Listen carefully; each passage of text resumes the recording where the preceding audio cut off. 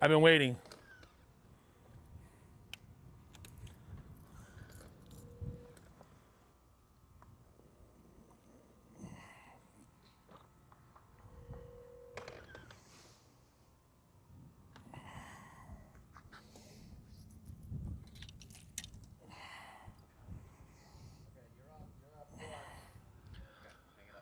Welcome back, guys. All kinds of fun stuff.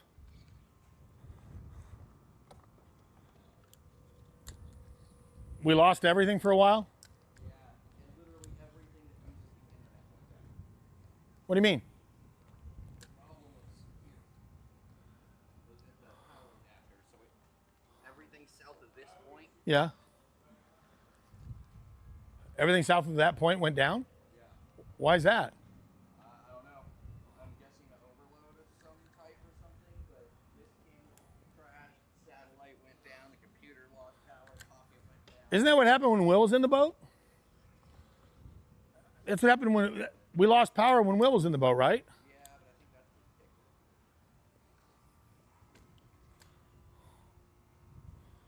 it. Guys, welcome back. I am trying to stay out of the wind right now. Thought I'd come in here and try to poach a couple fish real quick. Throwing a wacky style Cinco. Watercolor's so bad though. Like so bad. So I am not a big fan. Like I have, and that's a nice little freaking rope. Wonderful.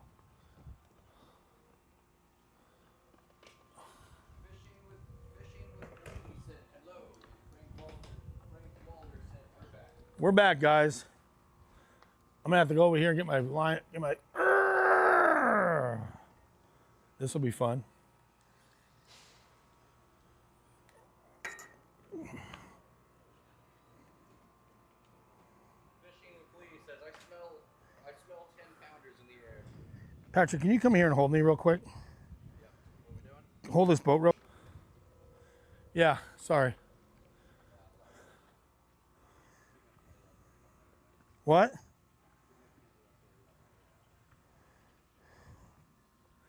All right. Make another pitch in there and see if I can catch a fish. I did all that work in there. Someone said they smelled a 10-pounder. Yeah. Well, let's hope so. Because it is blowing out where I'm going to take you guys. You guys are in for a joyride today. That wind is howling way harder than it was yesterday. I mean, really blowing. So you guys are going to see, we're going to go out to the Whitecaps in a minute. I'm just trying to keep this bite honest and figure I'd come in here and maybe this off-color water wouldn't be such a hindrance to these fish. Fishing with Lee says favorite color for bad water, or favorite color work for bad water. I am throwing a bluegill colored wacky style Cinco with chartreuse little tips on there. And this is what I'm throwing. Which camera am I on? You're on console. Console. Hopefully I'll get bit on that, but that's what I'm throwing right there. And I'm little chartreuse tips on it, wacky style bluegill color, little contrast.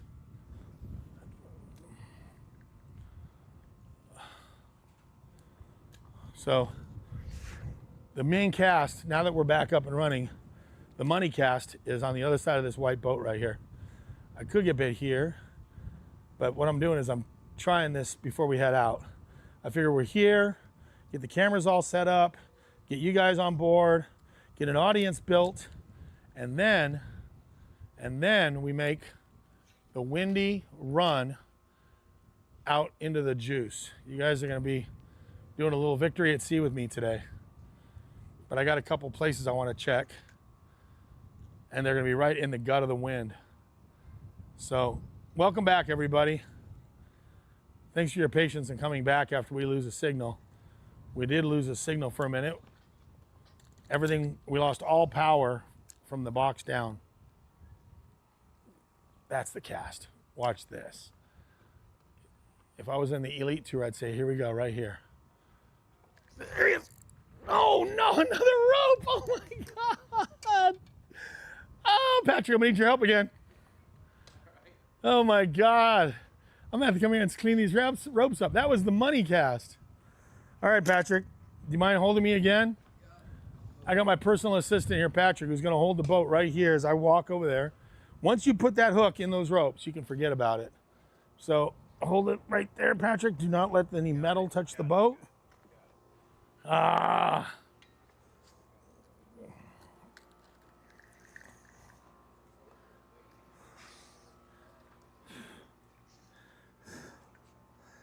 God.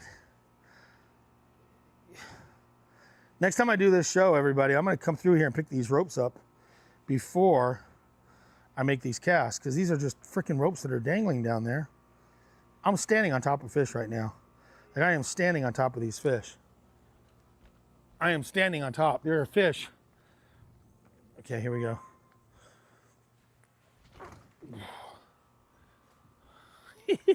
Thanks, Patrick. Patrick on the Umbrella Man on the assist. We're back up and live. We're doing it. Now I got to catch that fish out from underneath your feet. You gotta get it, dude. Come on with it, giant. Let's eat that thing. There's so many fish that... Hey, everyone that's watching, we have an announcement to make. Patrick, which camera are we on? You're on console. If we switch over to handheld, you can show them the cantina behind me. That's where we're gonna be. That's where we're gonna be having lunch today. Patrick and I, Umbrella Man and I, are gonna be having a post show on TikTok.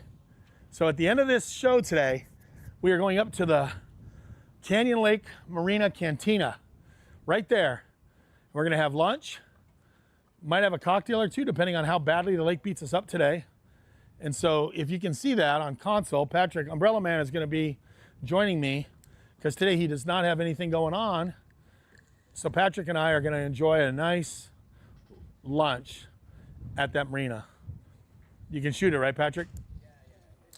They saw it? You what? Yeah, that's the marina we're going to be having lunch at today. That's an awesome place. Opens at 11 o'clock, 11 to 9, Thursdays through Sundays. So if anybody lives in the area and they're watching, they've opened that marina cantina back up. Evan, we are back on Canyon Lake, a very windy Canyon Lake. Hey, Evan, thanks for joining us. Shout out to wherever you're from. And right now I'm tucked in this marina because the wind is blowing. I figured we'd start in the marina. And God, there's so many fish that live underneath this big, giant floating ship store that I'm hoping one of them comes out and eats this thing. But Evan, we're fishing Canyon Lake Marina, totally flooded. Watercolor here is this ugly. Oh, you got another one. Yeah, come over here. Good God. Patrick's coming back up so that I can go out and get it off again. There were two ropes there that were not there. Anyway, to answer that question, we're fishing a very flooded lake right now. How you doing? Good, man. The cantina is opening right now, Patrick. If we lose live stream, we'll just have lunch there. But we're not losing live stream. Oh, Jerry Rago. Just a guy. Why?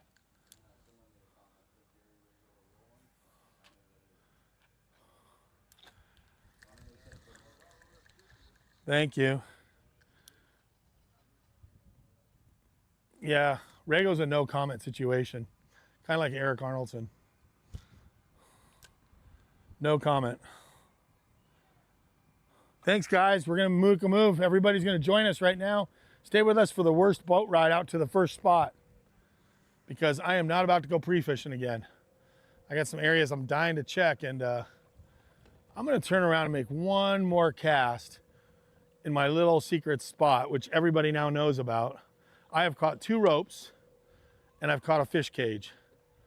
But here's the thing, everybody. This whole dock area right here holds a ton of fish.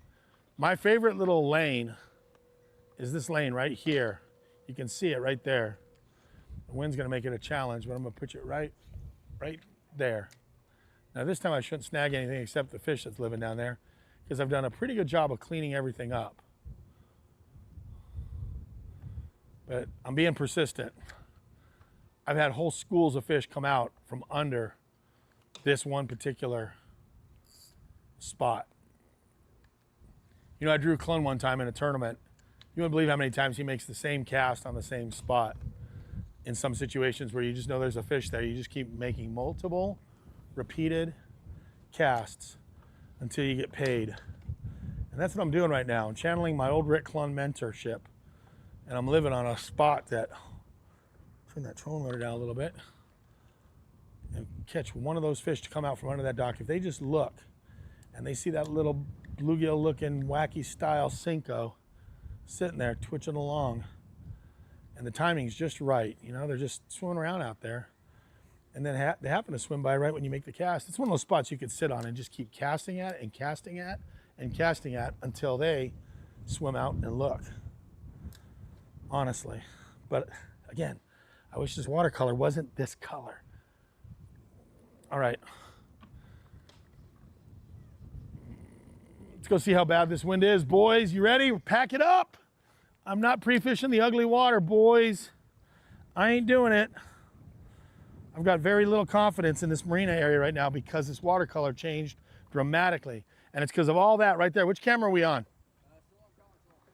I'm gonna show you guys real quick. I'm gonna take you up there, just give you the nickel tour real fast about how ugly this water is. I'll go crank right through the top of it, but I wanna show you guys. We're at console? Yeah, What do you mean charging? The handheld isn't? The handheld's not? No. Oh, is pocket and handheld the same thing? Yeah. No, I don't need it right now. I just want to show you guys this ugly water. All this flooded beautiful stuff. All this beautiful stuff in this ugly water up here. Look at these trees, everybody. This is what's crazy. South Texas right now got 30 feet of water. I can fish this stuff all day long, but I'm gonna go hit an outside spot, a couple outside spots, but I'm gonna take you to an area that looks like this, but the water is much clearer, at least it was last week. And that seems to be a key. The key factor here is if you get into this stuff, you don't want it to look like this tea colored, this dying vegetation color. I got a feeling that this water here is just god awful because of all the vegetation taking a hit. So I'm gonna make a few casts, come up here, let you guys see it. Because there's an audience, I want you guys to check out the difference. And what I'm showing you this for is one particular reason is the lack of visibility that you have here in this water versus where I'm gonna take you in just a little bit after I hit a couple of structure spots. I just think this water here is just ugly. You can't see the bottom. Like here I am almost to the shore and I cannot see the bottom. I'm just checking it right now, but look at that. You see that watercolor, Patrick? Yeah. It's garbage. Good way to put it. You can't see the bottom. That other place that I went where I had the followers, it's crystal clear. You can see the bottom, the rocks, the willows, everything. Now, watch me start catching 4 or 5 pounders here, just telling you guys how bad this stuff looks. Let the fish tell me something different. But, woohoo! But it's been a pig and a poke to get up here. And I'm gonna tell you right now, if anybody's fishing this lake, this vegetation right here is all dying. And what it's doing is it's giving off a tea color, like a tea colored water. Oh, there's one. And there's a fish in the middle of all of it. Little one! Look at that little guy, little bluegill eater. Console? Just a baby eating a little crankbait. So, look how pretty the color is on that fish though. Little guy. All right, I just got done telling you how ugly the water is. Now I'm just gonna start catching fish after fish after fish. But, right, I did. I said this place is awful, the watercolor sucks. You know, it's horrible in here, and I catch a little one. I did this just to show you guys how awful the watercolor is, and instead I catch, but big ones are coming up on the outside stuff. My dad always said, never leave fish to go find fish. But Dad, those are little ones. What Bobby Lane would call, oh, it's a little dick beater. Little dick beater, Byron. Bobby Lane says, all I'm catching today is little dick beaters. And that's because when you hold them right here, they thump you in your ne'er-do-well. Are we live streaming again? Are we good? Are we up? We're all good. Everybody's laughing about the fact that I come up here to. Yeah, they're just seeing that right now. Oh, is there a delay like that? I'm not going to stay here very long. I want to go out to the deeps. I want to go fish some good stuff, but I can.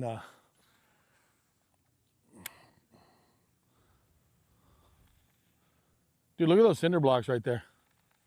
Look how weird that looks. You see it?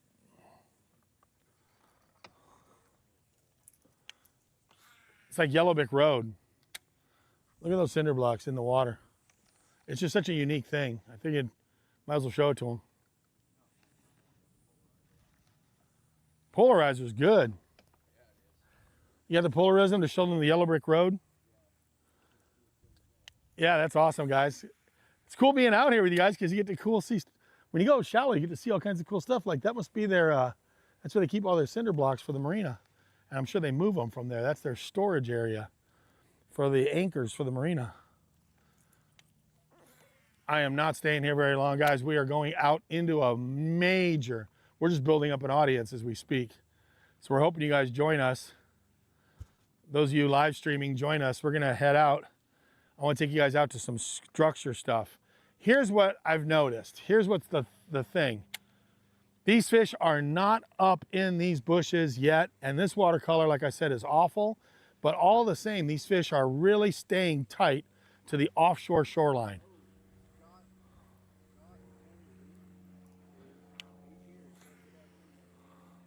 Scott, what?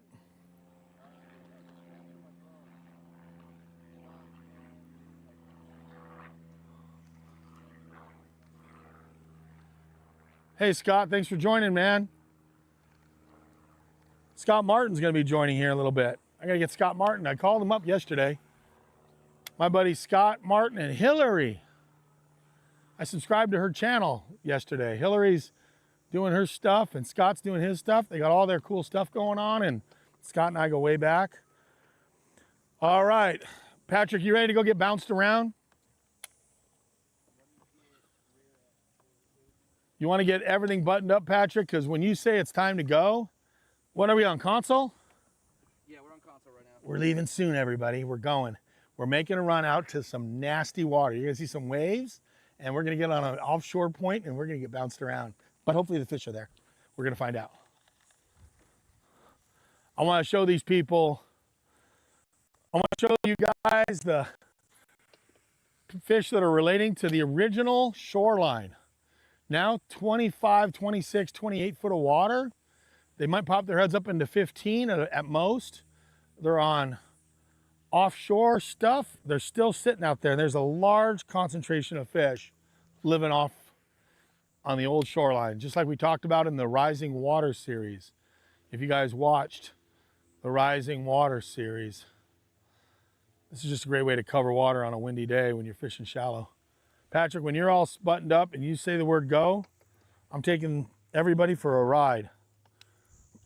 Those of you don't have to worry about hurting your back, leave that to us. You don't have to worry about wearing your life jacket, leave that to us. We're gonna be getting thumped. This is all new water. I've never fished this far up this bank. This is just all brand new.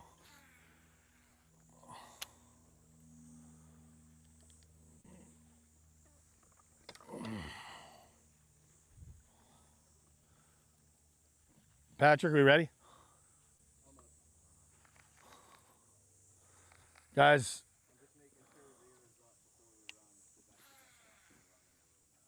hang on tight. We're getting the camera ready for the rear, everybody. If you heard Patrick, AKA Umbrella Man. Those of you that hit him with the moniker. Yeah, we have the Lake Lice Jet Ski Kill stickers coming. We got to get those things printed. Put those on Byron's Bunker on eBay. But follow me. We're getting ready to head out and fish the deep stuff with the worms.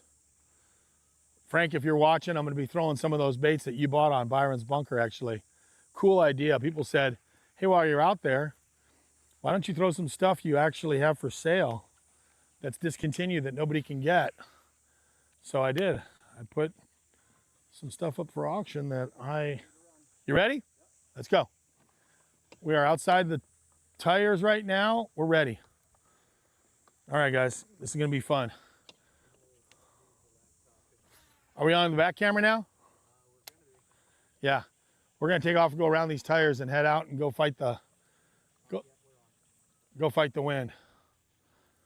Everybody joining us, thank you for joining us on this live stream day. Sorry we glitched out at the beginning. Hate when that happens. Kind of the kiss of death because we have to build that audience back up, but here we go. Okay, I got all my rods set. Oh!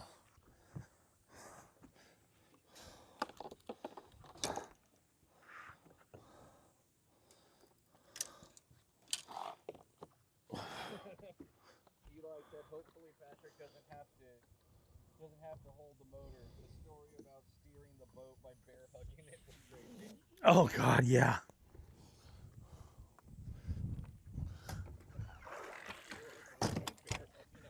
Hey man, it happened. For those of you that didn't see that, years ago I lost my, I gotta do that story justice. I gotta tell it while we're fishing. Eli, thanks for reminding me and everybody else about it. Guys, we're moving. We're going out into the nastiness right now. Here comes, we're gonna drop the bomb on it. It's 11 in the morning. I'm gonna live right here and let people enjoy the run. I'll leave the laptop where it is.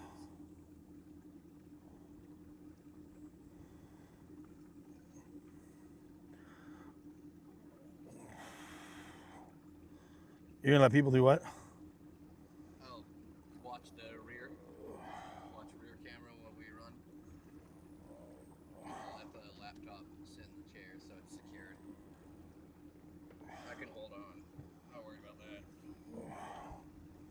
All right, guys. Time to run. Enjoy this. Oh, we got a super chat. 99 cents from Frank Walder. Hey, Frank. Thank you for the super chat.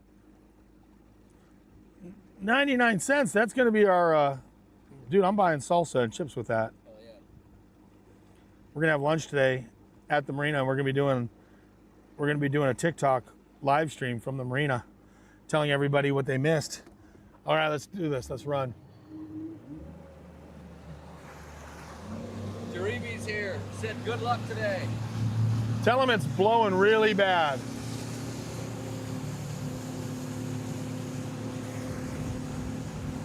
Danny, you might want to watch this. We're going out into the teeth of it.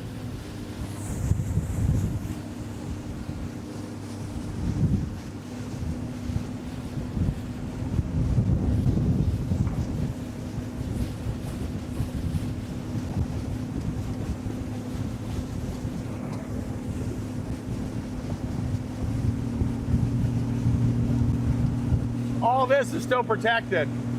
You can see the white caps out there on the lake.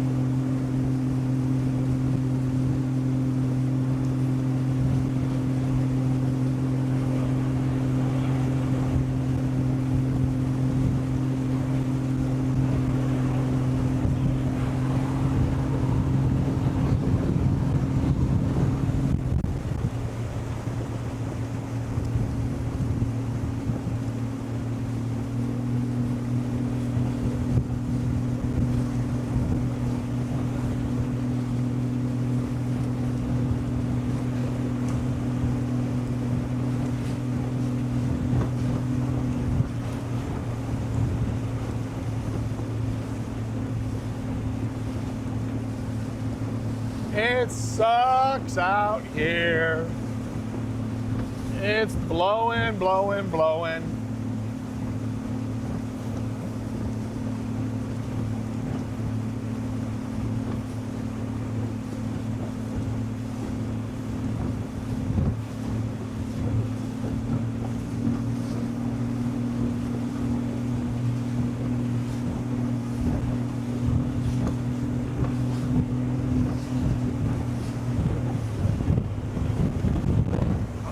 yeah, here we go. In the slop, baby.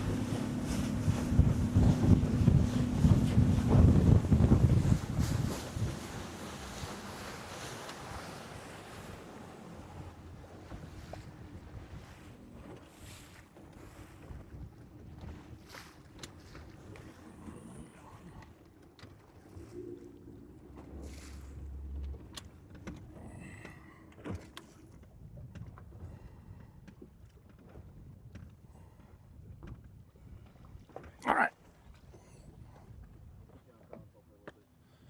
You put me on console? All right. What's that?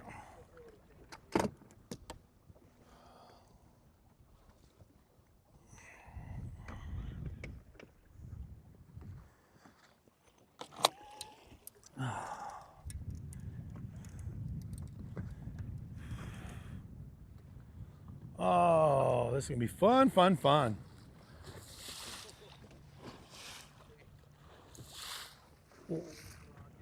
What's that? Satellite to work today, man. What'd you say? Putting the satellite to work today. Oh, yeah, guys. We are definitely putting the satellite to work, rocking back and forth. See how good Starlink can handle all this mess.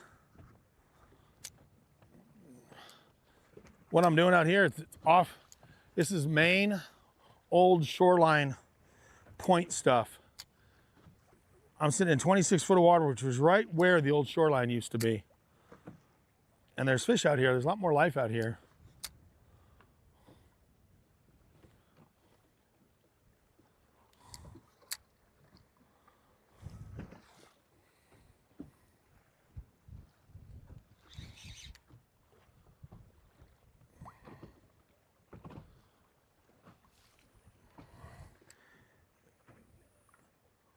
Now what I'm doing is I'm going to put the live scope down and live scoping on live stream, looking for them a little bit. Patrick, what I'm going to do, if you want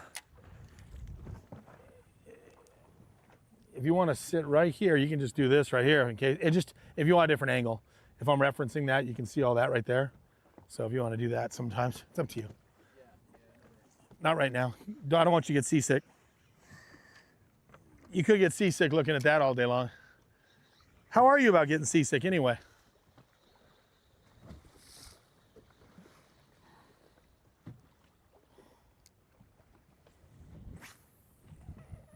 Oh, casting into the wind is fun, fun, fun. Got to get up in there. Offshore point. Fish swimming around.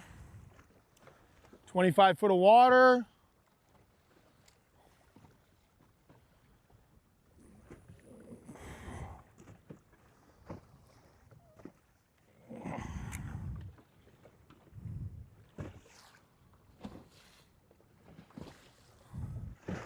This is where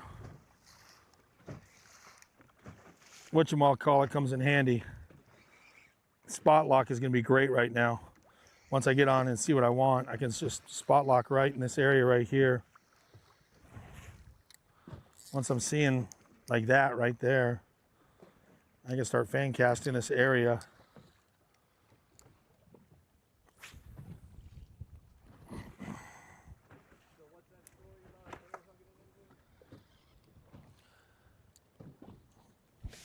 My story about bear hugging an engine, for those of you that have not heard the story, I apologize to you that have.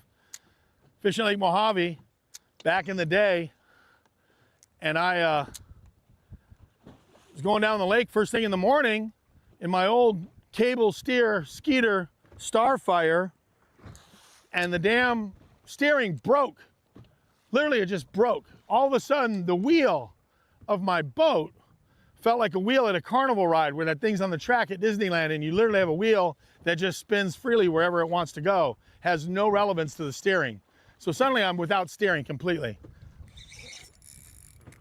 Oh no. Dang it. Thought that was gonna be him right there, baby. So I end up going out there and spinning around. I mean, literally the wheel is loose in my hand and I have to come off the throttle and the boat swims off, just turns off to the side. And that was it. And I lost all my steering. So then I'm like, well, now what do we do? Like, we've lost steering and we have no steering at all, nothing, just floating around out in the middle of the lake. So I go, well, tell you what, I get my co-angler and I go, you're gonna have to be the throttle man. You're gonna have to run the throttle and I'm gonna have to run the motor. I'm gonna have to steer the motor, bear hugging it. So I get my life jacket on, he gets his life jacket on. He's sitting, which camera are we on? Right there? Yeah. So he's sitting at the console. I'm over there on the back motor holding it, just holding the motor like this. And I point the direction, I go ahead and power and just power. I'm gonna turn the boat that way. So I turn the boat and I start peeling off. He's driving, he's got the power up. We come out of the hole. And once we get up on pad, I can actually move the motor. It's easier to move the motor under all that torque. I'm just hanging on for dear life, but I'm bear hugging the motor. And then once we start moving, well, then I can start actually steering because we get up on pad. I tell him to trim up. He gets up to this trim part and I can get loose on the motor. I can steer it. So I drive us with a bear hugging the motor. I drive us all the way over to my one spot that I wanted to start on. And I'm like, well, this is the only place that we can go today. This is gonna be a pain in the butt. And I literally fished a spot for the whole day, knowing that I had a blown steering. I fished the spot the whole day. And then at the end of the day, we had a good limit. We had like 13.5, 14 pounds at Lake Mojave. Well, that's like top 5. And then we decide we got to go in. So I bear hug. I get back out there and I bear hug the motor again. I'm driving down the lake. And I'm holding the motor and he's down there and people are going by and they see me in the back. It looks like I'm trying to go pee. It looks like I'm taking a pee on a boat on pad. And I'm driving along and I'm holding the motor all the way in. He's the throttle man, I'm the motor holder. And I bear hugged that motor and took us all the way back to the weigh-in. And everybody saw me, they're like, what were you doing, man? I saw your boat go by and it looked like you were trying to pee. Looks like you were trying to pee while you were driving. And I'm like, dude, I lost my steering. And all I could do was just drag along with, hold on for dear life with the motor while he was the power. And they thought I was nuts, but it worked. I finished 3rd in that tournament at Lake Mojave with a steering cable blown and bear hugging the motor all the way to my spot and all the way back, bear hugging the motor.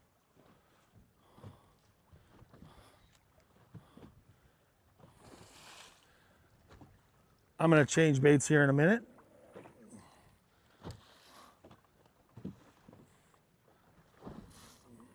So what this is, everybody, is an offshore spot with some rock on it and some trees and some fish. Dang it.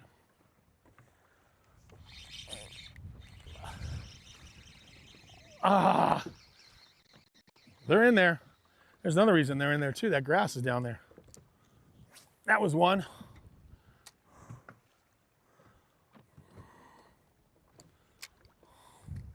This is like such a perfect little environment. This is the old grass line with rock and wood on the point of the lake that is now the old shoreline. Key little area, just a great little place. Anybody chit-chatting us up? All right.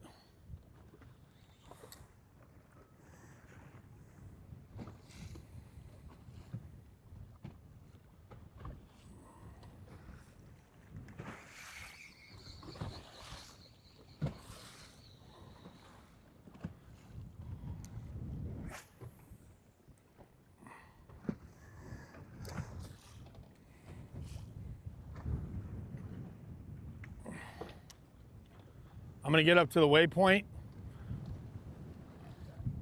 Confession to make, fished this spot yesterday. A lot less wind. Lost a donkey right here. Hope we get that bite again today. But this place has them.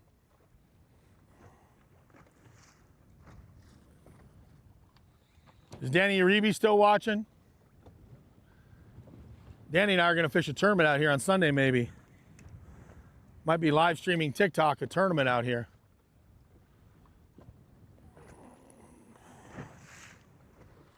I gotta try something else here. I'm gonna get up on this spot. I'm gonna rig up something, show you guys what I'm thinking right now. I wanna mix it up. I wanna throw this bait. I'm throwing a creature bait right now. I'm throwing that Berkeley creature bait out there on that shaky head. Had to go a little heavier because of that wind. And I'm also gonna throw a Ica out there too.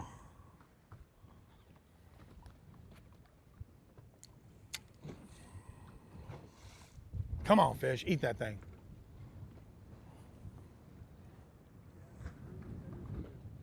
Hey, Danny, welcome to the party. Like I said, Danny and I might fish a tournament on Sunday. They're having a tournament here.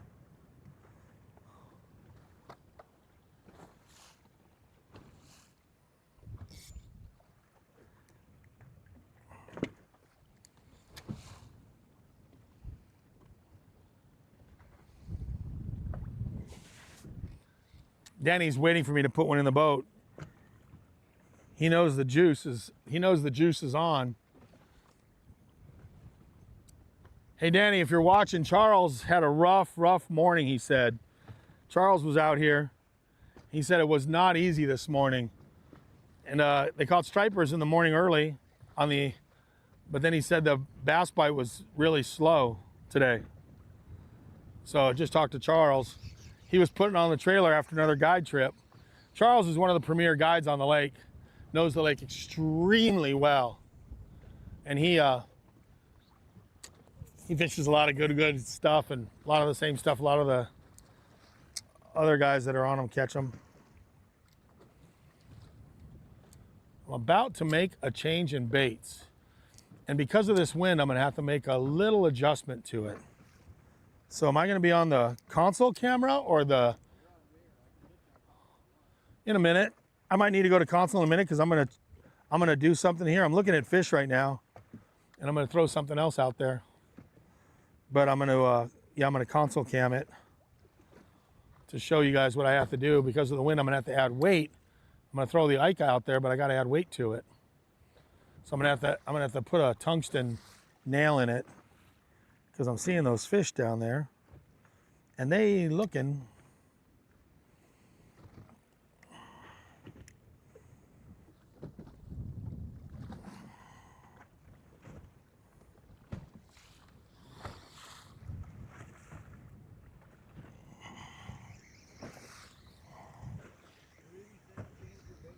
What? Yeah, easy to say when you're sitting there in front of your computer at home, Danny. Danny Uribe's being an armchair warrior right now. My buddy Danny's over there gonna coach me from his computer on his laptop at his house while he's making phone calls. Danny, I'll change up for you in about 2 casts. But I'm gonna prove to you that these little deals will eat the creature bug. Look at this wind I'm firing into. It's blowing a lot harder today than it did yesterday. As I say that, here it comes.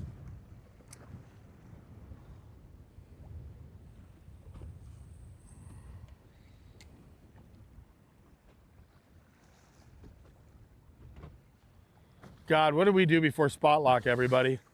I mean, look at me. I'm just sitting here with 2 feet, just relaxing. This is unbelievable. That's spot lock. I was one of the last people to get it too. I was a holdout. I'll admit it right now. I was not first to the party with spot lock. Everybody else was doing it, and I was just being stubborn and stupid like I am most of the time. And I did not jump on the spot lock thing. And boy, once I did, I was like, why did it take me so long to be that stubborn and that stupid to come around to that?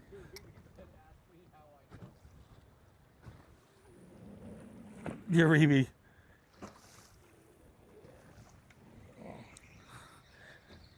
All of you watching, I'm gonna let you in on a little secret. Danny's gonna be a guest of our show pretty soon.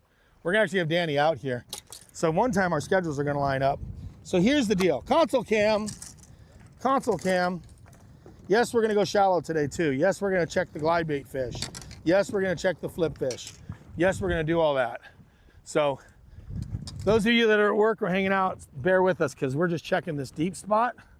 And here's the deal.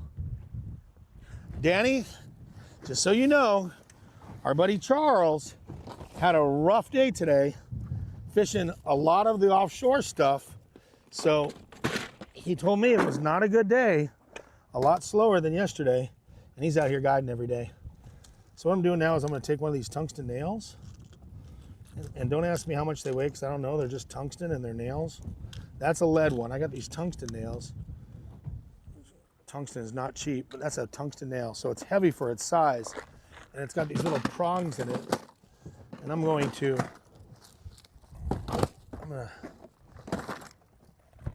a fan. So I got that. Before the Quakey, there lived a thing called the Ica, which has tentacles all over it. And I'm gonna take and put that tungsten all the way in its butt. I put it in its butt. He said butt. He said butt. It's in its butt. So there you go. Now, it's Yamamoto. So always, always, always scuff it up. Get that salt. Basically, it's like highlighting the tail. So now in the water, that tail's gonna pop a little bit brighter. Plus, when they touch it, when they eat it, it's gonna be emulsified. So I got that salt. That salt now is sticking out. So here we go. Don't threaten Danny with a good time. Oh, and it casts like a bullet. In the wind. On the bait caster. Woo! Okay, here we go.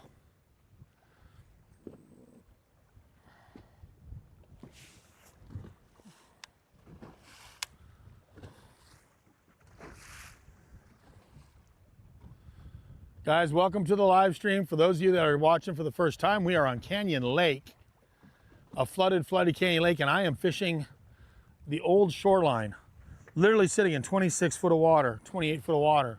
This used to be the rocky bank and grass out here. And these fish, even though all that stuff is flooded, all that pretty willows and trees, and everywhere you go, there's just miles of amazing flooded stuff. And man, it's a pig in a poke. You go out there and then there's this world of life down here deep. What we've come to realize is you could probably win this tournament fishing the old shoreline right now, which is one of the things we talked about in the Rapid Rising Water series on my social media stuff, is that for whatever reason, these fish, when the water comes up real fast, they like to stay out here on this deep river. They like to stay out here on their old deep shoreline. So they'll stay on the original shoreline. And it was Clun that taught me that at Rayburn. Sam Rayburn Reservoir came up really, really fast. And I was up fishing the campgrounds, the picnic tables.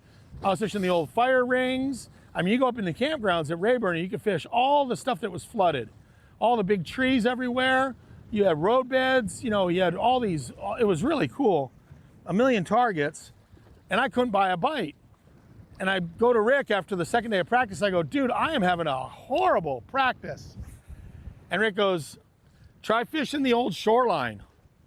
I go, do what? And he goes, the lakes come up 18 foot. Go out in 18 foot of water and start fishing the old shoreline. And I'll be darned if all those fish, majority of the fish, were hanging on the outside 18 foot. 18 foot shallower, you couldn't get bit. 18 foot shallower, you could not buy a bite. 19 foot on, it was lights out. Those fish were living there. And a lot like what we're seeing here, there is a large amount of these bass, smallmouth, largemouth, everything living on the old shoreline. And I see them swimming around down there, and I gotta get one to bite, but I can see them out there. I'm looking at them right there. God.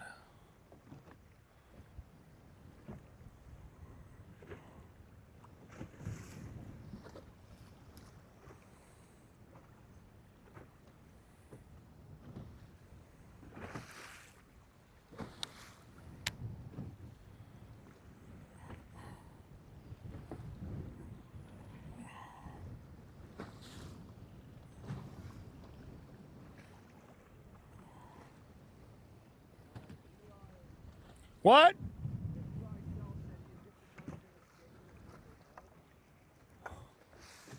Hold on, I couldn't hear you. What? Eli asked, is it because they're staying in what they know? You know, Eli, that was a question I asked Rick Clunn. You know, I asked Rick about that. I said, why? He goes, you know, I don't have the answer to that. Why is it that they don't make the move? And it's a split decision. Like if I go up real shallow right now in some willows, I can get on some fish. There is a population of fish that are up shallow, and they're few and far between, but there's been so many fish out here deep, and it might be a comfort thing. You know, the other theory is all those crawfish are down there, and those crawfish are trying to migrate up. So now they're having to leave their old haunts and start moving up, and the bass are taking advantage of the crawfish that were living on the old shoreline that are trying to maybe move up. So last week's live stream, we're gonna hit that spot too. And yesterday's practice, we saw a lot of, you know, stuff that we started thinking about it, talking about it, and maybe these fish are opportunistically wiping out the crawfish that were relating to the old shoreline. And now that you have this mass flood, those crawfish have to leave this 20, 25, 30 foot of water and go to the bank. And in that, maybe that's where they're getting picked off. So, you know, it's just a theory, but no one knows for sure. But it could be that the crawfish are migrating up, and there is quite a few fish. You can see them out here on the live scope. I gotta put one in the boat here real fast.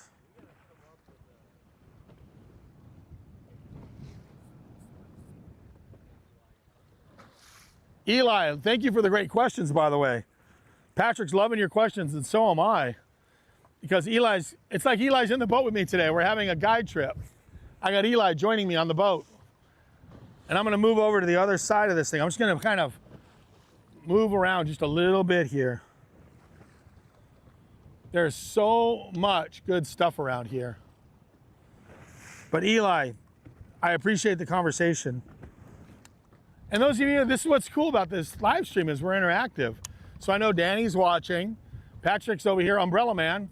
We don't need an umbrella today, do we? No, not today. It's nice out. It was nice out yesterday, but it wasn't as windy. And yes, we did catch fish here. So I'm fishing a spot that proved itself yesterday. I know that sucks that you got the camera on today, so now you're having to prove it again with the camera. But no umbrella necessary today, guys.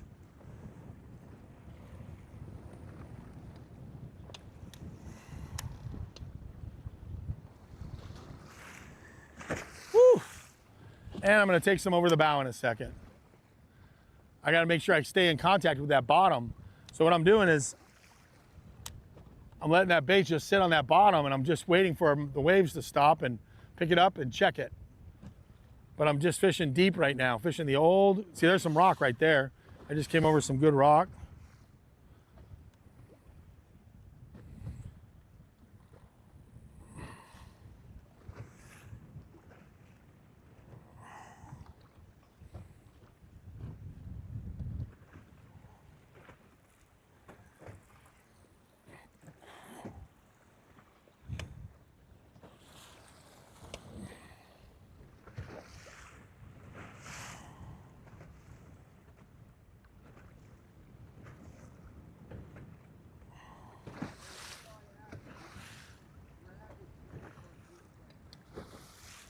Hold on, I can't hear.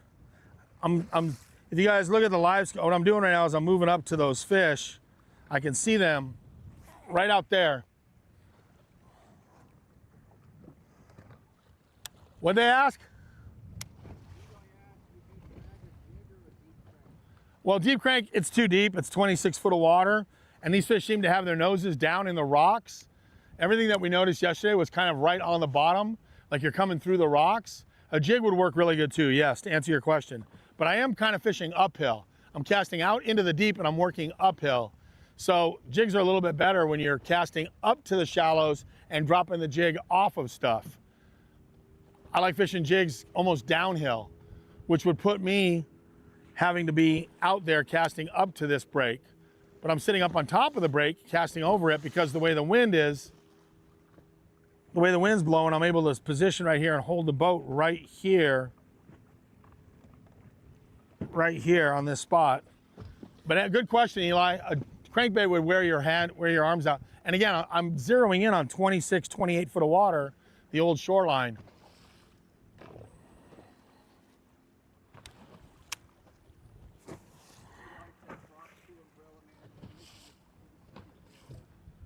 Props to Umbrella Man. Guys, it takes an army here. Patrick and I. It takes an army to get this thing dialed. And I'm casting that bait out there. It's casting pretty good into the wind. They're just not here, or they're not great here. I'm gonna give it about 10 more minutes and we're gonna move. God, I can see them on the graph though. Patrick, you should go to the live scope. Be worth going to live scope just to show everybody what we're looking at. I'll move around a little bit. You can see the fish. They're not eating good, but they're down there. I can see them on the bottom. You'll see these orbs moving around.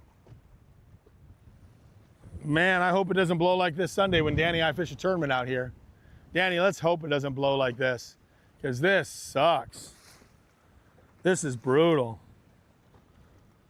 Hey, Eli, I'm gonna go crank the island though.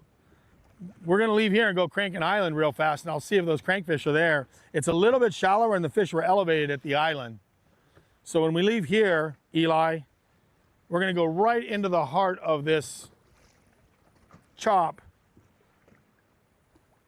and go crank a spot.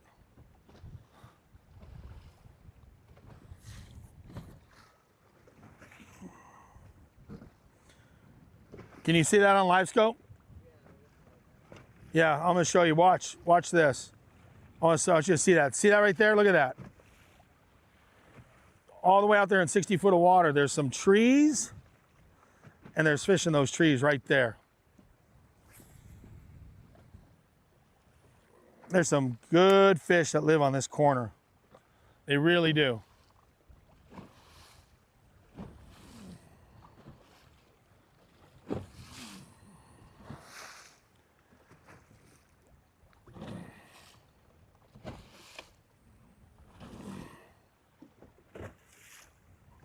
When the water was low, this was a great place to come throw a swim bait. The grass line that was here and the hard wood, this was an amazing swim bait spot. Right on this outside corner, really was. It was like a one corner sitting out on the end of the lake right here. Just a great place.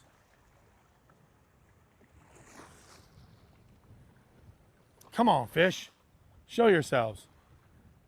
Catch some big ones right here.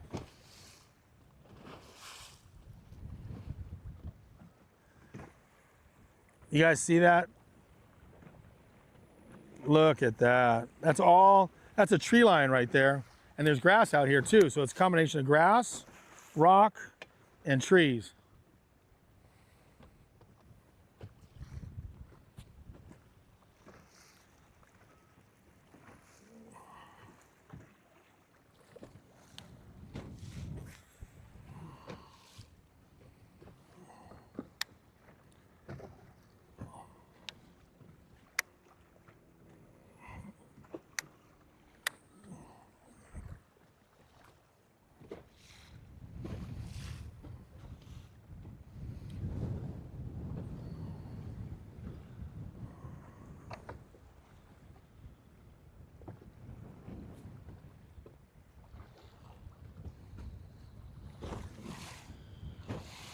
long as I'm on the bottom, and it's hard to do, but I'm keeping contact on the bottom.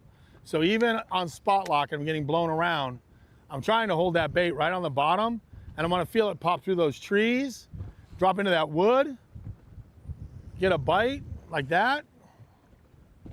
Nope.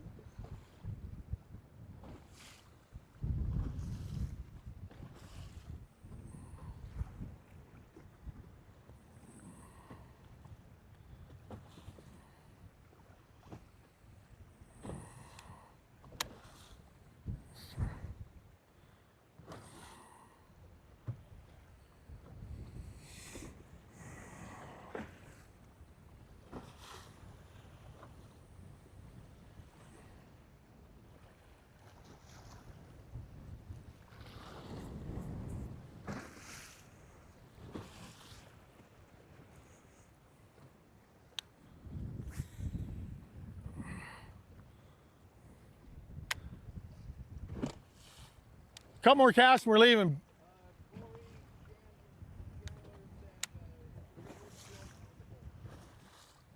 Hey Corey, I haven't been up the river since that last time I live streamed because we got beat up so bad. I imagine that all the wood is gone. All that wood that I had to run through, Corey, if you were watching before, and thank you for the question. Corey, I imagine that what I imagine is that all the wood is gone now, and I haven't been up there. I might go up there one day when we're just practicing for one of these live streams. But up there, I really do want to get on a flip bite, get up there and check that Guadalupe again. That was a fun show. So thank you for checking in. And yeah, we're gonna leave here right now because this place is not happening. And you know, you got to kiss a bunch of frogs. So we're gonna leave here and go to another area over by the dam. But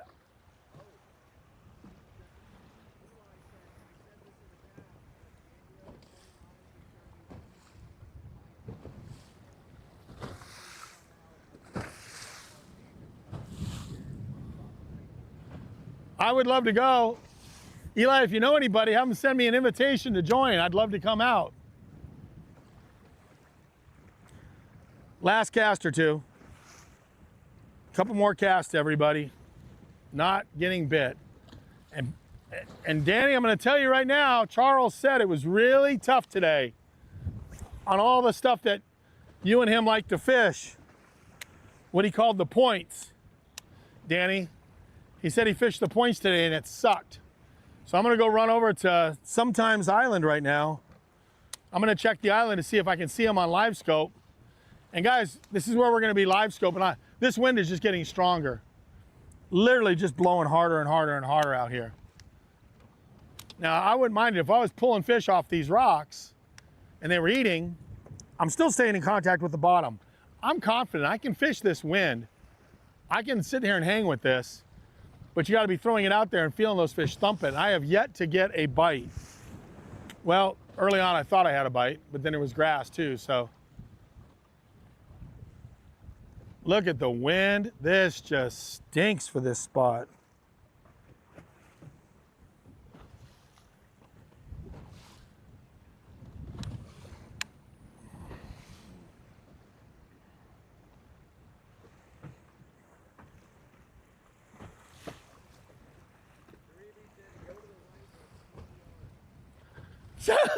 Yeah, okay, Danny.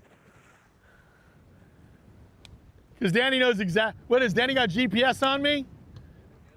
Danny's looking at your GPS. Danny, I'm going to tell you again. All the super juice today got hit by your friend Charles, and he said it sucked. They caught very little today. They caught one good smallmouth on some of that stuff. So guys, Danny, I know you don't have what is that thing, an AirPod? What is that, a key fob in my boat? AirTag. Danny, you better not, that'll get you disqualified, Danny. If you're like some of those tournament guys that got busted for putting an AirTag in their competitors' boats. Did you hear about that, Patrick? Guy got disqualified on the tour because he was putting AirTags in other dudes' boats. So he was able to see where they were fishing. So he was tracking other guys in the tournament during practice. He got busted And those of you that are watching, please tell Patrick who it was. Umbrella Man. I don't remember it, but a guy got banned for life, Patrick, because he had the wherewithal to put air tags, quietly go to people's boats and drop an air tag in their compartment.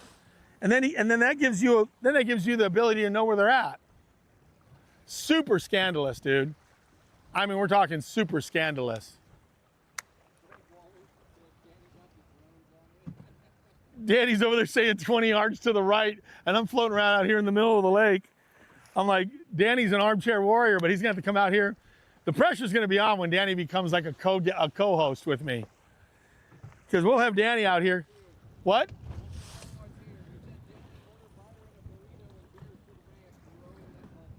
Danny, order me a burrito and beer to the ramp.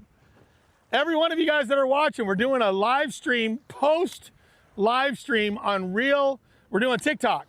We're gonna do a TikTok live stream from the cantina this afternoon. So you'll see Umbrella Man and I are gonna enjoy do you drink beer, Patrick, or margaritas or any alcohol? Okay, so he's gonna have an iced tea or a Diet Coke and I'm gonna have an alcoholic beverage.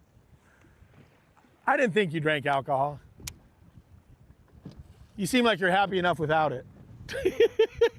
I need alcohol. I'm gonna need a cocktail after today.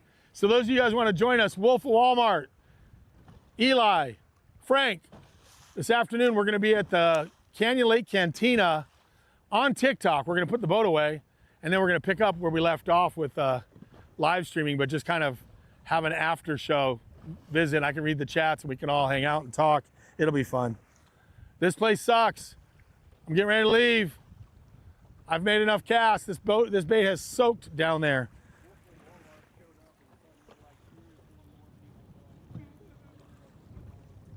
Wolf of Walmart has a following. I need to do another one of his podcasts. I'm gonna throw my creature bait back out there. I will not be denied. I feel like that gets down better. But I'm leaving, we're leaving. Wolf of Walmart. I am throwing something that I'm selling on eBay right now. I have this jig head and this Berkeley saber tail. I love it. What? This is a Byron's Bunker special day.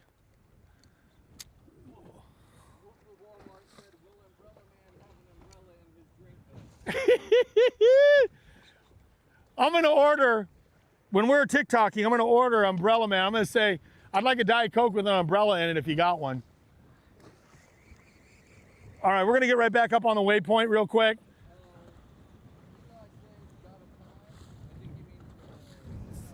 Yeah, once we get off the water, we're gonna be at the cantina around 3 o'clock today. We're gonna do a 3 o'clock, what? No, go ahead. Oh no. Yeah, we're gonna do TikTok because we can't live stream all this other stuff there. We don't have all the other technical stuff.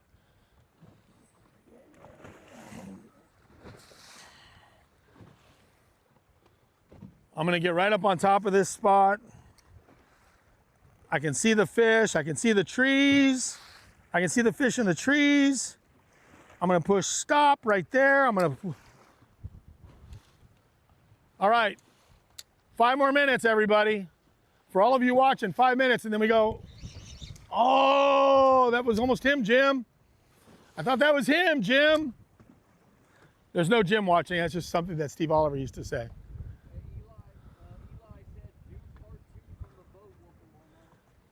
Do part 2 what? Do part 2 from the boat.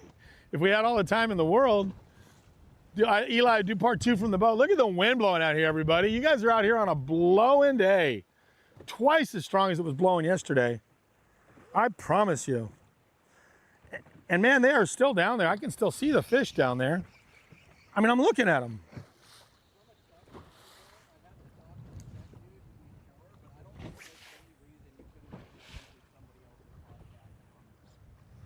Do somebody else's what?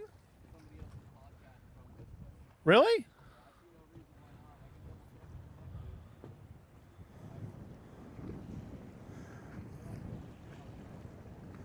So we could be on a podcast, like we could be on Wolf's podcast out here? Is that because we got the vision now or because of Starlink?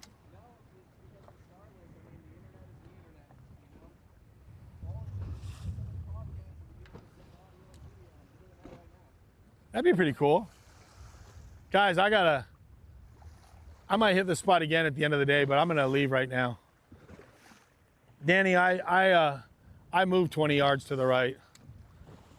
You didn't get a lot of bites here yesterday anyway, but they were some big ones here.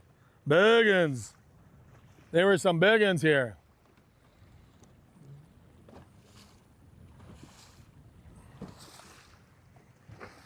It'll be fun to have Danny out here on the show.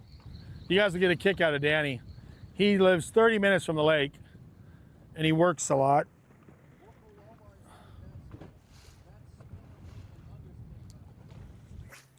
Well, you're right, except if you go up there, you're gonna see the watercolor is ugly. All that vegetation is dying, and it looks like Bucky's unsweet tea up there. That's the best way to describe it. It's got a Bucky's unsweet tea color going on. So I have not been impressed with the dying vegetation water. Now I have been impressed with the island we're gonna go to next. But I just moved up a little bit.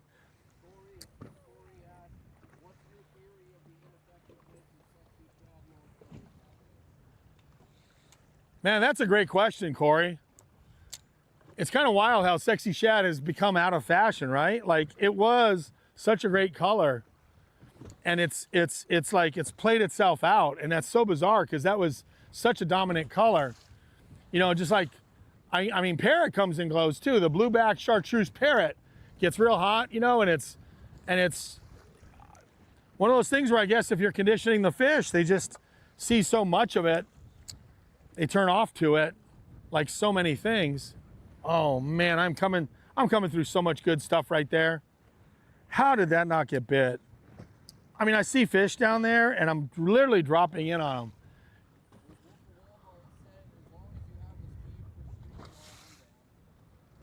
Wolf, I would do that in a second.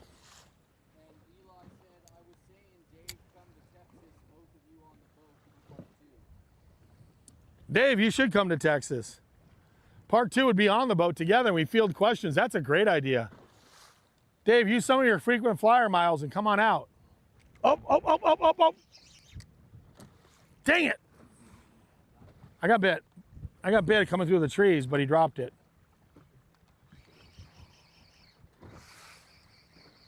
Let me fire back out there. I was coming through those trees. If you look right now on live scope, you can see it. I don't know if you want to go to the handheld, but you can see the trees if you go to handheld. Let me know when you are, and it'll literally point you toward the trees, and you'll see the fish in those trees right there. Okay, can you see the trees? Right there. There's the trees, and there's fish right there. Those are fish sitting in the tops of those trees right there. They're only 40 feet out, and I was coming through those trees, and I had one whack it right there. I'm gonna go back to spot lock, but you can see those trees right there, everybody. Those are fish sitting there. They look like Christmas tree ornaments. They're good ones too. Those are good ones. And they're sitting right in those trees. And I just came through there and I got bit. I was dropping that saber tail. Let's see if I get one to eat it again. Right there. Those fish are sitting there in those trees. Come on, fish, eat that thing. He pulled it down.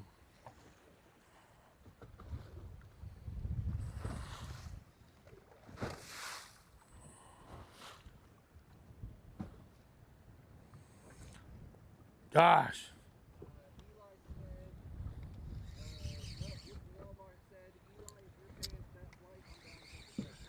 Eli, just go ahead and super chat enough money for Dave's airplane ticket right now.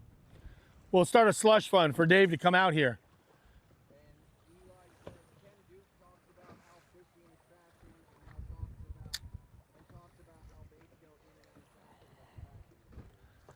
It's so true. Ken Duke is right. Baits go in and out of fashion. And this bait I'm throwing here was a hot bait for a long time.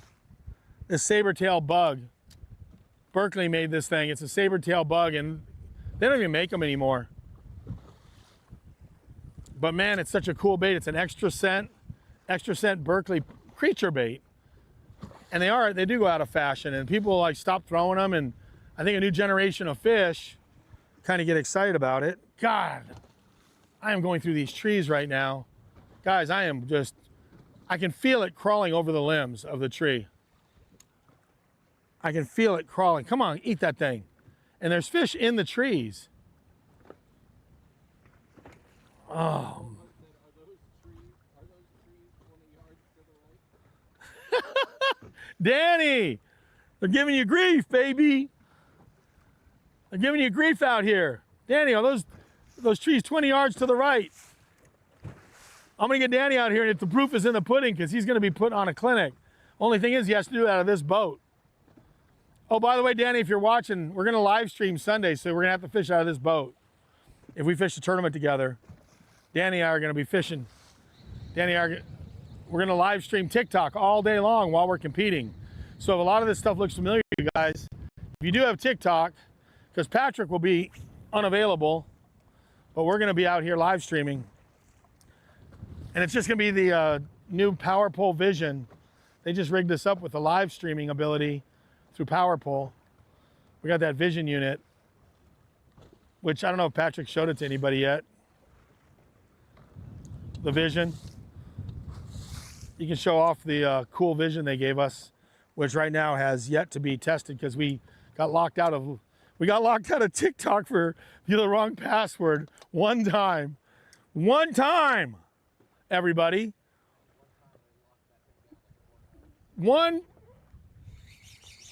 Oh gosh, that felt good in that tree.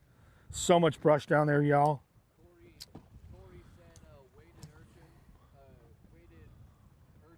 dub.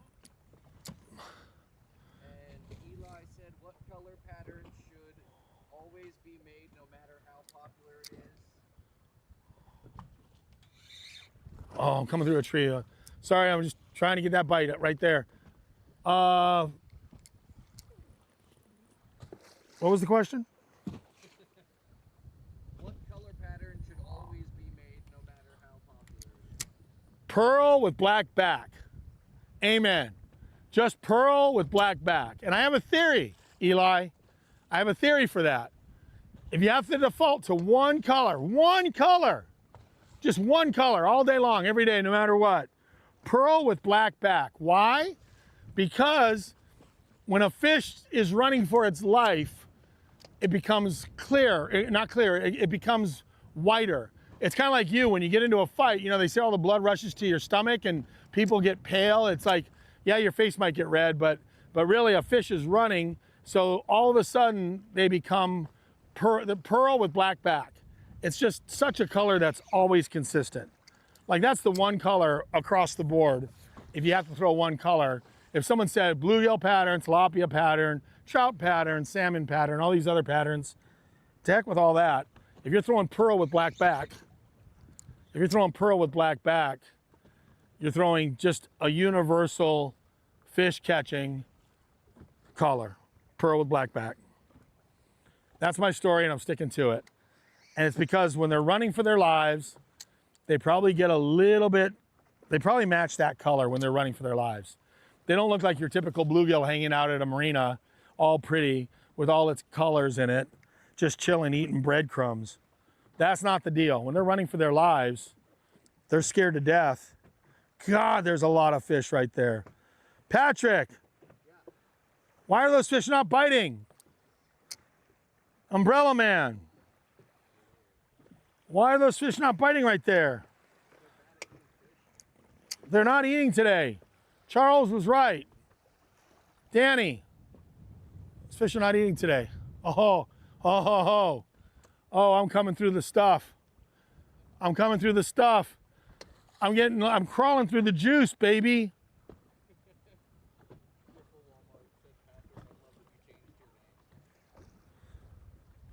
Patrick's owning it. I changed my handle to Real Umbrella. You did not. You did not. You changed your handle to Real Umbrella Man? Yeah. I love it. Hey, you know, I don't know how people feel about it, but you know, I mean, Jimmy Kimmel's got Guillermo. You know, there's a sidekick. Oh, yeah. Real Umbrella Man is getting its own. I mean, Guillermo has his own following on Jimmy Kimmel. And I'm over here, and Real Umbrella Man is holding the boat for me while I'm getting stuck on stuff. Okay, guys, I overstayed my stay way too long, and I apologize. It's laying down a little bit. Let's run over to the island.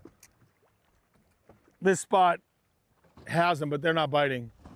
Danny, you can call Charles and he'll tell you they're not eating good today, and I don't know why.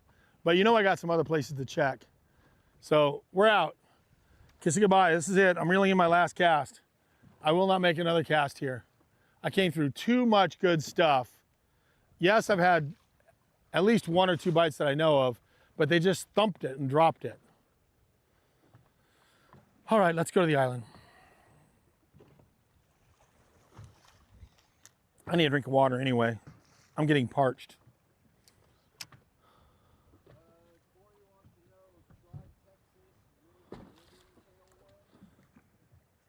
Texas rigged ribbon tail worm. When I come back to this spot, Corey, I will do that. I will rig that up. I promised Fred, I promised Umbrella Man we're leaving right now, so we are leaving.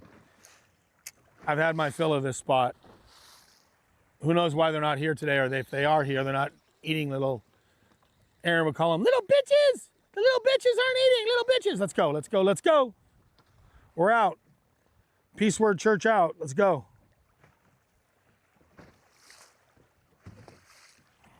Let's go check it.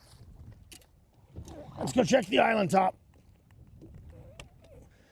Where I'm going now, there's been the potpourri of bait, and we'll know if it's any good when we get there. It'll all be live scope. Major live scope spot.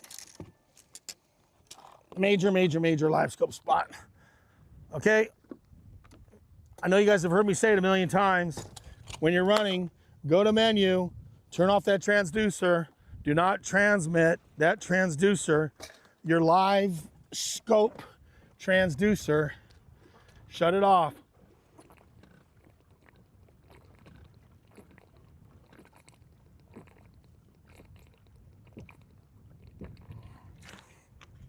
Oh my gosh. Eli said last cast was 20 casts ago. I know, yeah, it's Eli, I'm guilty. Last cast. I'm trying desperately to get the fish to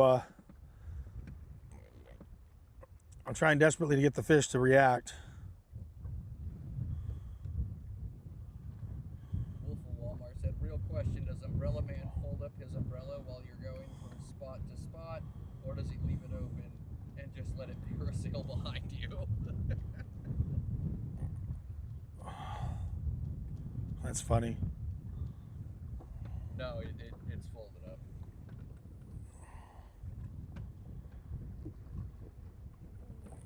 Okay. Umbrella Man does not need an umbrella today. Today's too nice of a day for umbrellas. Okay, you guys ready? We're ready. Is everybody ready to go? We're running. All right. Beautiful picture. Let's go.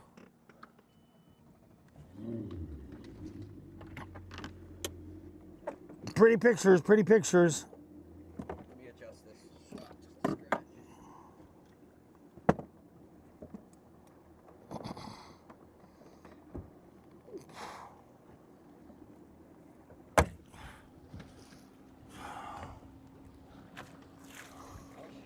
That's gonna jump.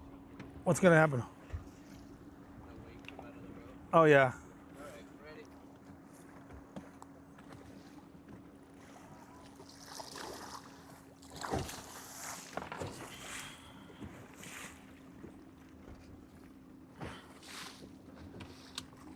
All right. Where we're going next, y'all, we'll be able to tell if they're there just from the live scope. I want to thank everybody for sticking with us through the first shitty spot. So far, it has not been the glory that it was yesterday, but that's to be expected. Come back here later with a ribbon tailworm Texas style and do exactly what was that, Eli, that suggested that? I don't remember. Need some sunscreen? I'll get it in the next spot. It's a little bit hot out here today. I'm doing a little sunscreen around the eyes and ears because I'm not going to wear my beekeeper hat today. It's a little too windy for it.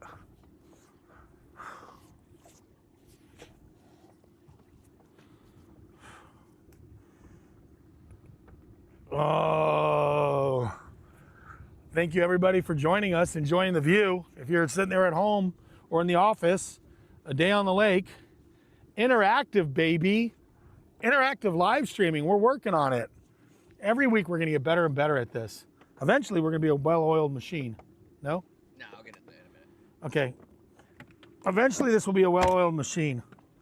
Right now, I got live scope on. I'm taking you to a spot. We'll know in literally no time at all if those fish are there. Because they roll up on it and then they drop down. Then they roll up on it and they drop down.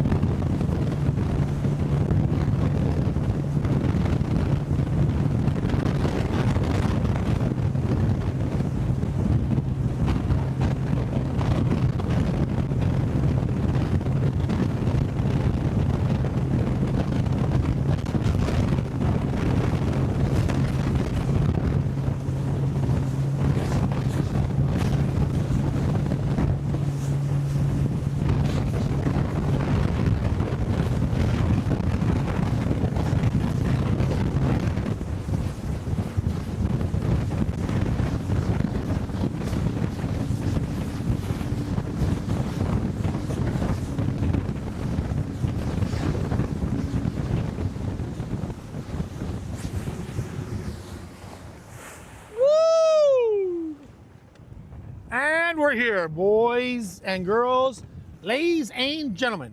Wolf of Walmart said, so when you're free fishing for these lives, do you just roll up to a spot and throw down the forward facing and watch the fish for a while?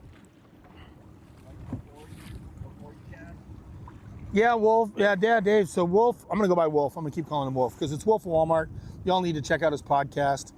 What we do is we just kind of check areas. We check the shallows and the deeps, and we're kind of figuring out if these fish have transitioned yet up to the dirt shallow stuff.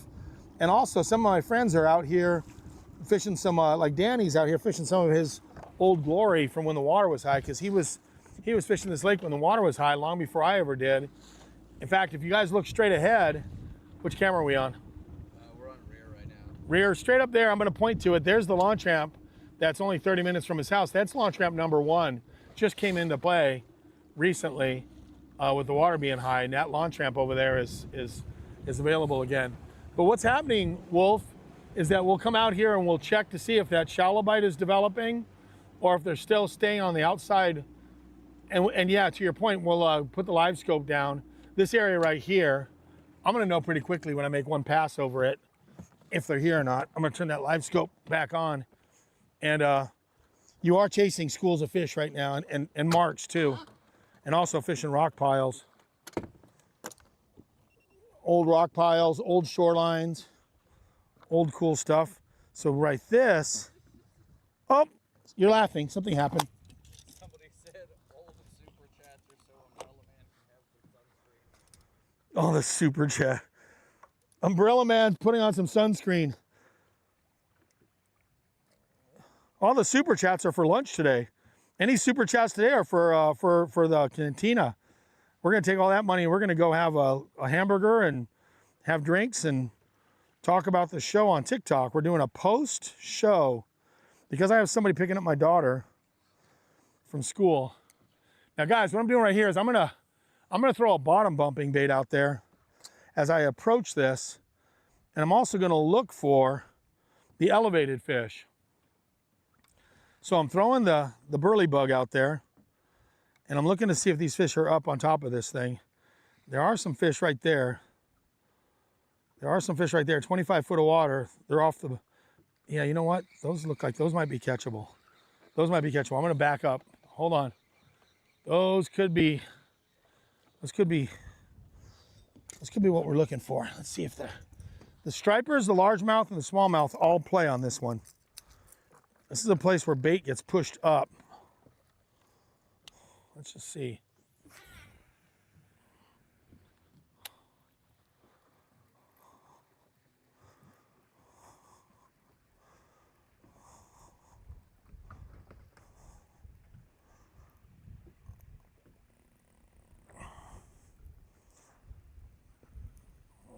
You guys see that right there? There's trees up there. There's a few fish right there. You want to get the wind to your back. There's some fish right there. 21 foot of water up on the top of this thing. There's some fish sitting on the top of the island right now. Ooh, God, some are shallow. Some are just subsurface. I might be able to catch those. There's some life right there. And then what I'm gonna do is I'm gonna go over it with a crankbait and see if they'll come up. And then I'm gonna drag something down the bottom through them real quick. I'm gonna show you guys something, kind of a cool way that I fish. If that wind keeps blowing, I'm gonna let the wind literally drag me over the top of this thing. Oh, they're chasing it, they're chasing it, they're chasing it, they're chasing it. Get it, get it, get it, look at them, look at them, look at them. Look at them all chase it, look at them all chase it. They're still chasing it. Holy cow, did you see all those fish come off that? Did you see that? Oh my gosh. Yeah, you gotta go to live scope on that. They just chased it like crazy. That was pretty cool. I had a whole bunch of them come out of the bushes to try to eat it.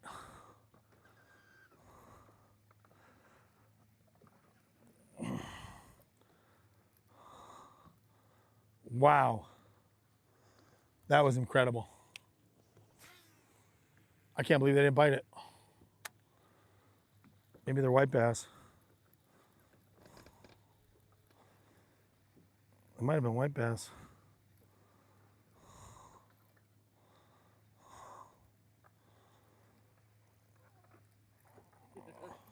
Wolf from Walmart said you heard it boat ramp 1.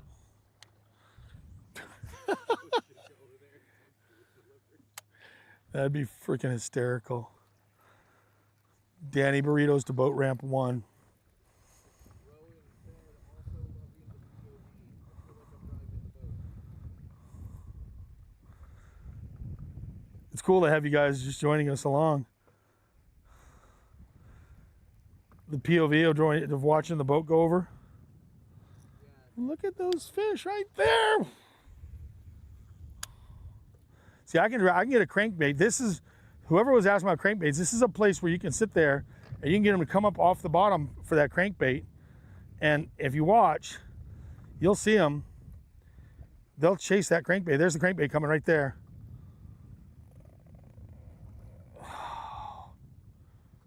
Look at them chase it. Oh man. I think those are white bass, the way they're acting. I think those are white bass. They're sitting in those bushes.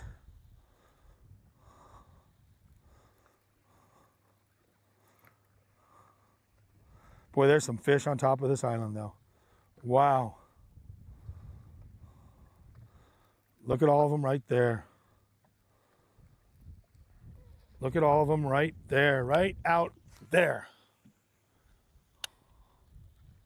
Bait too. We have all the elements right here.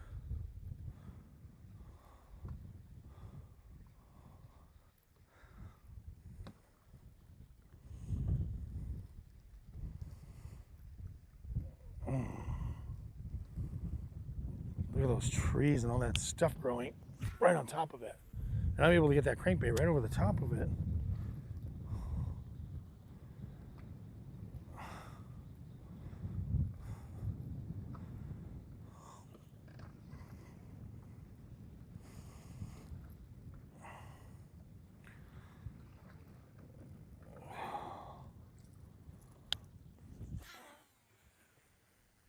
Burritos delivered, please. We're working here. There's life here. There's life, there's bait, there's fish, there's white bass? Possibly. I'm gonna have to throw something small and see if they are white bass.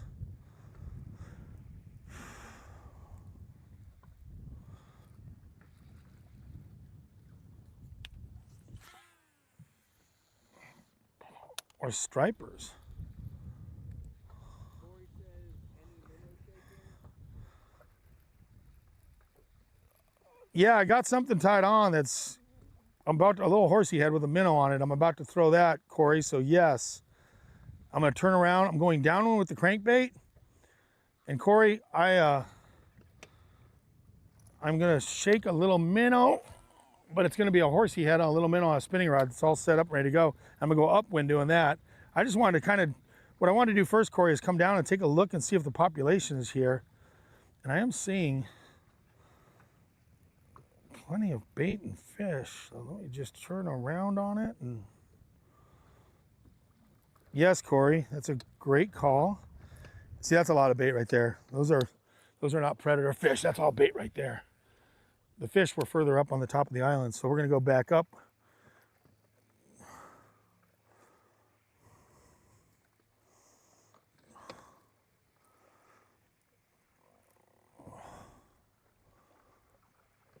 All right. And the reason, Corey, the reason I'm doing this is because I have fired them off on this thing before. They would look at a bait, they look at a minnow, and then they would love a crankbait burning right through the middle of them.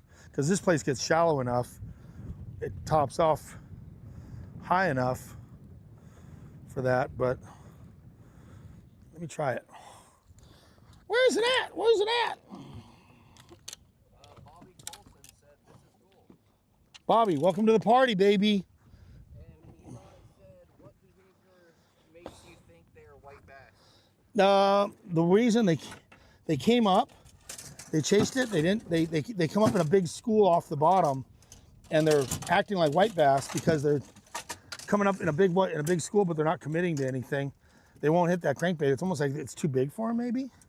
You know, they're just keen on smaller stuff. So I'm gonna see if maybe they're white bass. They could be small, largemouth, but they're acting like white bass because they're coming up in a big school together, like it was a big pot of fish that came up. So I'm gonna go back up in it And I'm gonna throw that little, oh, this is gonna be fun in the wind. Yeah, this is gonna suck. I didn't take that into consideration. Not gonna be easy. But you see those fish right there on the live scope?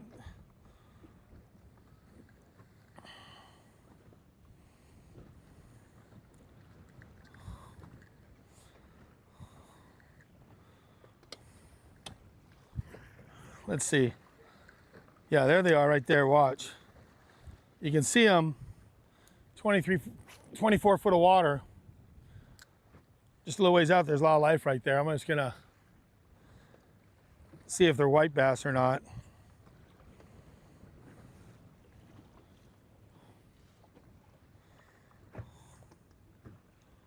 There's my bait right there falling. See my bait falling right there? It's falling, falling, falling, falling, falling, falling. It's at 30 feet out. Watch, I'm gonna jiggle it real fast. Nothing's on it right now. Let it fall, let it fall, let it fall. See if something comes up for it. And I gotta keep that cone on it right there. So, and you can, now you can actually see my line. Sometimes when you get it just right, you can see the whole arc of the line. So now let me get up to the fish.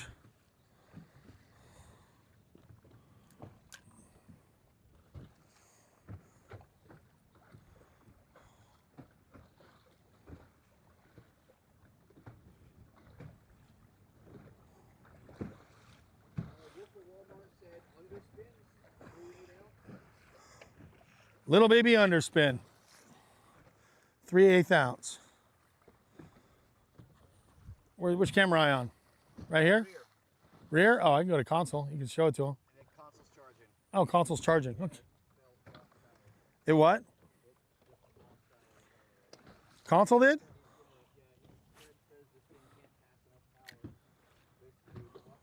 What can't? What? This is not powering. Oh.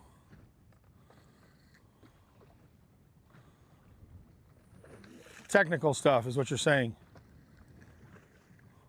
I'm gonna get back up on top of those fish, guys, and I'm gonna keep this little underspin honest.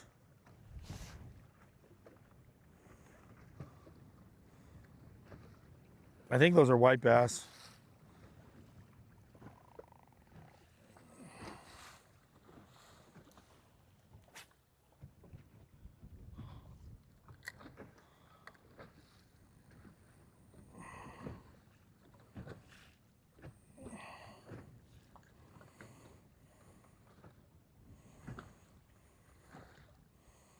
Bobby said, have you tried a blade bait like a sonar? You know, that's silver buddy too. God, that's a great idea. I wonder if I have any in the boat. That would be a good call because those white bass will even eat that thing. Bobby, that's a great idea. And I don't even know if I have a blade bait in the boat, but I would love, I got to bring those out there. And Bobby, you know what? I'm going to incorporate that because I have not thrown a blade bait on this lake. And I used to love throwing silver buddies too. The silver buddy, like the sonar, was a great, great, great bait. Oh, Sean's here. Sean's here. Sean Boyle. Sean checked in. Hey, Sean, that was our very first subscriber to our YouTube channel. Number one subscriber, Sean Boyle. Hey, Sean, welcome to joining us today. I love you guys just checking in with us through the course of the day. Somebody just drops in. I get to see an old friend between Wolf, Dave, Eli, Frank, Sean. It's cool to be out here fishing with friends. And guys, it has been, oh, I gotta throw that crankbait back out there. If I see him come up, I'm gonna throw this, but look at all that life right there. God.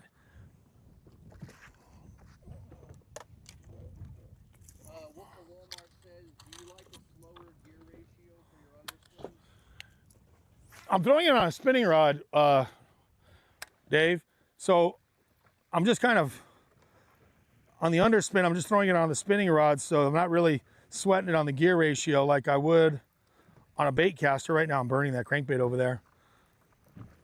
On the underspin, it's kind of just that you can watch, now with live scope, you can watch the cadence. It's really cool. You can literally, you know, you don't have you can actually slow down the reel and watch the action of the rod and the fish react to it. So it's kind of neat how gear ratio has become not as important when you can actually keep an eye on the bait and watch the fish's reaction to the bait and speed up and slow down as necessary. So great question. And I think live scope has kind of changed, because it used to be we were fishing blind. Remember that? I mean, we were just fishing, gear ratio was kind of like not sure what speed to be at. But now with live scope, you can dictate the speed based on the way the fish is either following it. Like I had fish, and I'm gonna try to get back on the top of them right now. I wanna get on that school of fish that chase that crankbait up. They seem to be right up on top of this thing.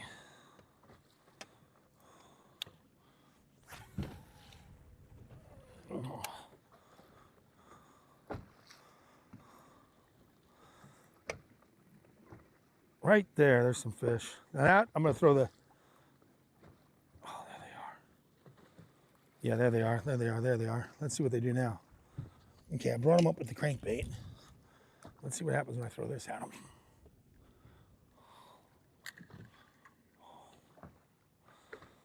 So to your point, Wolf, now I just got that spinning rod in my hand and I'm watching that bait fall. And I'm just gonna slowly drop it right down in those fish.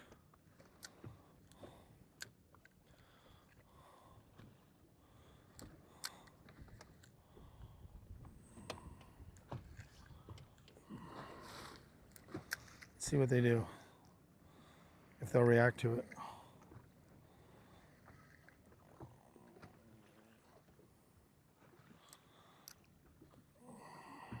They are not react. I'm right in the thick of them right there. I'm right in them right now. There they are. And I can see them on the graph. They're all around the bait. Oh my gosh.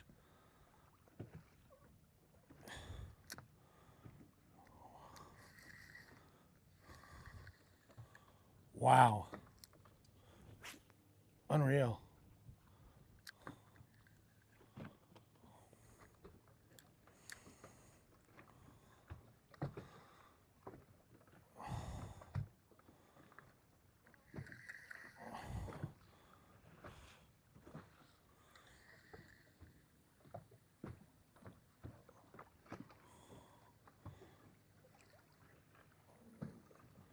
Are you watching this, Patrick, or no? You watching it on the live scope? So what you see is all those marks right there. If the people are watching, those are all fish sitting on the bottom and just kind of hugging the bottom, but not real interested in coming up, and they'll, every now and then one will pop up. But if you're on that live scope right there, I'm getting up on top of this island and I can sit there and throw the bait right out there, and then you'll watch it sink. And they're not really turning on to it. They were more interested in the crankbait blowing by them than they were that horsey head little minnow right there. There's the bait. There's the bait right there, coming through. And it's just the dead zone. I mean, they're sitting right on the bottom. That's going right over the top of their head right there. It's going over the top of their head. Get it, get it, get it, get it, get it, get it, get it. It looks like they want it moving faster. They want it moving faster than what I'm giving them with the horsey head. So the minnow, here's what I'm seeing, guys. The minnow is just too slow. It's not firing them up. It's dropping right in their noses, and they don't want the easy meal. God.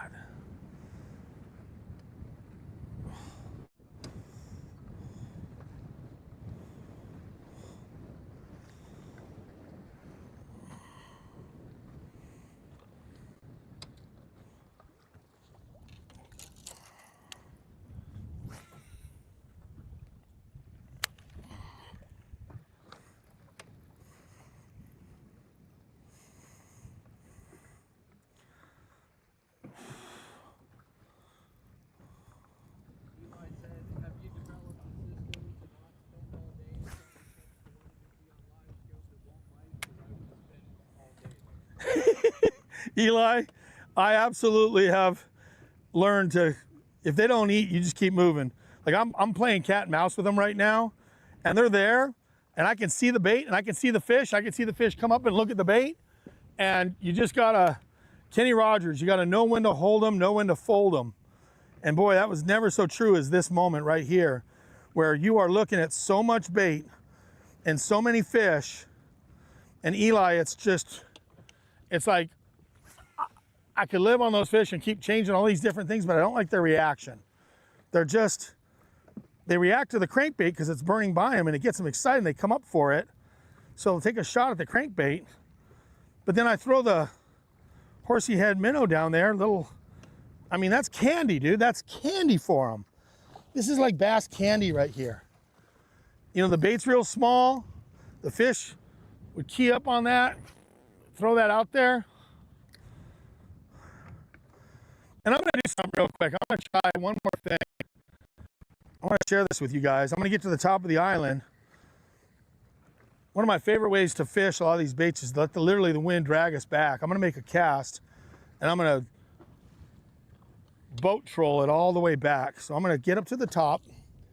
I've been wanting to do this with this particular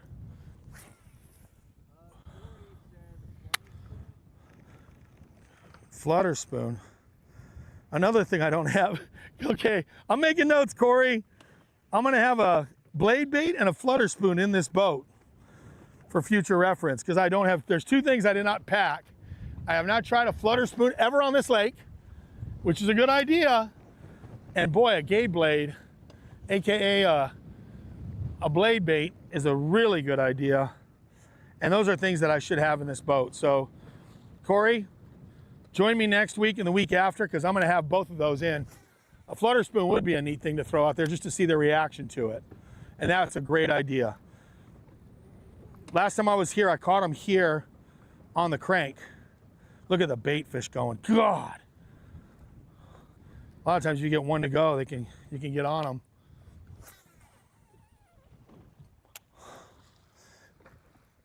Are you on the handheld? Jeez. You don't need to be, unless I see something happen. I can see them swimming around right now, but they're just swimming around down there. So I'm gonna get up to the top.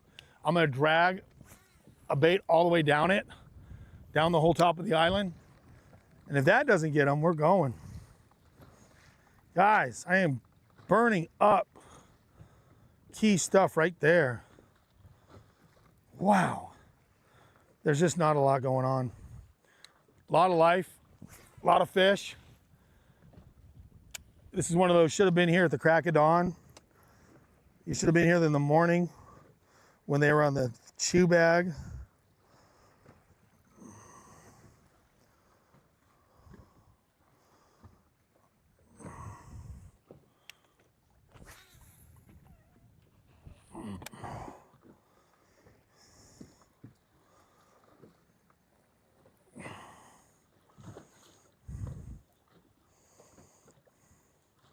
Yeah, they're sitting tight to the bottom and they're not eating. You can just tell. They are not reacting very well. I had a curiosity school follow it up at one point on my first pass over it. So now the last thing to do is just to throw a bait down there and kind of drag it right through the middle of them all the way down and see if they react to it off the bottom. God, there's a lot of fish there. God, this island has them, boys.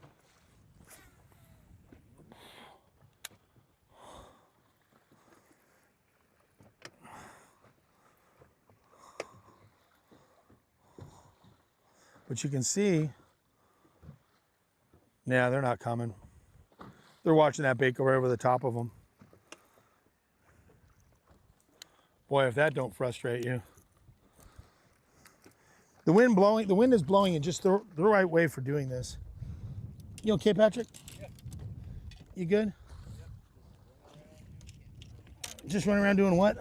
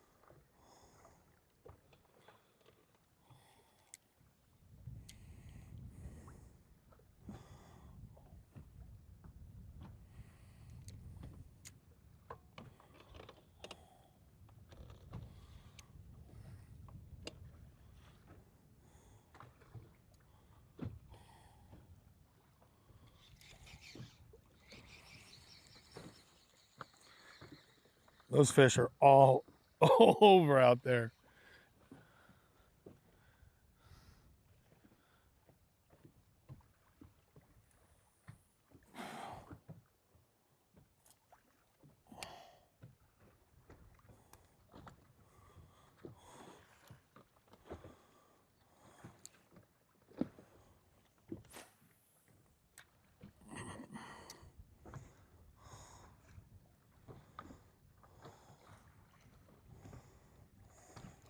I just want to see if they'll eat off the bottom. Or if they're just as lethargic as the other fish.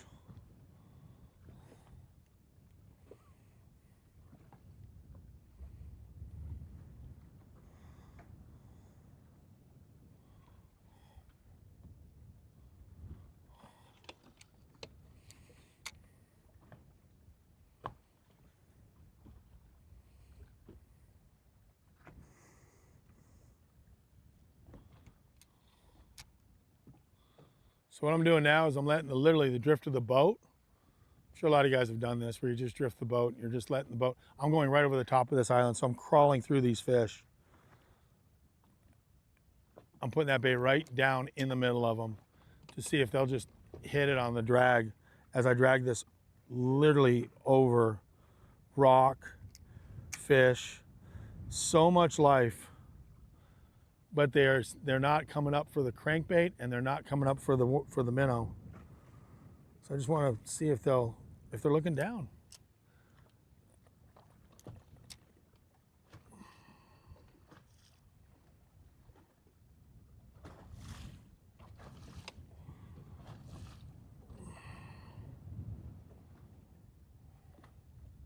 God, that rock is so good down there. So much good rock down there. If you just look at that, I'm just popping through that rock right now. Eat it, you guys. Come on. Eat that thing out of those rocks. Smallmouth, largemouth.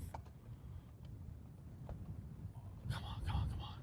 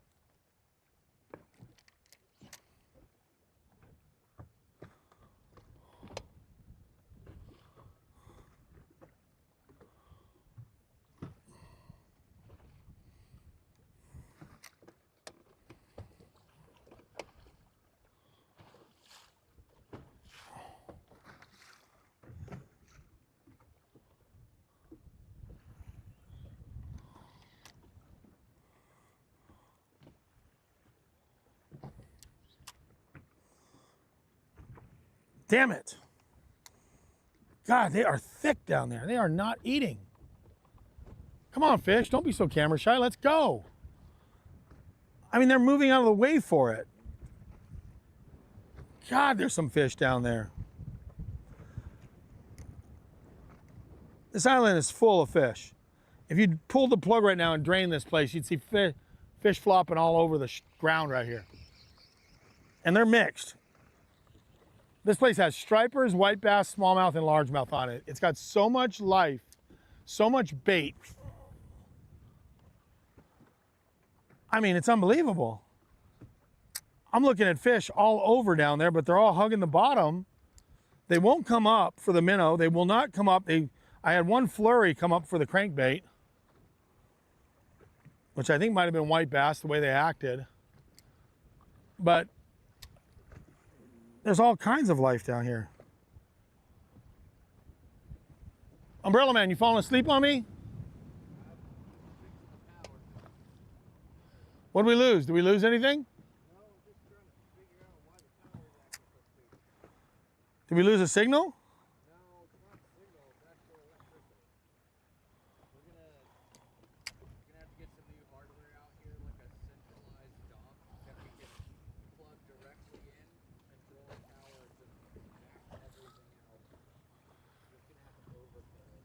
Can't we power from the boat? Can't we just do power to the boat? I don't know. That is advanced technical question. That would have to go to the other guy. The other guy, the man with no name. Huh? I'd ask him whether that, I don't know, the electricity went up. I mean, I'm running like 6 batteries in this boat.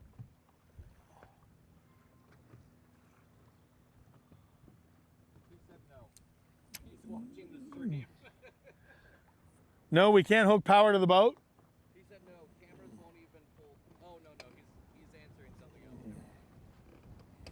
I was sending him specs on input and output port, and I asked him if this could be the problem. He said no.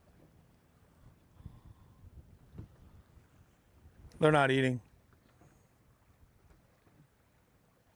Time to move. People are getting bored. I'm getting bored. We're not catching fish. This place has them. This place has them, and it's nuts because I'm looking at so many fish right now, and they will not eat. And they won't even eat me dragging a creature bait through them.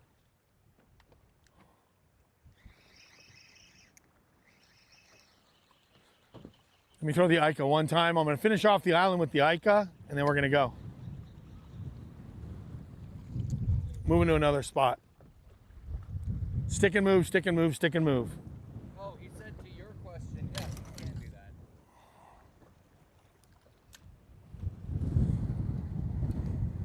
We can run battery. We can run power off of one of the 6 or 8 or 10 batteries I got in this boat. Yeah, he says he can hook it in. He says in the final version of the thing he's building, that's actually how to get it. Really? Yeah, his hardware solution that he's custom making. What's that? The hardware solution he's custom making. Yeah. That's actually how to do it.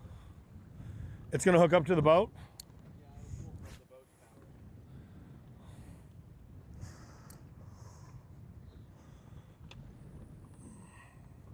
Those of you that are patiently waiting, we are definitely leaving.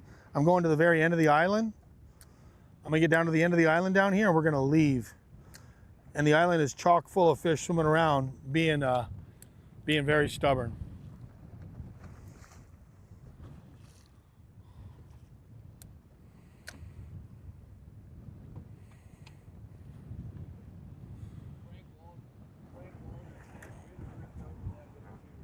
I'm wind drifting over them.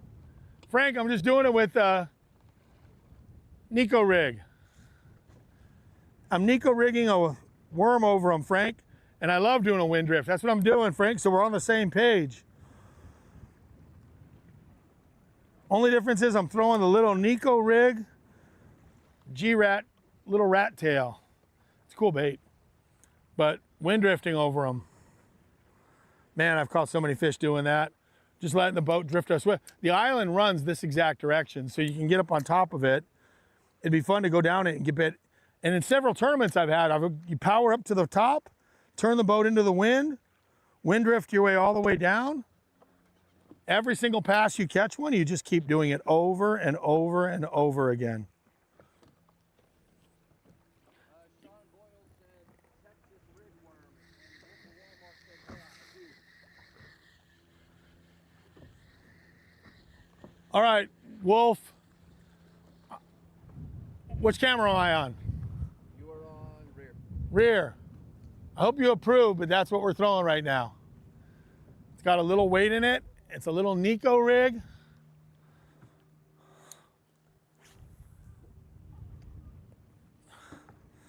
Sean Boyle. I think he wants me to throw a Texas style Aaron's Magic. I got to put that on. Sean, I'm going to have a rod rigged up with your name on it. I thought about this before, how cool it would be if you guys had your own rods in the boat. So I had a rod with your name on it. It'd be a cool venture to do this. And you have a rod and you dictate what's going to be tied onto it for the day, or at least you can change it. Like, how cool would it be to do that and have everybody have a rod? They're like, you're on the boat and you have a rod rigged with whatever pound. Sean, what pound test, what weight? I can dictate the weight based on the wind. Carolina rig would be good. Yes, I could tie one on. And Eli said Texas rig versus free rig. Which one do you Eli's what question? What was the question? Eli asked. Texas rig versus free rig, which one do you prefer, or are they completely different situations? I like, for right now, for the Nico rig, has been kind of a favorite deal for me. This rig right here has the weight in it, the tail, the hook's exposed, gives it a little more of a wacky style presentation. I like Texas style, but I like it when there's more cover down there. I'm not getting snagged. I mean, this is open water stuff, so you can get away with throwing. Look at that, there's a couple fish right there. So there's a couple fish swimming right there. I don't know what they are, but they are right there. I'm gonna get on them. I'm gonna throw this bait right at them. You can see fish swimming all over this island, right? So a Texas style in more cover. If there was a crap load of grass out here, a lot of wood, if this thing was getting snagged, I'd switch over to a Texas style. But I don't have anything to really, Texas style weedless worm, I can get away with this exposed hook, wacky style, Nico rig. And there's fish right there, but we're gonna have to move. I told you we're leaving. I'm not gonna chase ghosts. You sit here with live scope, you get so caught up in what you're seeing. I mean, look, the fish just, they materialize on you.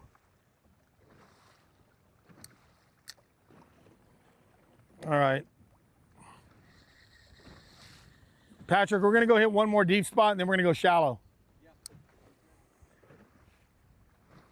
Let's go. I am not gonna die out here. Let's go, let's keep moving. I gotta get on. Walmart says, hey, I'm never mad at the Nico rig. I'm a big fan of it right now in this open water application. I really am. Along with that little creature bait that I was throwing. Let's go. We'll move over. Guys, we're gonna go hit a couple more offshore stuff. And then I'm gonna take us up in the shallows to see if that's honest, but unless those fish slow me down. Wolf from Walmart said, make my rod the lunker plunker rod. Wolf, the lunker plunker. God, I missed that day. That was that clear water, schooling fish. All right, guys, we're moving. They're making me work for them today. God, that island has them too. I'm telling you, that island flat has them. But by God, they don't want to eat. They just look at your bait. They look at everything we throw at them. Give me a break. Patrick, Umbrella Man, you want something to drink? Yeah. What would you like? An energy drink or just a regular vitamin water? I still got my water, actually. I'm still working with water. You're walking with water? Yeah, I got the water. Still drinking it. All right, guys, moving on.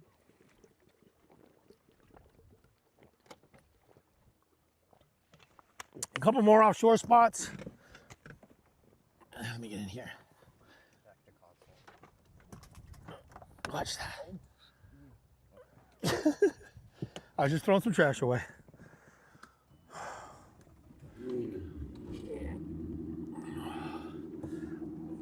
You guys aren't making it easy on me. Not making it easy on me at all.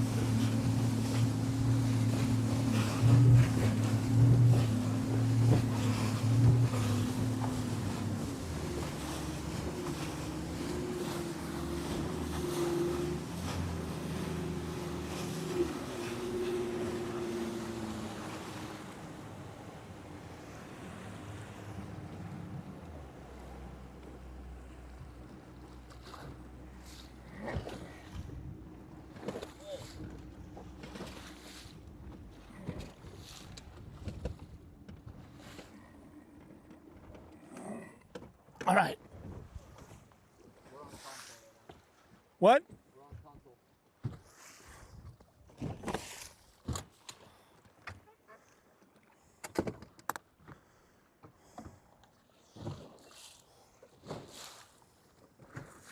We're on console?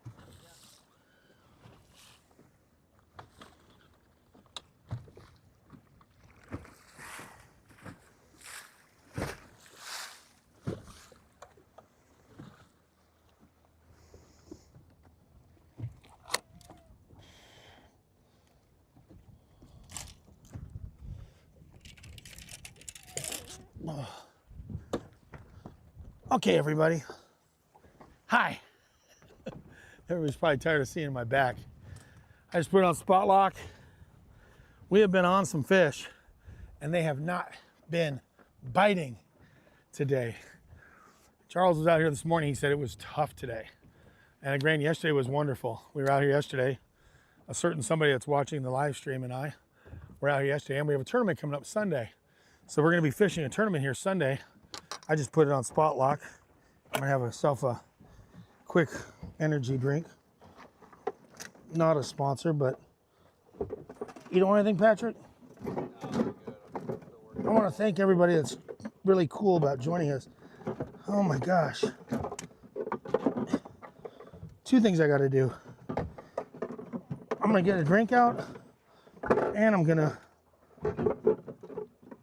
Where's that root beer at? There it is. There's the Dr. Bum root beer. And while we're live, while we're setting up, how's our stream been ever since we lost our stuff this morning? It's good. It's not going down. We're having power problems. You guys enjoying this?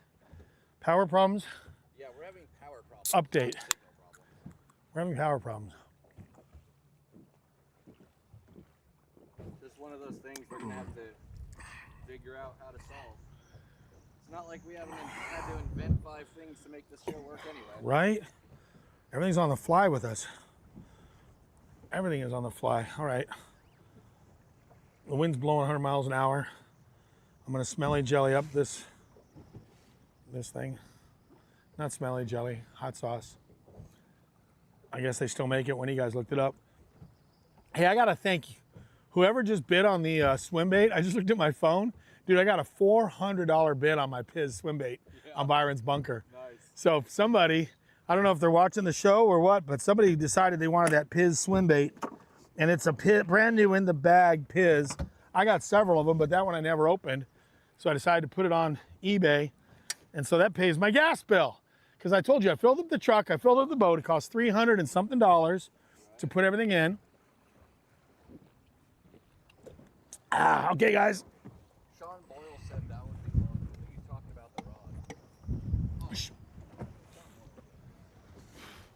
Sean, we're going to give you a rod. Yeah. Yeah, no, we're going to have a rod for Sean. Hey, look at this guy in front of me, kite surfing. Wind sailing.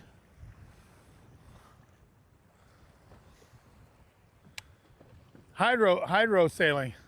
I ambitiously wanted to do that for a short while. I'm sure that would hurt real bad. Here he comes. I thought it'd be so cool to wind foil or foil surfing. Do you see that, Patrick? Yeah. Oh no, I'm very familiar. The house I grew up in was like 3 blocks away from a world famous kite surf spot. Really? Yeah. In the Celtic Channel. Yeah.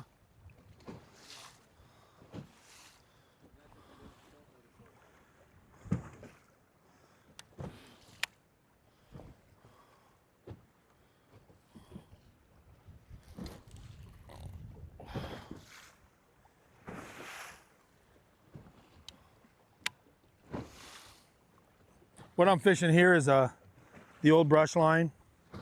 Old shoreline, old brush line. Just another juicy spot. See if they'll bite here. I gave them some stinky jelly.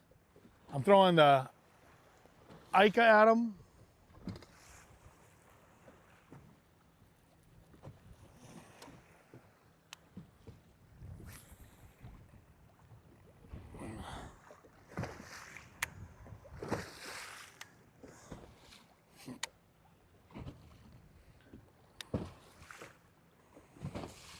Sean Boyle, we will get you a rod set up. Message me. We'll have a super chat rod program, Patrick.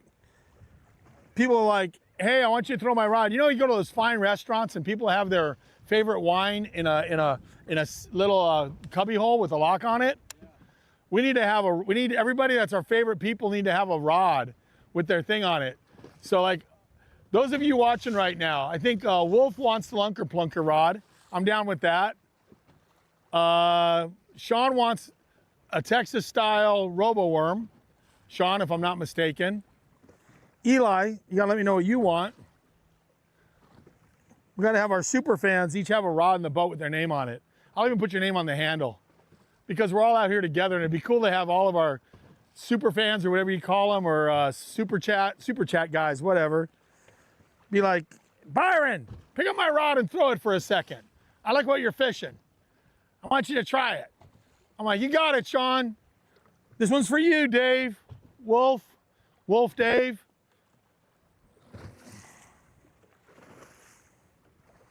Oh, Frank Walter said, just got home from a round trip to the Northeast, and all my stuff with the Byron bunker loot. Wow, everything looks so much better. Byron bunker loot. Frank, you're awesome, dude. Thank you for all the stuff you ordered. Frank, I appreciate what you did. So his package showed up today. What Frank did, this is really cool, Byron's bunker. Frank just kept ordering and ordering and ordering. And he said, hey, just don't send anything yet. Just wait till I'm good and ready. And Frank, you just supported us so well. And it was awesome because every time I'd see Frank's HDL, Frank, I know your handle, it's HDL something or other, but I'd be like, oh, Frank bought another thing. Oh, Frank bought another thing. Got him. Oh God, they're in the trees. I'll get that fish back. Time out. Frank, I was sitting there talking about you and I just had a fish on. He was just swimming with it. So, yeah, it was cool. It was cool to send Frank a big care package. Frank, when you open it up, you're going to see a bunch of extra stuff in there for you. I know you know that because you're looking at it. Just had one in the bushes right there. He hit it on the fall, actually.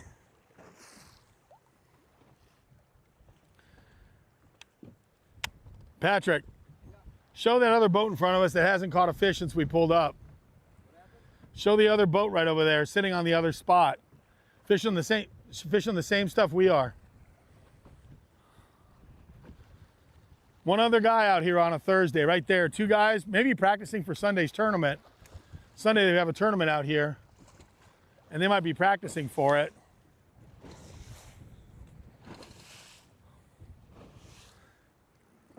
You got a camera on them? There's a boat up in front of us on the next waypoint up, or the same break as the same break we're on, they're on.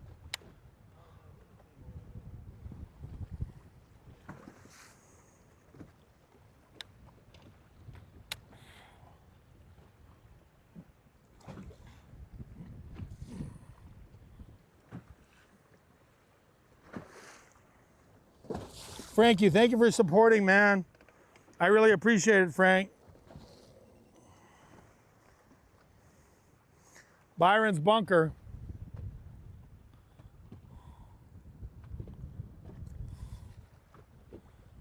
All my eBay stuff. I put a bunch of extra stuff on there that I'm fishing with today. So I put the saber tail on last night. I put the owner jig heads on last night. I was like, I'm gonna throw that stuff today. But God, that wind is not gonna give us a break. So I'm just gonna have to sit here and, what'd I miss? I love it when you're laughing back there, Umbrella Man.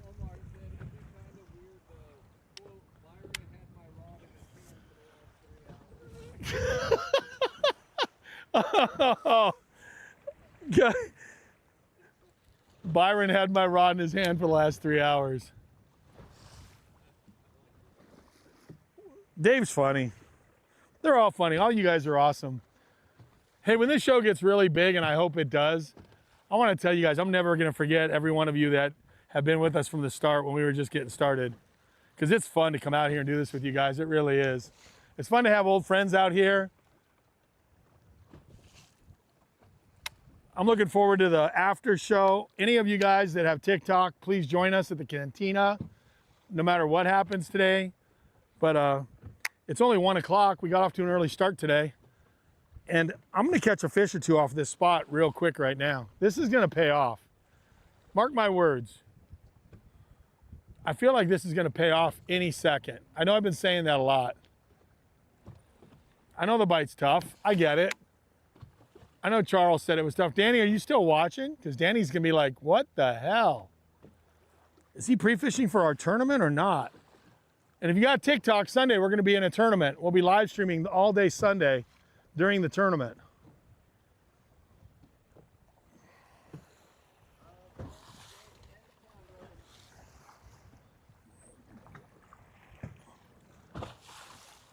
Frank, I know that's not you that put that $400 bid in on that Piz swim bait. Tree, damn it.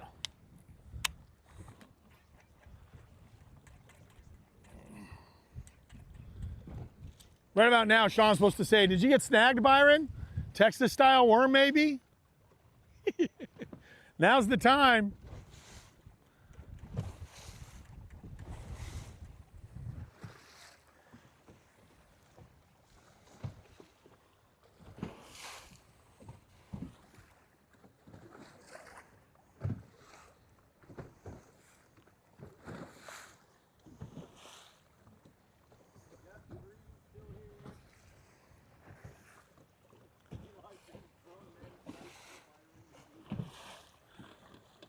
What'd he say? He said grown men fight for Byron to use their rod. You guys are funny. Oh my God. The chat is hysterical. You guys keep Patrick entertained. You know that, don't you? All of you guys in the Umbrella Man is loving this. He has a ball out here now. He is. I'm here for the comments and nothing else. By the end of the day, Patrick's just dying laughing. It's more entertaining. He comes out here and he's like, best job in the world is getting paid to read these comments. And you guys keep him going. Whether it's Frank or Dave or Umbrella Man is loving you guys. I'm gonna get back up on top of this thing.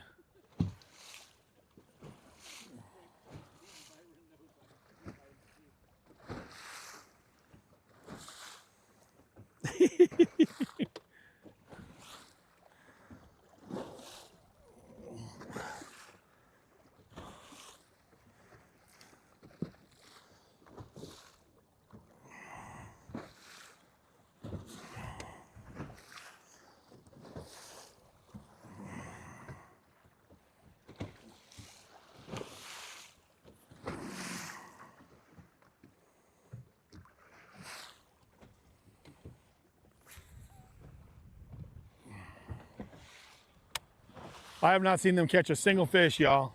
They are sitting on another really good area. I've not seen them get a bite yet. They're spot locked as well, sitting right on another juicy part of this point.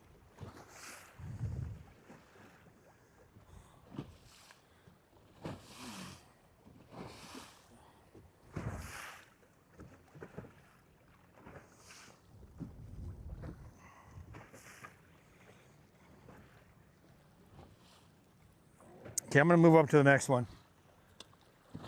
I'm gonna move up to the next set of rocks, guys.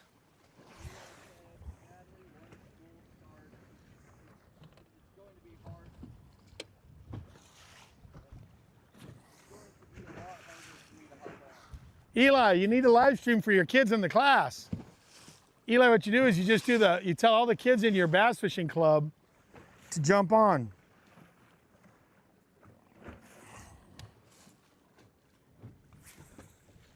All right, I'm moving up to the next rock pile. There's a series of little breaks and rocks and trees and stuff up here. I'm just gonna move on up to the next one.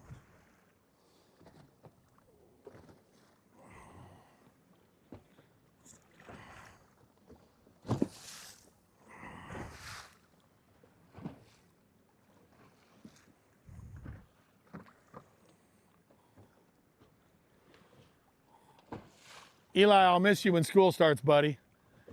Awesome that you'll be teaching and back at it, but I'll miss you when you're, oh, look at that fish swimming right there. There's two of them. right there in 18 foot of water, right there on scope, right out in front of me, right there, right there. Let's see if I can get him to eat. There's some fish swimming right there, 18 foot of water on the break. Come on, fish, eat that thing. Right on the break. That was a good fish too. That was a big one, swimming right on the bottom. That was a good one. I don't know if you guys joined me last week. This is where I caught that good Guadalupe, was right here. That really nice Guadalupe came off of this stretch right here. There's also some big smallmouth on this spot. Danny caught a big smallmouth here, good smallmouth here yesterday. So when Danny was out here yesterday, he pulled the smallmouth off of this particular little part of it. And I caught the Guadalupe off of this thing.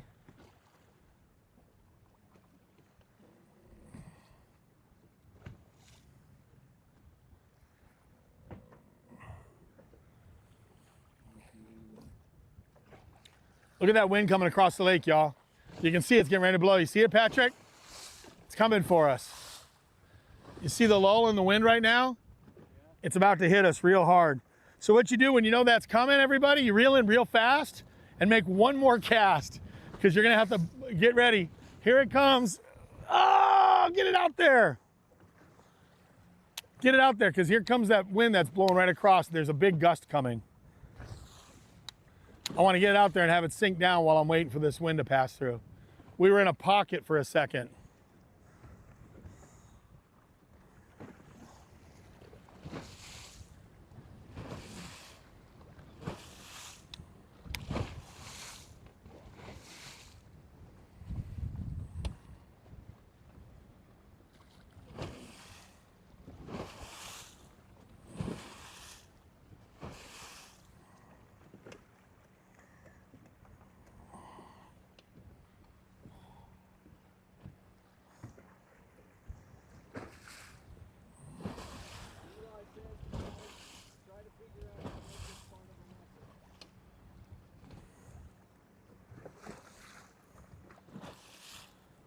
Eli, that'd be really cool. What grade does Eli teach? Eli, what are you, a high school or middle high school teacher, Eli? I'm gonna spot lock right here. This is right on the stretch where he caught him.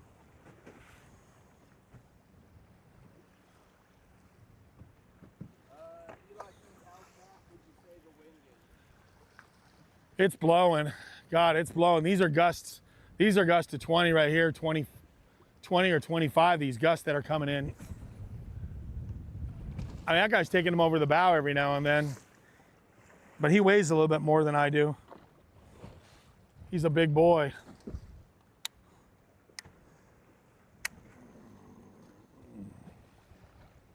Yeah, we're in some good wind right now, and I'm still trying to fish the bottom right here.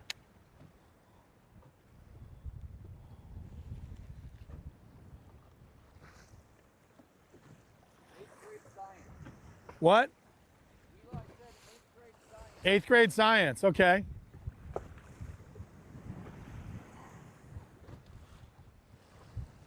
Good old middle school. Wow, that's some hormonal dudes right there. Middle school is no fun.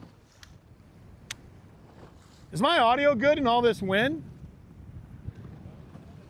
Guys, I'm curious. I mean, I've learned a lot from Patrick here. I got my dead cat on. I'm wearing my dead cat. And the dead cat, God, not a single bite. But guys, I guess my audio must be okay because no one's complaining about it in the wind. And I'm sitting dead in the wind. Look, he's getting ready to leave. He gave up. He didn't get a single bite here. I'm not alone. He's leaving. I just took one over the bow. Hey, Sean, Diaz is here. Said better whenever this work thing really gets in the way of all the fun. Sean, welcome to the party, boys. I got Dave Wolf of Walmart, Eli, Frank's in the house, Sean's here. All of you guys, Danny Uribe, I'm sitting on his honey hole right now. And there's a boat leaving right there in front of me. If you see that boat right there in front of me, he never got a bite. I pulled up here. He was sitting on a good stretch just above me, and he never got bit. friend of ours who's a guide on this lake, he said it sucked this morning for this air. Oh, there's a bite. I just got bit. Got him. Finally. I don't even think he's that big. Ah, he's not that big. God dang it. Just a little dick beater. That doesn't even count. That's what they call it, a dick beater. That's not gonna, that's embarrassing. That's so embarrassing that he ate that. Oh my gosh. I won't even acknowledge that fish's existence today. I don't even acknowledge you. God, all that work for that out here? You know, yesterday Danny catches almost a 3-pound smallmouth on this spot, and I roll that little dude. Sorry, guys. If I didn't seem impressed, it's because I'm not impressed. He thumped it too. I thought for sure I was going to set into a rock. Always depressing when you set in and the thing barely even bends on the set. But I'm going to cast back out there and see if maybe that little dude fired up the big ones. Eli said, yeah, audio was surprisingly great. And then Eli said, whose rod are you holding? Hey, we have no names on rods yet. There's a feature coming along, guys. We're going to have those of you that are the OGs, we're going to have it like a wine, like I said, like a wine locker at a fancy restaurant. I'm going to have a Sean Boyle rod rigged up. I'm serious too. I'm going to do that. I'm going to have a Sean Boyle rod rigged up. I'm going to have different rods rigged up for different guys. And then the super chat guys, they'll get priority because what do? We get super chats and we get to go buy hamburgers with super chats. Was that what happened? We talked about, oh, there he is. Oh no, oh no, oh no. Hey man, 2 bites and 2 casts. Don't threaten me with a good time. Now what happens, see, I missed that fish. I'm gonna let it fall right back down and see if somebody else comes and grabs it. So I just got bit again. And I'm gonna let it fall right back down and see if somebody else comes and grabs it before I just reel it on in.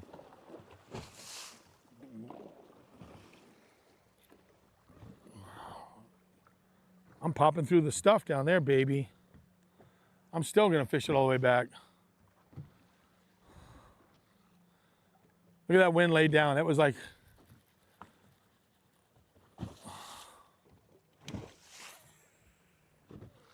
just a second ago, it was howling. And now the gust is gone. I can see another gust forming way out there. So we're getting these pockets of wind now. This is crazy. Y'all, we got this air, right now, it just got flat. But if you look up in front of me, you can see there's another gust coming. Eli, we could do a weather forecast based on what you can see across the lake. But there's another strip of 8th grade students can learn about weather pockets. Kind of like the eye of the storm in a hurricane.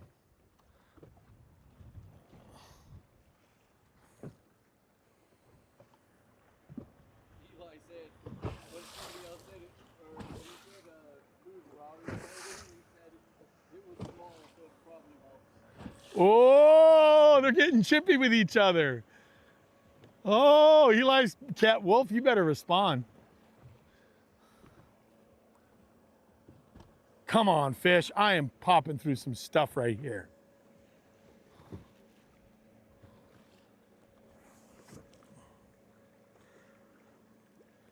We got a little family developing, just like, hey, all of you guys, don't forget about tonight's podcast.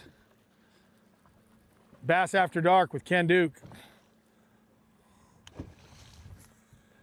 And again, if you guys are watching, any of you have TikTok, on Sunday, we're going to be live streaming out of this boat in a tournament, Danny and I. So we're going to have the live stream working off of the new Power Pole Vision that we just added. And that's going to afford us the ability to live stream during the tournament.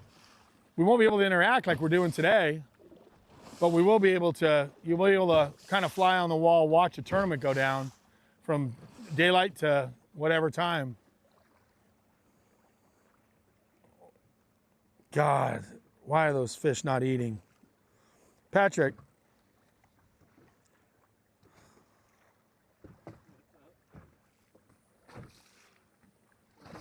Go to the, are we on the back? Are we on the live scope on the back?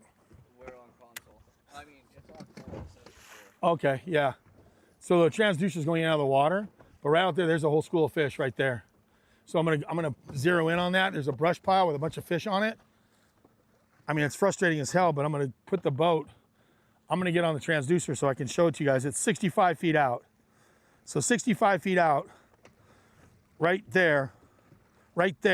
If you guys look at that, look at all those fish. Look at all those fish right out there and 65 feet out. Like that is a gaggle of fish right there. That's what we're looking for. That's what we found in practice right there, practicing for live stream. That is stacked, ultimately stacked. 15, and that's old shoreline right there. Old shoreline, brush pile / maybe grass, and I'm gonna put spot lock on that. So now what you're gonna get is with spot lock, you're gonna lose it because it's gonna reposition itself. But every time it looks out there, you'll see those fish right there. And I don't have to be looking at them, but I know where it's at. I use the live scope to give me an idea where to cast that bait. And I'm coming right through those fish right now, 50 to 65 feet out right there. I am dragging that worm right through a hodgepodge. I mean, literally a hodgepodge of fish suspended. Do you see that, Patrick? And you see all those little, I mean, it literally looks like dandruff. It looks like that. It's like a dead dog with fleas all over it, but the fleas are jumping off of it. There's no reason why a bait should be able to go through there and not get smoked. 55 feet out. Fish swimming all around it. I'm gonna throw the saber tail out there. The Berkeley saber tail next.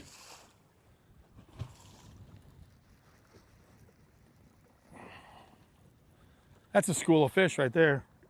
That's a good school of fish right there. Where's that saber tail at?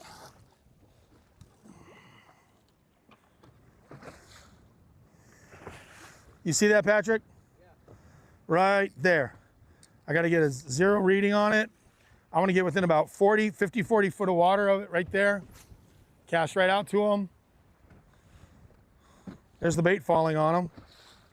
I'm falling right down in the middle of them right now. I'm falling right into the middle of them.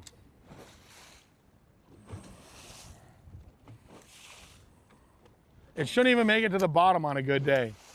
Shouldn't even make it to the bottom. They should be fighting for it. When it hits the bottom, you pop it one time and it's toast. We are not, oh, why did I not pick it up and feel a fish?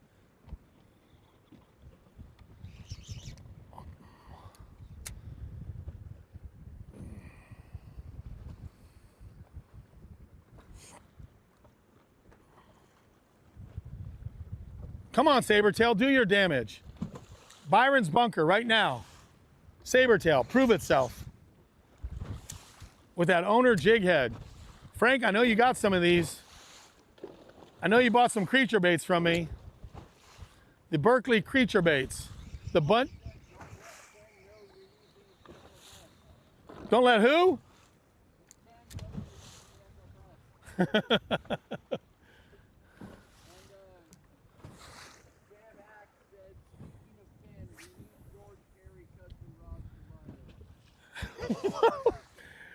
Yeah, George Perry custom rods. The George Perry signature series.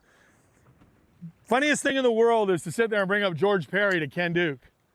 If you guys want to watch a guy get a little bit freaked out about the alleged world record holder, just bring up old George Perry's world record to Ken Duke.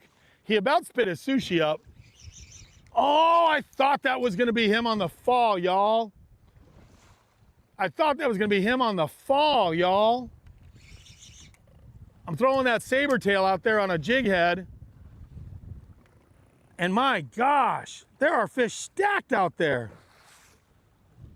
Why won't you kids eat today? This is what Charles was complaining about. Nothing like knowing they're there and not getting them to eat. Back to my story. Anybody knows Ken Duke, get him started on the world record bass. The world record, the alleged world record by George Perry. The conspiracy fish. Love you, Ken. Love your passion for dispelling the rumor that is the George Perry world record 22-pound, 4-ounce largemouth bass caught during the Depression on a Lucky Craft. No, not a Lucky Craft. A Lucky Creek chub or something like that. I know Dave's about to correct me on this. Too bad Ken's not watching. I need to tell Ken to start watching. Hey, Sean Lake Casita just threw $20 at us. Said a few beans in your jeans for burgers. A few beans in your jeans for burgers. Dave, Sean, thank you for the $20. Dude, I think, wasn't Sean the original guy that made the very first, like, we'll always remember Sean Boyle was the very first subscriber to the YouTube channel. And Sean Lake Casitas, Sean Ojai, I'm just gonna call you Sean Ojai. Sean Ojai just threw $20 in our jeans, a couple beans in our jeans for burgers today. If you have live stream, if you have a TikTok, you can join us this afternoon in the cantina. Once we break the boat down, we're gonna go sit, have some food, and do a live stream, talk about all these fish on the damn live scope that won't bite. Remember Happy Gilmore? Get in the hole. Just get in the hole. You're a ball. Get in the hole. I'm screaming at the fish on the live. Eat the worm. Come on. I'm going to scream at my live scope. Eat the worm already. Seriously, it's my Happy Gilmore moment right there. You're a ball. It's your job to get in the hole. You're a fish. It's your job to bite my worm. You know my nickname, Patrick, used to be the Happy Gilmore of bass fishing when they used to put cameras on me because of all the profanity I would lace out there. And they're like, dude, you're like the Happy Gilmore of bass fishing.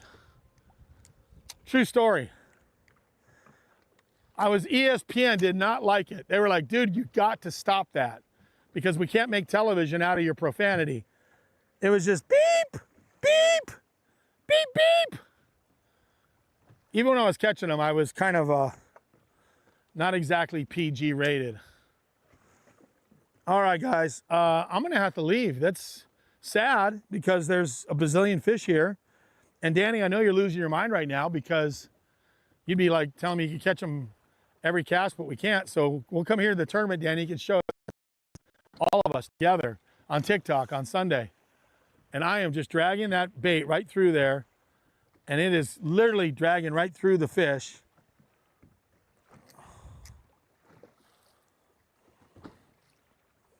I literally am going right through the middle of these fish. All right, I'm gonna reset one more spot. God, the rock. I can feel the rock down there, and the fish won't eat it out of the rock. Frank Walder said somebody has a picture of Ken fishing with George Perry. And Sean Lake Casita says, please just call me Casitas. Sean, you want me to call you Casitas? It's such a great place, dude. I love Casitas. Where is it? Lake Casitas, Ojai, up in the hills, north of LA, near Ventura. Like if you were to go into Ventura. And dude, Sean, I know you know this, but there's a really cool concert venue there in Ojai, and I saw Toad the Wet Sprocket. Toad the Wet Sprocket was playing at the concert venue in Ojai. They have a really cool resort. Sean, you can tell me the name of this place. It's a high dollar deal. Really nice freaking resort in Ojai. And you can walk from there to the concert venue, which is like a little amphitheater. And I saw I think I saw Toad the Wet Sprocket 2 times there in Ojai. And Sean, I know you're gonna tell me exactly what the name of that place is. Not only the hotel, but also the venue where the concerts are at. Toad the Wet Sprocket. We spotted the ocean at the head of the trail. Where are they going? You don't know them, do you, Patrick? You are not familiar with Toad the Wet Sprocket. No. I bet you know their songs, though. Probably. If I was to play some Toad the Wet Sprocket right now, you'd be like, oh yeah, no, I know who these guys are. One of those bands where you don't know their name, but you do know the song. so many good songs. So many good songs. All right, guys. I swear to God, this is it. My last cast. My last cast, and I'm just gonna reset one more area in here. Those guys didn't get bit. We're not getting bit.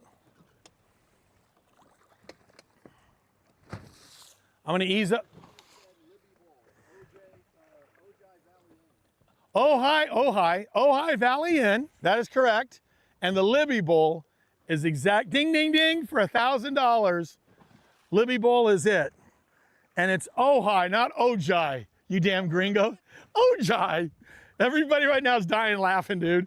Because it's, you know, there's a place called La Jolla in San Diego, and there's 2 J's in it. So everybody goes La Jolla. They go, we're going to La Jolla. And you're like, you're going to La Jolla. La Jolla. And it's Ojai, but Ojai. Because it looks like it. O-J-A-I. Sean, right now I know you're dying laughing because you heard. I know he is. Dude, I know he is. Right now he's fucking dying. He's like, Umbrella Man. Sean, when this gets big, we're going to be coming out to California to live stream in the ocean. And then Umbrella Man's going to get the full Ojai experience. Because we're going to be live streaming bluefin tuna out in the ocean with Oliver Nye, yellowtail, dorado. We got big plans for this show. This is in its infancy right now because we're working out the kinks. Y'all are in this with us while we're just figuring stuff out. We're testing the ability to literally live stream for this long without any glitches. And today's glitches are power glitches. Right? Oh my gosh. Oh my gosh. Right in front of us. Right in front of us. Right in front of us. Oh my God. Only 25 feet out. 25 feet out. Real close. Real close. Short cast. Short cast right there. Swimming around. Like literally swimming all over this place. Come on. Come on. Right there. 25 feet out. It's a short pitch. No more than 40. Come on, eat that thing. I can see him on the scope, baby. I can see him on the scope. God. And those are good fish, too. Those are not small fish. There are some good ones swimming around here. This is frustrating because there are some good ones on this spot. And you can see them. And they're swimming all around and they will not connect. Danny's losing his mind right now. Danny's just losing his mind. And the fact I'm throwing his favorite bait, it's just got to kill him right now. Danny, I'm keeping him honest with your bass candy. This better not happen to us on Sunday. I'm going to be one angry dude. God, there's the rock. Get bit, get bit, get bit, right there. I just came off a rock. Fall back down. Hit the bottom. Tonk. Come on. Almost predictable. Just came off a big rock. Come on. Dragging it over rock. I can feel it. Eat it.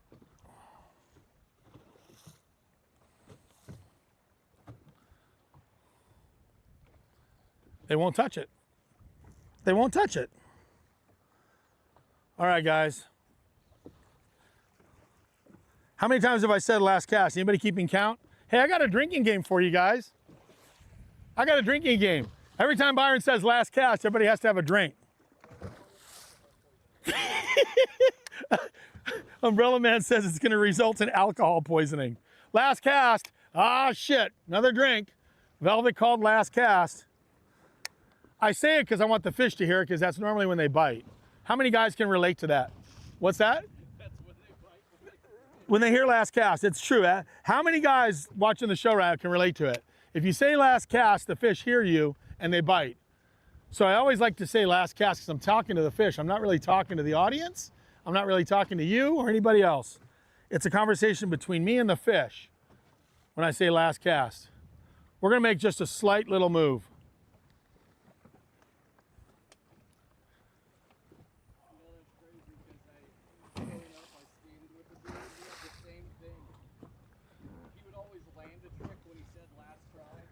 Really? Yeah.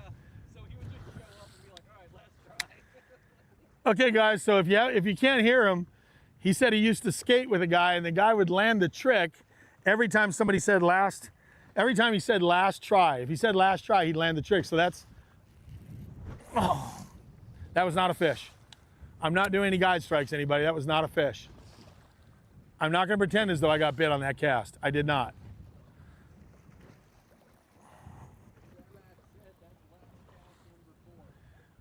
Okay, Sam, you know what?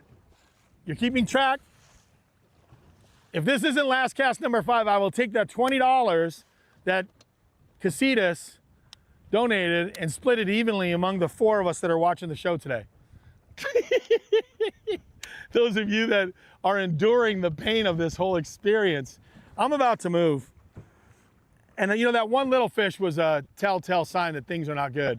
Let's go up shallow. Let's go make a pass shallow, and then we'll come back out and hit another spot. But let's go fish shallow real quick. I want to see if the watercolor changed. Okay, everybody, what we're doing right now, we're going to go fish shallow. I'm going to throw the glide bait. I'm going to get up in an area where the wind is blowing well enough that they could commit to the glide bait. They could commit to the glide up on the shallow shit. And I'm going to try it. I'm going to make one pass down a whole area where there were big ones. And it's just a timing thing, but I'm going to keep it honest. So I'm going to break away from this for now. I'm going to put all the offshore stuff away, and we're going to go up shallow. Nice visual, by the way. But I'm going to get up in the willows, and I'm going to make a pass all the way down. Oh, that felt like I could have set the hook on that. I'm going to go make a pass all the way down on the, whatchamacallit, on the glide bait water. Frank said, Byron, the fish are on to you. Tell them you're staying there. I'm just picking it through bushes right now and I'm getting my feelings hurt out here. The fish are on to me. See that stuff? That's all tasty stuff down there. All I'm doing is coming through all that stuff. Let's go. We got the right weather for it. Let's go throw the glide. I don't need to threaten any of you with a bad time. Don't threaten me with a bad time. Let's go glide fishing. We'll go right around the corner and hit it. It should be ideal. Every time I've been there, here's the thing, everybody. Every time I've hit it, I've had big followers chase it up.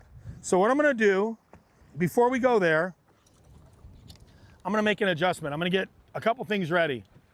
I'm gonna have that ready to drop on them.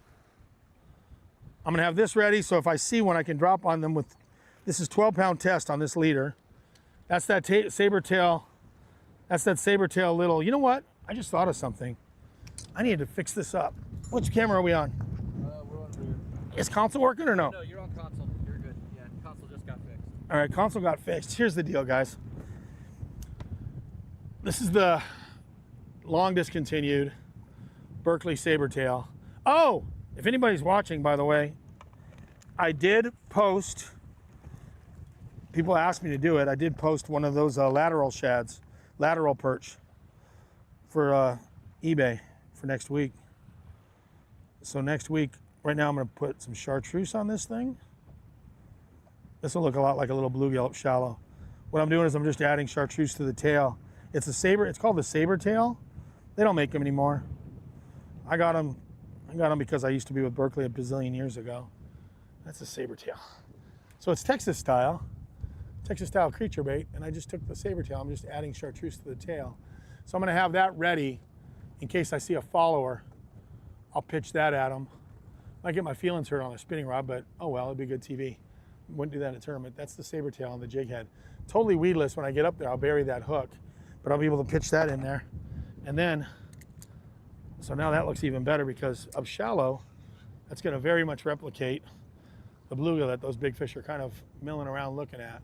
So we're getting ready to go. I'm gonna do that. I'm gonna have that ready. I'm gonna put this rod away because we're not gonna be out doing minnows anymore. So I'm just cleaning house a little bit before we make our next move. Good thing I'm not fishing here, guy. Don't mind us.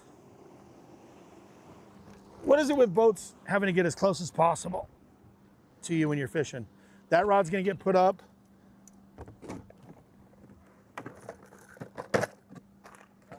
What? What's the matter? What? Jet ski's coming. Oh yeah. Sea lice. I'm gonna put that rod up. Cleaning house, guys. Cleaning house. We're changing gears. I'm not gonna be cranking the island anymore. Bobby said we bring up George on purpose to get Ken fired up. That's a fact. Anybody watching?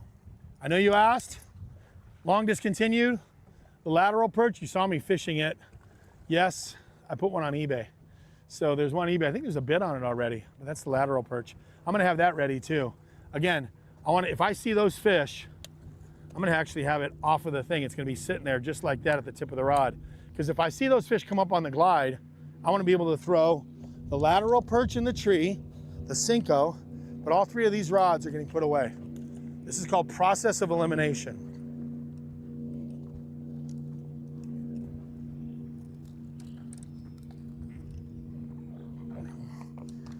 Casitas, thanks for the hamburger super chat.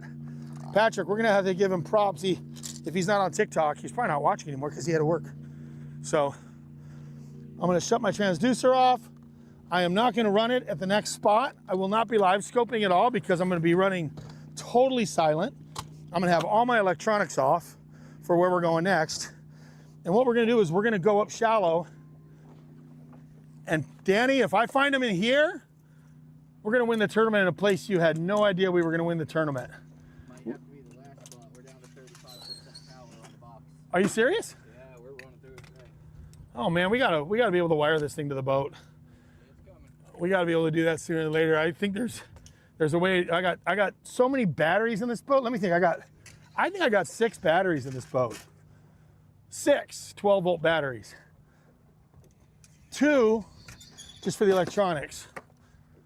All right, guys, I'm taking you to the glory. I have never been there and not had big ones. At least follow it up. If not, bite this time. But I'm shutting off all my transducers right now. We're going totally quiet. Change of plans.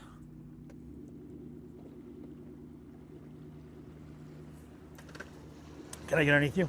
Yeah. All right, let's go.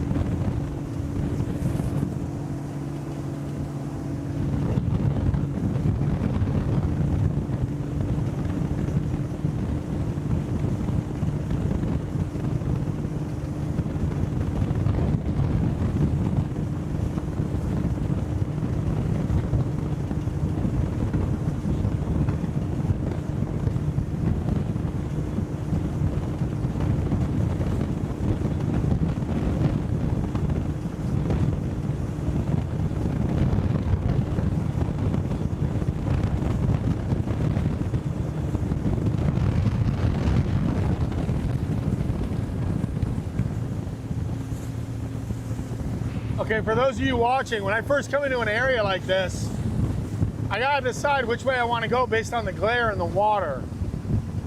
So I think I wanna go left to right.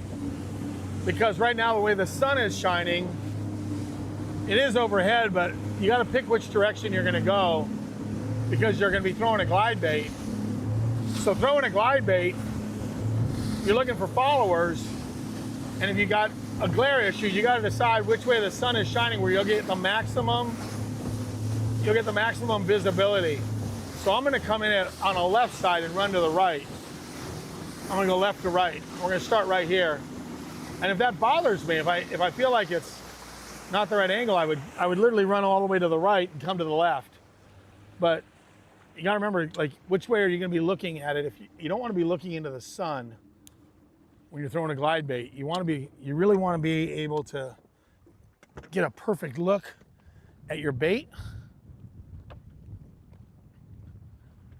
And be able to see the fish following it. So real cognizant of sun position when I come into an area, whatever time of day it might be. Obviously that's gonna change throughout the day. So in the morning, when it's an eastern sun, I'm gonna run, I'd come into this bank, I'd go all the way to the very end, all the way to where that launch ramp is, and I'd come this way because of the eastern sun. It's pretty high straight up right now, but I'm gonna do two things. I'm gonna come in here and look at watercolor, and I'm gonna throw this glide, but I wanna be able to not have any glare. I want a perfectly clean picture. And this wind is perfect. These fish could make a mistake and smoke this thing, you know, just with, and all my graphs are off too, by the way. Make sure there's no noise coming out of this boat. We are running totally silent now. And I'm just gonna, every pass I've made through here, I've brought them up. I've had big ones come up. Watercolor is a little bit darker, but maybe that's okay. This place had them. This place did have them.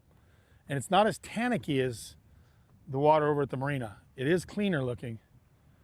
So now the trick is just to kind of ease in here. And I'm just gonna slow roll this glide. If I see a follower, I'm gonna pitch. If he goes in a tree, I'm gonna pitch that lateral shad, that lateral perch at him. Open water, I'll throw that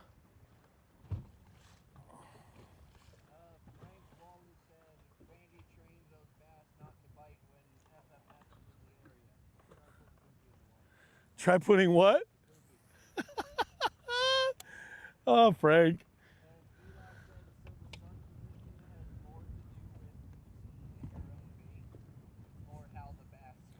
No, for a glide situation, for a swim bait, Eli, what happens here is I want to be able to see the bait without looking at the glare at all. So it's how I can see it.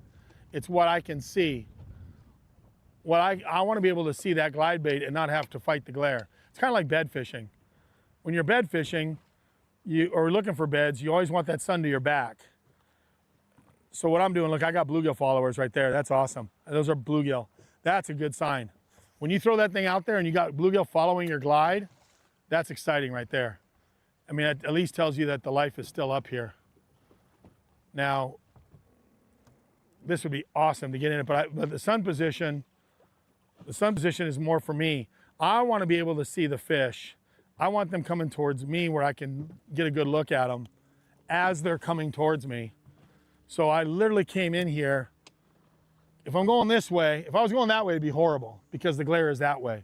So this kind of works probably going both ways, but if I came here in the morning and I had that sun coming off of those eastern hills right there, I would definitely put the sun on my back as I rolled through here with the glide so that I was looking at the fish without any glare. I just decided right now to come left to right on this stretch.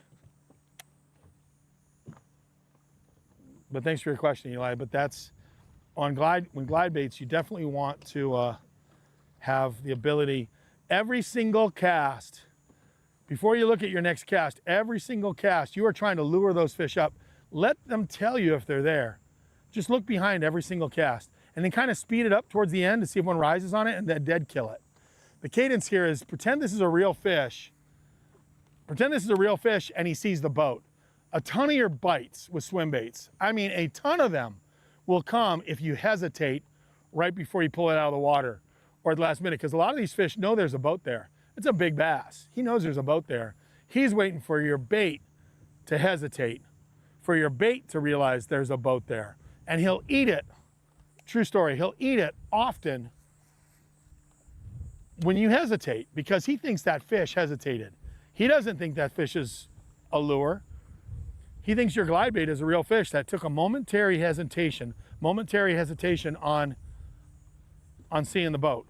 So I cannot tell you, I'm talking like maybe 30, 40% of my swim bait bites in my entire career have come in the last 8 feet of the boat. Kind of like a musky situation. If you keep reeling it in, they'll just keep following and they'll say, God, that's weird.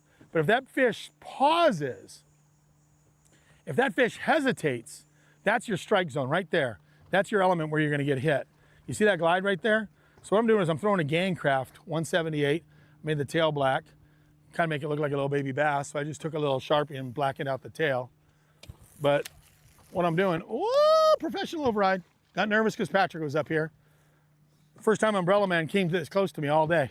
What are you doing up here, Pat? You trying to get snagged? Oh, by the way, good chance to look at the watercolor. Look at this watercolor here, how pretty it is. It's green. It does not look like Bucky's tea. It doesn't look like unsweet tea from Bucky's. It looks like actual clear water. And that has a lot to do with why these fish are probably still here or in these bushes versus and the ugly water over by the marina. It's just that the watercolor is not, I think that vegetation's dying in there, and maybe there's more vegetation. This is more rock, so that's sparser. This is more rock with just willows, whereas there's probably a lot more kind of maybe grass or something that's creating an environment out there where they're getting more die off of vegetation. But this water's still here. I'm glad to see this water is still. And here, if you see that bait right there. See my bait right there? The flash? Yeah. So what I'm doing is I'm going to pause it right there. So that's an example. It's just, my cadence is just to slowly pop it through. What I'm emulating here is a bass chasing the glass minnows. We have glass minnows all in here. This really, really clear, transparent, shallow running minnows. And this bass, it looks like he's chasing them.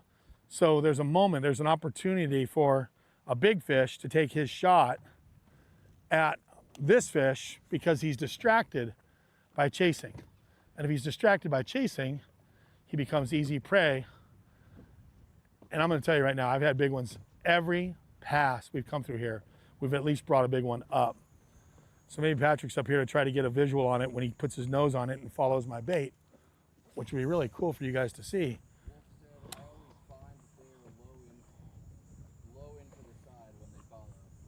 You know, Wolf, it's funny you said that. A lot of them were low.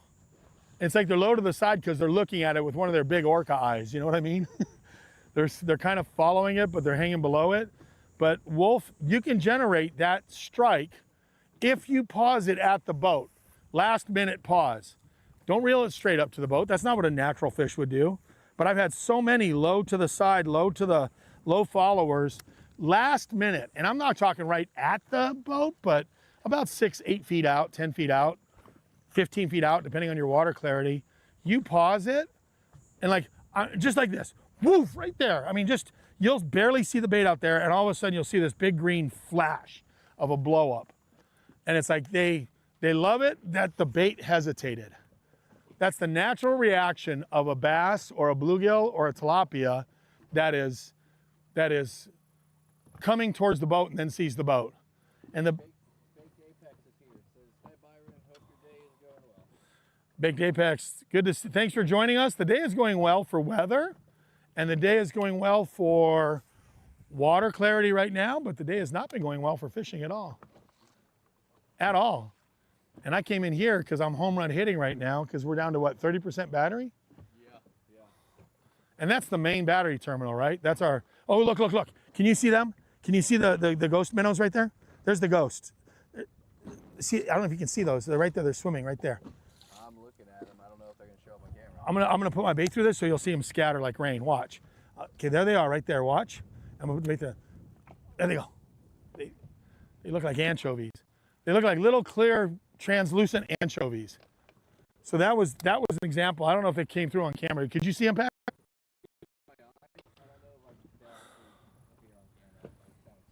Glass minnows. Ghost minnow, glass minnow, call it what you want. I just have all kinds of names for it. So it's just this, they stay way up in the water column and they're glass minnows and they just look almost transparent and they're just exactly what these bluegill and these bass and everything are kind of foraging on. And so I'm running a bait that's kind of like foraging for glass minnows that's going to be getting smoked by a big bass by one of these trees because they'll be suspended in them. Now you can see all the trees I'm fishing. It would be really hard to come through here and pitch every one of them. There's just not that many fish in them yet.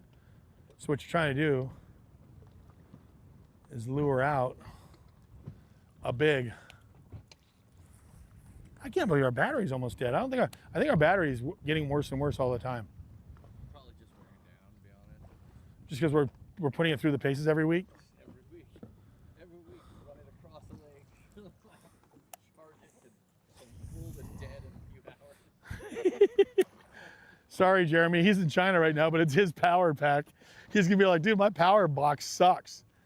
They make a bigger one, I was told, but I think we just need to go. We need to be able to hook up to the boat. I got so much power.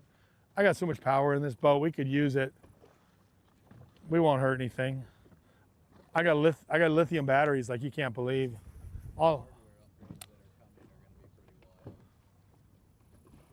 What's our time frame on that? I'm not sure. We got to figure out how to build that dedicated marine PC. I keep hearing so much about in chat. It's going to be a power source option and then a power hub. And then we've got to figure out how to permanently fix them. It's going to be like, it's going to be a process. But I guess it comes down mostly to how long it takes to get that marine PC. That's the big one. Oh, Eli says, are you mostly pitching a glide versus lawn casting and reeling it in? Yeah, Eli. So what I'm doing here is, okay, I'm trying to put it in lanes. I'm pitching it in here because I'm trying to draw. What we noticed in the few times I've made a pass down here is these big fish are sitting. It's like they're suspended in these willows and they're waiting for an opportunity. So I'm trying to cast down. What you do is you'll see me just casting in lanes. I'm trying to draw one out from like just that perfect lane right there. There's a lane right there. And I got both sides. If this fish is coming down that lane, either side could draw out a fish. And look, there's more of those glass minnows. You can see them right there. Right there. There they go. And I'm gonna pull right up to them. I want to see if you guys can see these or not. You can see my bait, but watch over here, Patrick. Follow me. I'm going to show you guys these right now. I'm going to get right up on them. They're right there off that tree. They're right here. There's a whole bunch of them right here under the boat. Right there. I'm looking right at them. You can see them right over here, Patrick. Right here. Yeah. Look at them all. Look at them all. Look at them all. Look, I can sit there and put my rod in there. That's what they're foraging on right there. It looks like, it really does look like micro anchovies in the ocean. They have a little green back to them. And what I'm doing here is, and I might come back, you know what, while we're here, I might throw the crankbait through here too. I mean, I got bit already on the crankbait. Maybe it'd be worth trying a crankbait through here. Not, if this was a team tournament, or Patrick, if you were fishing, I'd probably have you throwing a crankbait. Chatterbait would be good too. Anybody want their rod to have a chatterbait on it? Because that could work in here as well. So thinking about options besides the glide, I just like the glide because it has big drawing power. Like biggest fish in here will come up on this thing and draw up on it. A fish that's seen every single chatterbait and crankbait, you know, and kind of not into it, they'll follow this thing. They'll at least show themselves, which gets really exciting when it happens. Because I'd like to have one, like right now, Patrick's standing right there, and I could literally bring one right up to the side of the boat, following this thing like the Pied Piper. So, pitching it, letting it hit the water, letting it fall, and then just giving it little twitches, just little flash twitches. You can just straight crank it too, or you can sit there and burn it. And I'm mixing up every cadence in the world right now to try to get a reaction.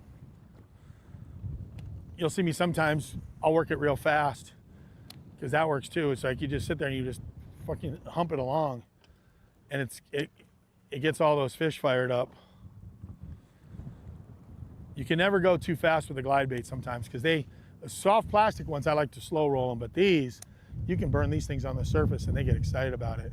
It just looks like a big fish chasing, and I can reel it straight in like that, just almost burning it. Fun way to catch them when it happens. There were fish here that if I could figure out how to get them to go Sunday, we'd win the tournament right here on this stuff, from what I saw before. Big, big, big, big, big fish. Few and far between. Really is. Few and far between. But I have yet to come through here and not seen a big one come up. Wolf of Walmart said, real question, Byron, did you butter that toad before you threw it in? I did not butter this one. And you know what? I probably should if it was, it's a great question. And why would I do it? Let me explain it. In fact, great question, Wolf. And you know, this is why we do the interactive stuff. Stay with me on this. So, taking your typical hot sauce, and I can actually, now it's getting, when it's frozen, but you just put a little bit on there, both sides, and do this on the regular, but it creates a scent thing, especially in soft plastics, and also when they go to hit it. And if there were more fish here, if it was a tournament, I'd be doing this on regular. If I had followers, if I saw a lot of life, I'd be doing it. You can tell that tail got nipped off there. And I'm beating the heck out of this bait too. I'm just getting hook rash all over it, which doesn't seem to hurt it. Then you need something to wipe your fingers off. But to your question, Wolf, Dave the Wolf, you get better hook penetration that way. So now what I have, if I had followers, Dave, if I was getting a regular amount of followers in here, I definitely would be doing this on the regular.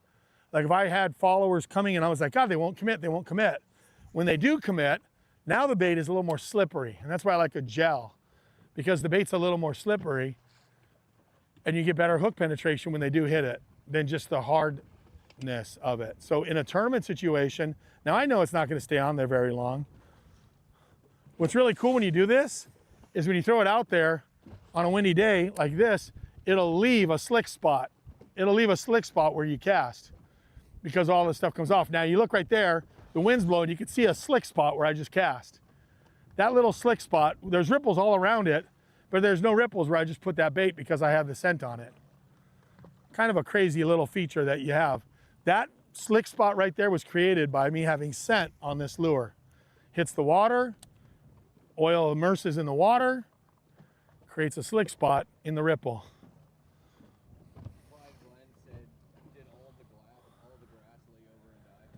No, actually, Glenn, the grass is coming up out there. The grass did not, the deep grass is gone. The super deep grass did lay over and die, especially if it had dirty water over it. Like real muddy, dirty water came down. So if the mud line went over it and it lost its sunlight, yeah, there's a lot of grass that's just gone. But there's also a lot of grass that is coming back up out there. And we're talking grass, before it flooded, guys, the grass was growing to 28 foot of water. There was a hydrilla line.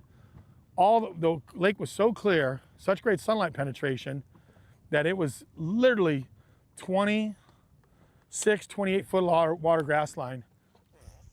Now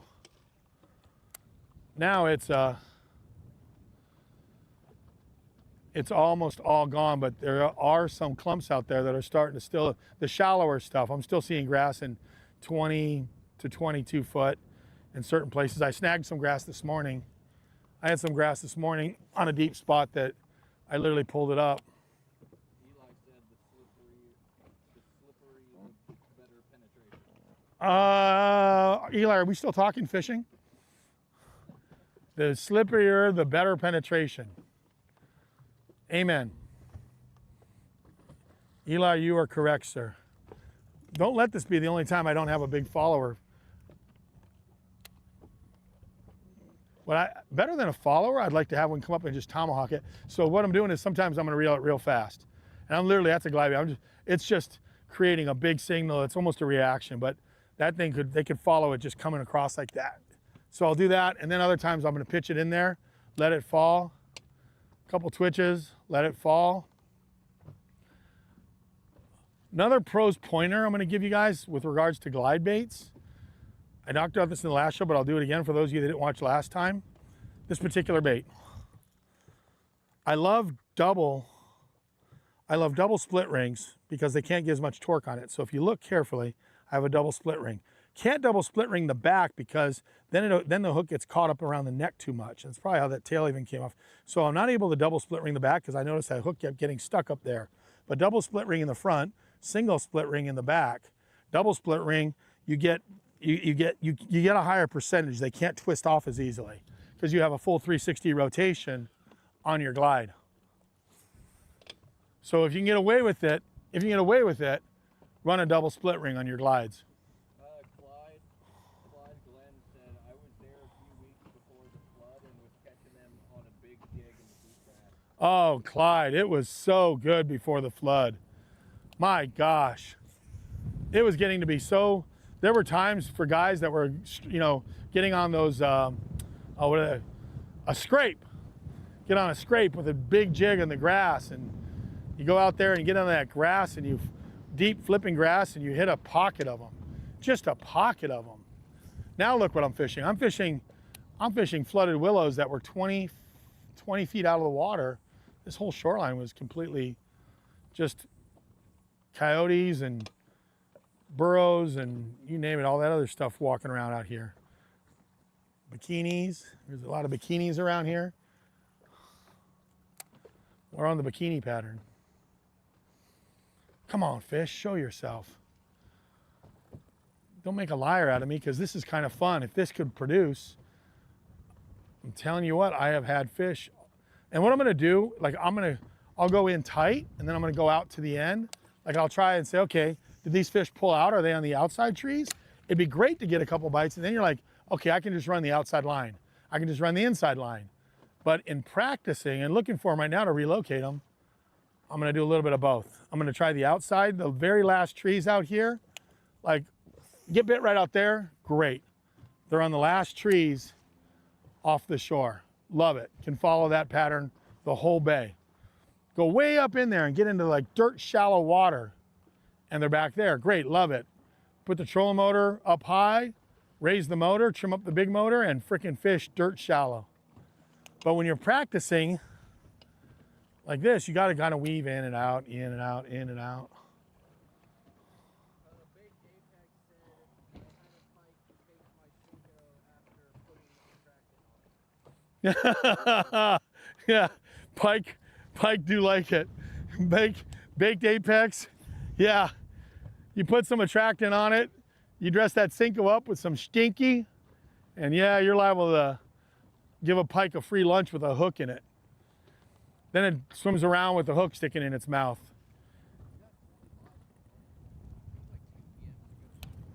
Really? Really? Maybe it's, or is it just that we got a pretty visual? This is kind of captivating. It's like everybody wants to see a big one come out of these. It's boring when I'm sitting out in the middle of the lake fishing a structure spot. But this, I mean, come on. Who doesn't want to see a big one come up and eat a frickin' glide bait in flooded willows? Like every fisherman out there is like, oh, that's just gonna get bit. And I'm throwing a gang craft over flooded willows where I've had big followers. Who doesn't want to see that get destroyed? Like I always tell myself, here's what I do, Patrick. I'm like, would a little bass really be able to swim through these willows and not get eaten?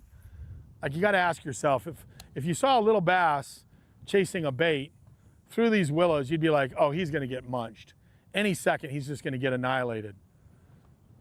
So this is kind of a captivating visual when I'm throwing my big swim bait and I'm trying to lure fish up out of an area where I've had biggins follow me. God, with this wind, you'd think that they would take the shot at it.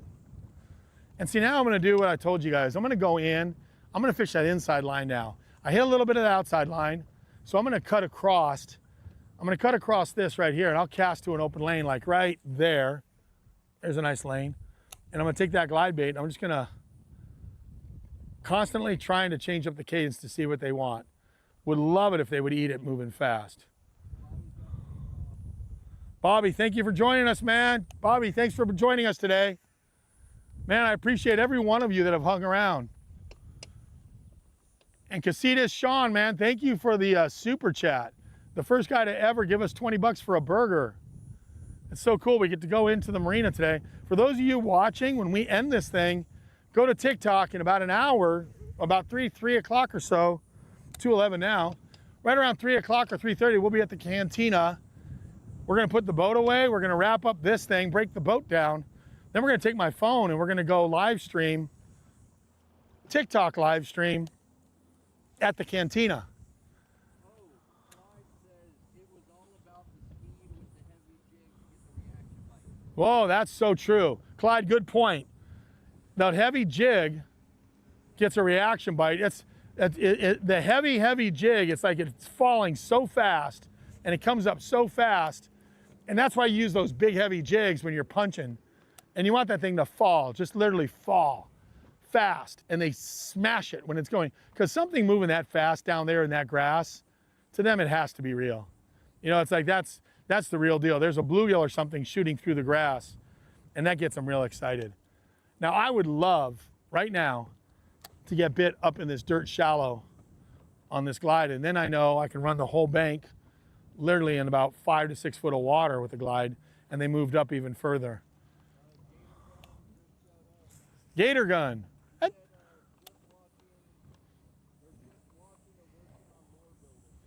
Gator gun, thanks for working on lure building. What are you building, Gator gun? What kind of lures do you make? I don't mind advertising, shameless promotion. One thing we're not here is we're not like owned by a company where I got to keep my mouth shut when somebody's promoting a fishing lure company. I am never going to be exclusive with a lure company to where I have to only throw their stuff and kind of be like, well, if it's not a fill in the blank, I can't throw it. I refuse to do that because that kind of is disingenuous to all of you. Whoa, what was that? Oh, that might have been a carp. I don't know. Something big was right there. I'm gonna have to, there was something big just happened right there. Something big, I mean talking really big.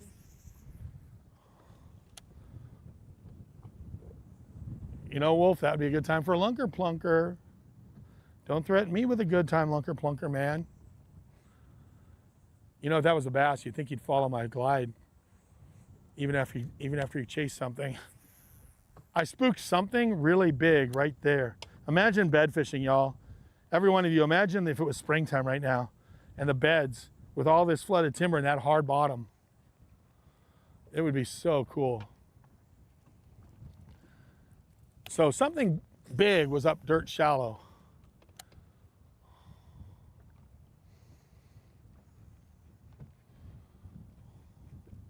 God, I would love to get on this bite for you guys. I would love nothing more than to put the audience on this bite and they could see this firsthand, how good this can be. Really do. God. You can tell I have a lot of confidence in it because I won't let up.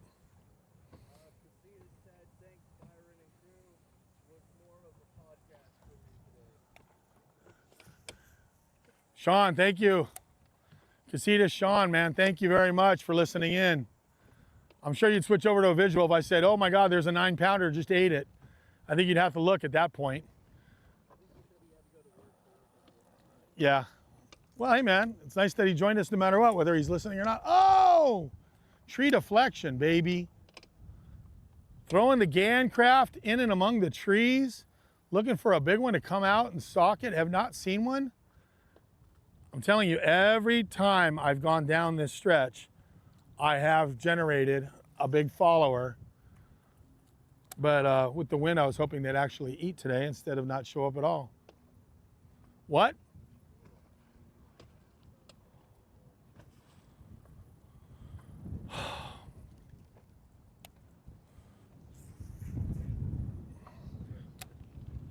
You're getting bit?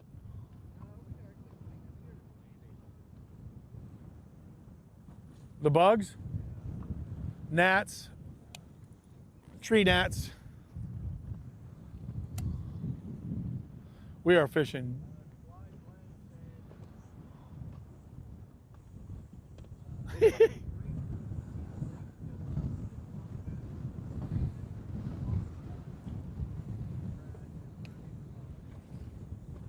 Tim or no? Tim or no? Deep grass. Isn't Tim amazing? So that's his lateral perch I got tied on. Power tackle. Tim or no? I put one of those on eBay, the lateral perch, but Tim or no owned Power Tackle. God, you guys, I mean, unbelievable. I'm gonna How much power do we got left? We got about 25% power left. And we got 217. I'm gonna try to go till close to 3. I'm not sure we can make it that the way it's going. All right, well, we can say goodbye before that, but I'm gonna give that crankbait an outside chance. I think I put it away, but I'm gonna try it with the wind blowing. This watercolor is so much better. I'll get off the glide, much as I hate to, and I'm gonna crank back down this stretch. I'm gonna just see if there's anything willing to eat the crank. I just like this watercolor. This looks a lot better than the Marina. The watercolor here is fishable. The Marina, not so much. Too tannicky. But what I'm gonna do, y'all, is I'm gonna start casting these outside. I'm gonna start casting these outside with a crank, just to keep it honest. And I may pick that back up again, but let me see.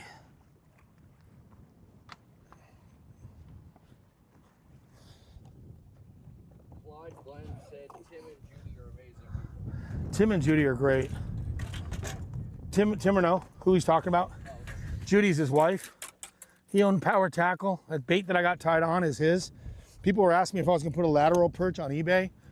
Long discontinued. Anybody looking for a bait that's no longer available, Tim's lateral perch is on Byron's bunker right now. And I only got a few of them still in the package. I would never sell all of them because I got a whole bunch that are in my tackle box. But if I find a brand new one in a package, I know that it's kind of cool to put that on eBay. I think starting bid was 25 bucks, but they don't make them anymore. The old lateral perch. Oh, I love seeing all that bait run from that bluegill. Now here's the thing. What if these fish are keyed up on bluegill versus baby bass out here, and the pattern is to run a bluegill crankbait through these trees and fish the same lanes I just did, but do it in the wind with a crank. Just a little shallow running bluegill crank. Got the right conditions, man. I mean, that wind's blowing right into this.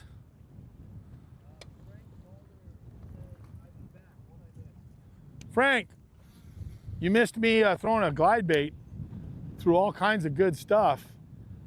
I put on a seminar of what I look for in glide baits, but the fish didn't help me with an aha moment.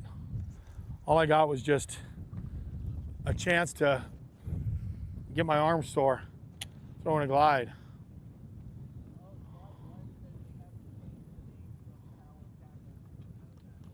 Did they really? Well, guys, okay, so I didn't know that Renault Tackle was Power Tackle. On eBay, it'll still say lateral perch by Power Tackle. That's what's in the packaging. If any of you guys go to Byron's bunker. A couple of people asked me last week's live stream if I had posted one yet. So I can't remember who asked me last week, but because of them, I did. I didn't want to disappoint you guys. I figured if they asked me again this week, I better be like, yeah. And they're gonna say, hey, did you post that Berkeley bait you were throwing today? Yeah. My goal now is to post some, if I'm gonna throw something weird that's unavailable, at least I'll put it on eBay so somebody can buy it. Because you can't find them at the stores anymore. You can't get it at Tackle Warehouse. You can't get it. Come on, fish, eat that crankbait. Right. A couple of people said that. They said, with all the fishing you're doing and all the cool baits you got, why don't you put something on there that you're selling? I was like, that's a pretty smart idea. I didn't even think of that. I don't think about much of anything. That's why I'm not a real successful business person. So here's what I'm gonna do. Here's an opportunity to go to the back, fish that inside line again with the crankbait. Lanes, that's the deal here is the lanes. So if I can take that thing and put it in a lane, and guys, I mean, every one of you, don't you just think that this place should just be full of fish? You know, I know guys said spinnerbait, but there's no shad in here. There's zero shad in here. Throwing a spinnerbait, like a chatterbait, yes. A crankbait, yes. A glide bait, yes.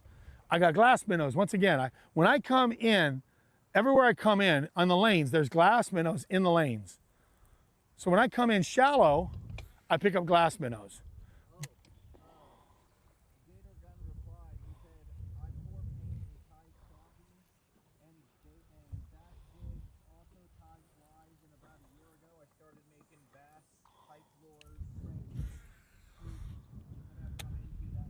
That's And then Gator Gun sent us $2. Gator Gun. Thank you for sending us $2. That's gonna go towards our lunch slush fund. So this super chat thing is brand new. We started doing it last week. In fact, we activated super chat. We didn't even know it was activated till Sean threw some money at us. So thanks for sending us a super chat. And also, Gator Gun, thanks for telling us about your lure company. And apparently you already have a fan because somebody else knows about your crawfish crankbaits. But pretty cool that you're making lures today and you're watching me live stream out here trying to catch a bass off something. God, you guys, I mean, you would think there'd be a fish in and around these trees. I got schools and schools and schools that look like anchovies right here. Clouds of these really, really, really small glass minnows.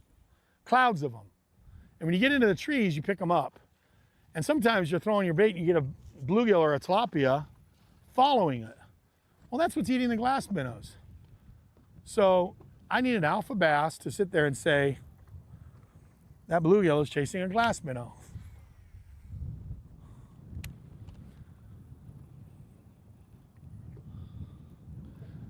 How much time do we have left? Yeah. 24%. Guys, you guys are staying with me. We're gonna try to fish through this, get to the back, and I'm gonna get out of here. I'll go back. Yeah, I'm gonna go back out to the front. That's where the fish were at. I feel like I'm kind of pre-fishing again now. From what I saw last time. What's that? No, this is pre-fishing for the tournament. If I got on something great, I'd use it Sunday. Like if these willows really were producing, yeah, I'd be telling Danny we're gonna be fishing the willows during the tournament. No, this is all legitimate pre-fishing on a Thursday. And right now I need to go check a spot real fast before we call it a day. It's on the way home. But I'm gonna tell you, every one of you right now, this shocks me that I could throw a crankbait or a chatterbait or a glide bait or anything else possibly through all of this flooded stuff. And that gives you an indication of how few and far between the shallow bite is. So if you come out here on Sunday, when it first flooded, y'all, I came out here with frogs, buzz baits, speed frogs. I was going, man. I was on a tear, thinking those fish probably came up with that water. Not the case.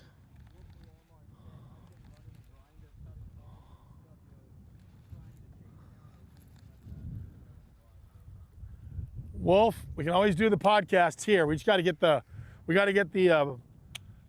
super chats up to pay for your ticket to come out here. Get a sponsor for Wolf's podcast on the boat.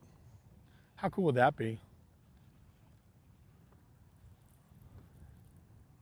In a perfect world someday, if we figured out this live stream, interactive live stream, I could have my podcast from the boat.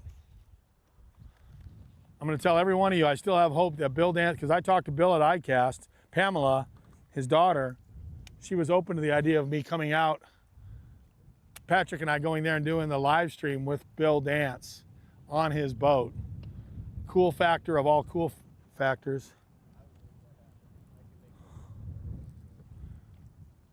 If we could go do Bill Dance live stream and all of you guys join me and Bill together, I mean, cool as cool could be to live stream with Bill.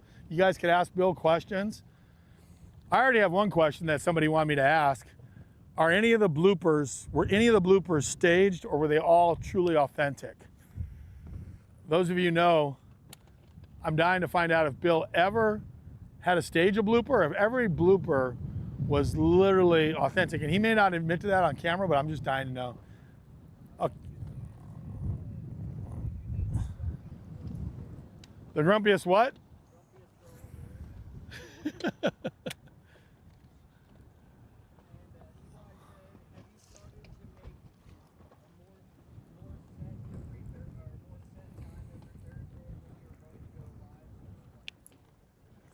We are trying to knock down Patrick and I ambitiously want to start at 10.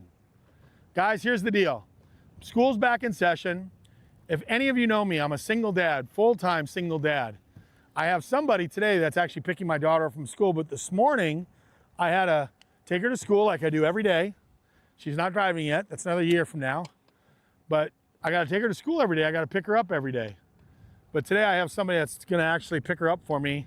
And then they have a football scrimmage tonight at the school. So she wants to go back and Google over all the little freshman football or freshman sophomore football players. So that's gut-wrenching. Then my daughter's out there scoping out the little football players. But all the same, I digress. All the same, God, look at this. I can't buy a bite out here.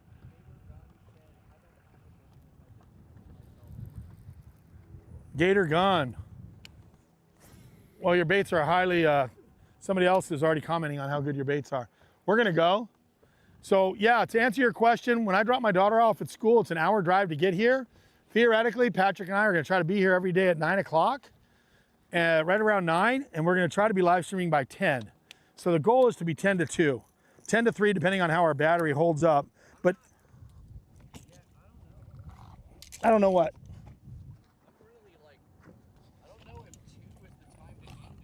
I don't have a choice though. I got to pick up my kid from school.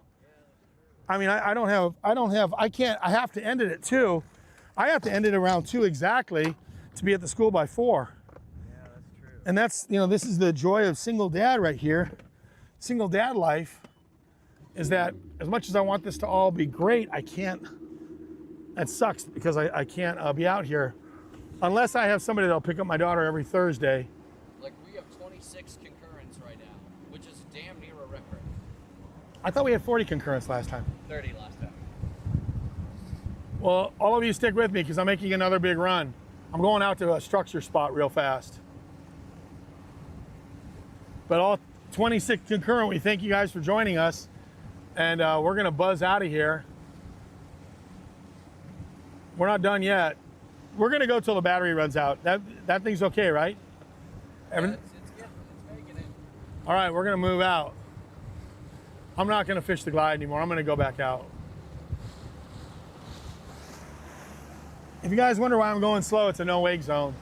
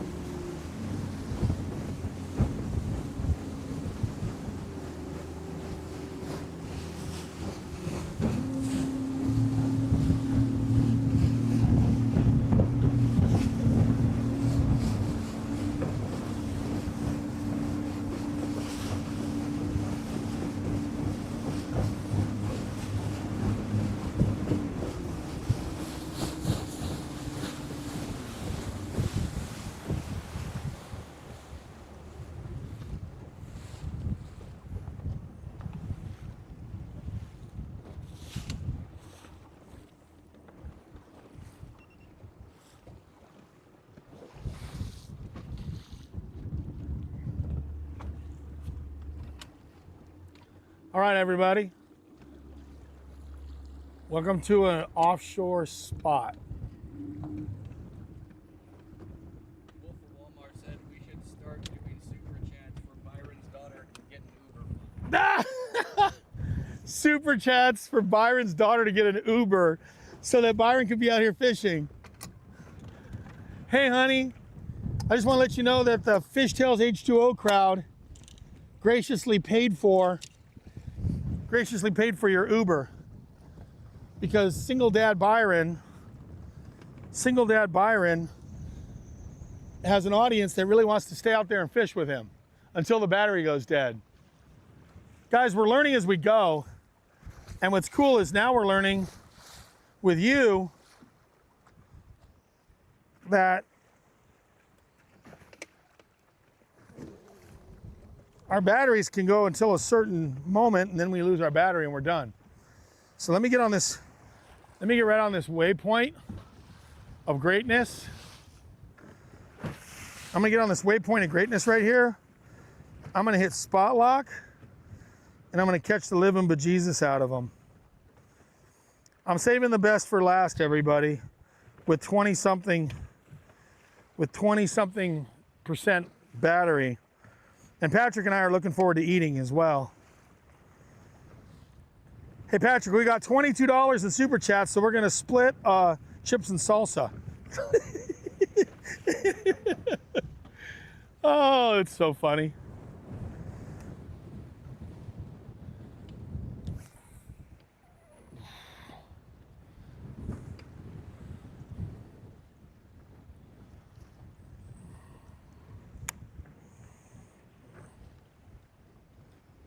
God, that wind did not let up, Patrick. That wind did not let up out here today.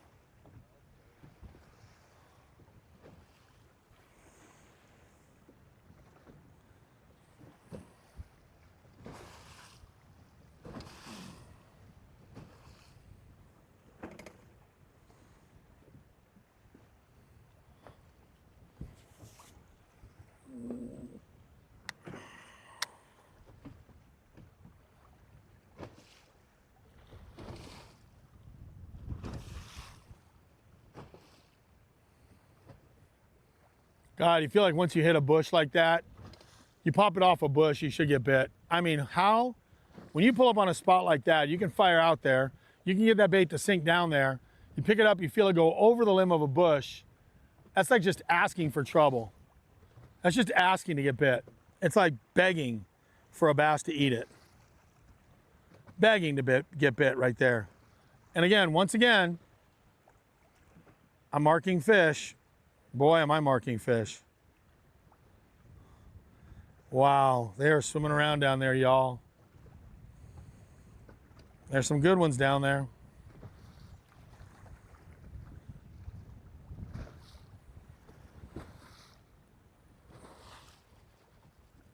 Those of you that got TikTok, please join us on Sunday when Patrick will be working.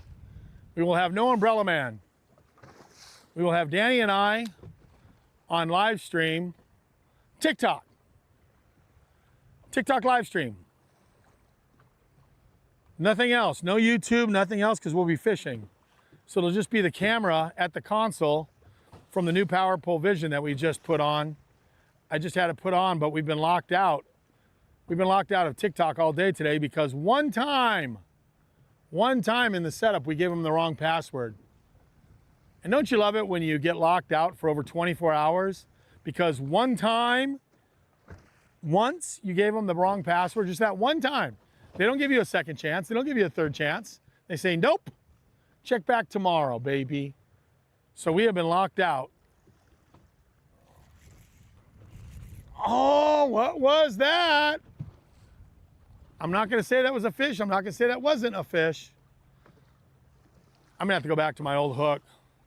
If I get snagged with this one, I'm gonna get rid of this hook. I ain't feeling it.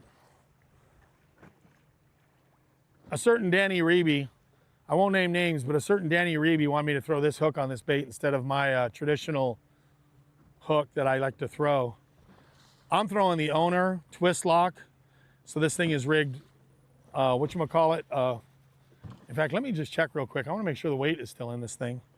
Is the weight still in the ass? I think the weight fell out. Makes all the difference in the world. You know what?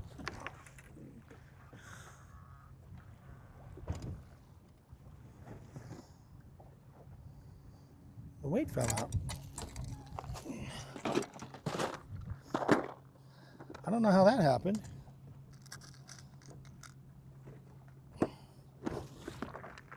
This is why I like to super glue these weights in there. I do like to super glue the weight. It's like a pendulum, and I'm throwing it out probably. I probably tossed it out because it was pendulum style. I just went to whip it. So what I'm gonna do now is I'm gonna put the weight in the side, not right down the middle of the body cavity, but in the side.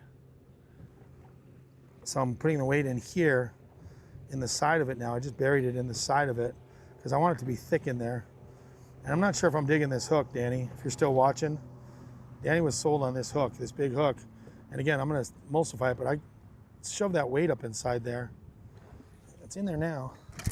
With this wind, you wanna add a weight to this thing.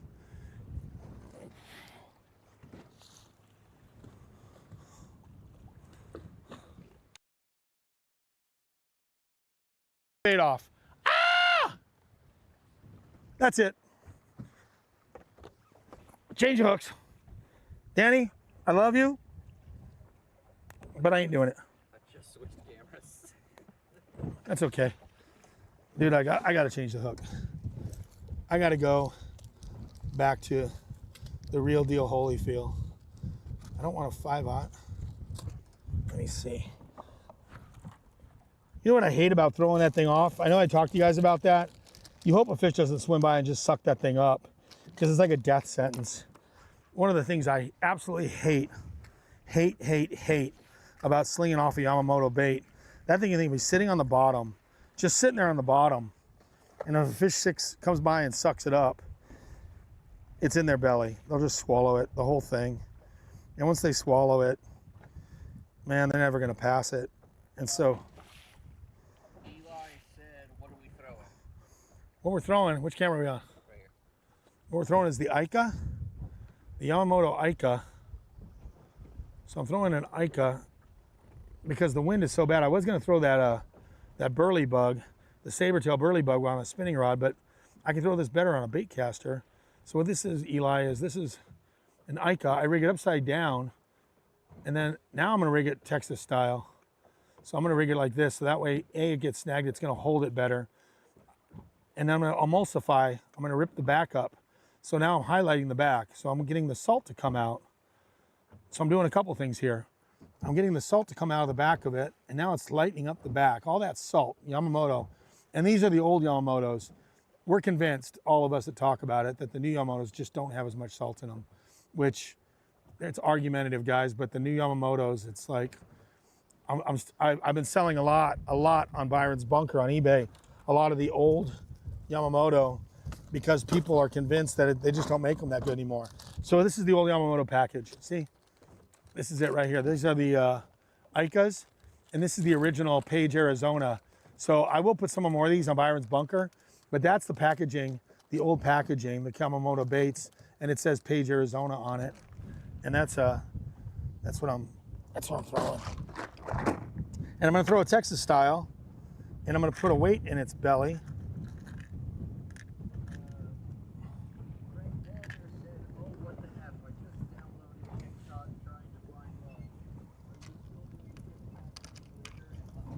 Yeah, Patrick, Frank, we're gonna do TikTok.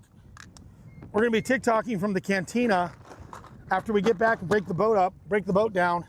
So look for us to be in the cantina probably around 4 o'clock, or so, depending on when we get done here. I just pulled up to a spot, and Patrick tells me we got a pretty decent audience watching us while I'm rigging up right now. We were gonna quit at 3, but man, I love that you guys love that you're out here with me. Go to console. Go to console? Yep. So guys, what we're gonna do is Frank TikTok from the cantina, having drinks, having lunch. Patrick and I, Umbrella Man and I, enjoying a afternoon breakdown of the day?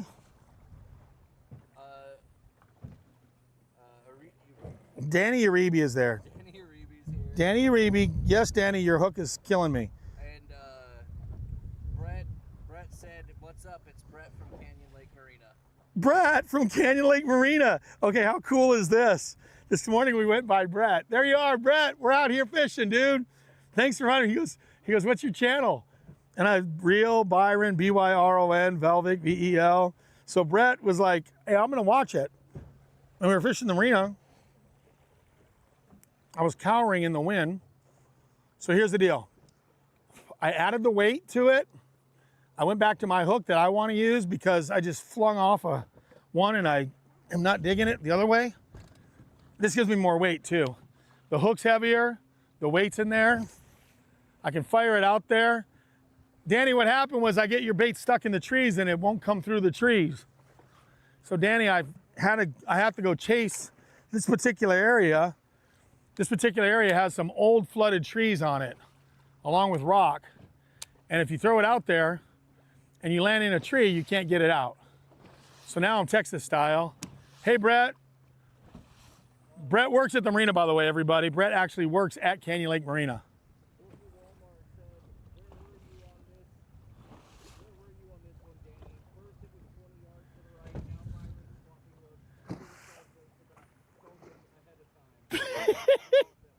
Oh, Danny, welcome to the heckler crowd.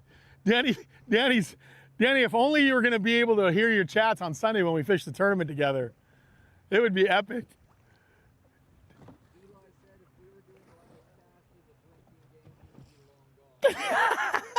If we did last cast as a drink, I'm telling you, everybody, for those of you that aren't working on Thursdays, just go ahead and have a cocktail every time Byron says last cast. All right, everybody, last cast. All right, everybody, last cast. You would be long gone. Eli's right. You'd be drunk as a skunk on Byron's last cast program.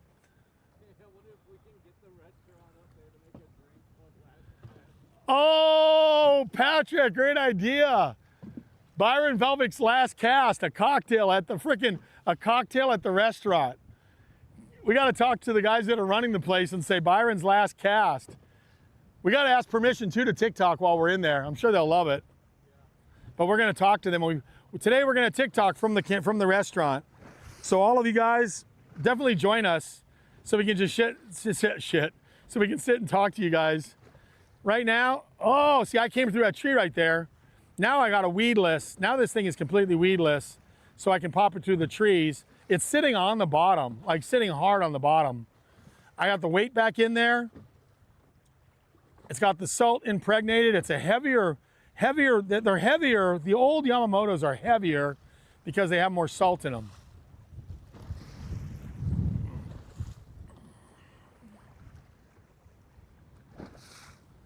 That's so cool to see your bait fall back down where the fish are. Like I literally, I can see my bait fall back down with fish underneath it. Fred, it was a shitty day. It's a rough day out here, man. I mean, those fish should have been biting better with us wind, but unbelievable. Unbelievable. Really is. Man, that thing casts so much better like that.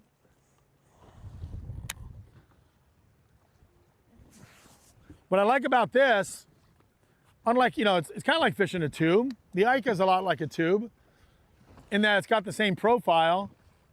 It's got those tentacles on it, so I kind of consider it, we make jokes about it being a koiki before the koiki. So the Ica, rigged upside down, has that same tentacle thing going on that's everybody's crazy about now with the koikis.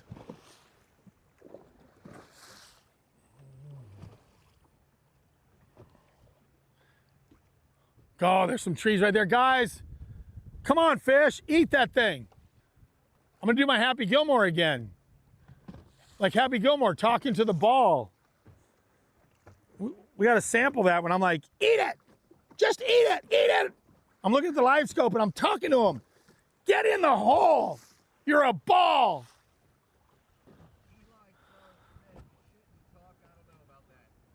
Shit and talk. We're gonna live stream from the bathroom at the cantina. And Gator Gun said if we can't be fishing, he doesn't next best thing. Gator Gun what? He said if we can't be fishing, he was next best thing. Gator, it's great to have you out here, man. I like having every one of you in the boat with me. If you can't be fishing, I appreciate you joining me. I got it on spot lock and I'm sitting on a juicy spot right now. And if you look at the live scope, I mean, oh my God, can you put on live scope? You guys see this. Here, I'm gonna push the button 4 for you. Guys, I want you to, oh, you guys can see it. God, show them that out there. Just Danny, look at the life out here on this thing. No excuses. Oh my gosh. Let me know when you're looking at it, Patrick, and I'll move it. All right, let me show you. Those are all trees right there. These are all trees, okay? See all that right there? 14 foot of water, those are all big trees. And if I scope out there, on that edge right there, those are fish sitting right on that broken edge right there. There are fish sitting right on the rocky broken edge out in front of it. And as this thing goes around, you'll see them come and go. That's the transducer leaving the water. Every time you guys see that happen, you know that I'm basically losing everything. But there's fish sitting right out there on that outside edge of rock with flooded trees, hard rock, 14 foot of water, dogs and cats living together. Oh man. Dogs and cats living together. Somebody tell me the reference, what movie that is. I know someone's gonna nail it real fast. Trivia moment for movies. Dogs and cats living together. Patrick, do you know what movie that's from? Someone's gonna tell you in about 2 seconds. I think it's gonna be Dave from Wolf of Walmart. Dave's gonna tell you. Dogs and cats living together. Nobody? Bueller? Anybody? Bueller?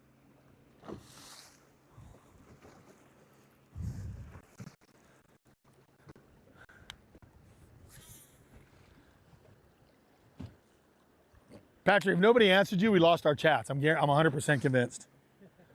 If nobody answered you, we've lost our complete audience. I'm ready to tap the microphone and say, is this thing on? Hey, is this thing on?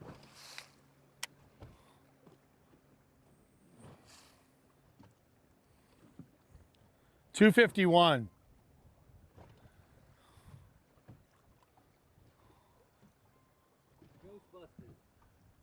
Ghostbusters. What? CMJ 8869 Ghostbusters. Bill Murray. Dogs and cats living together.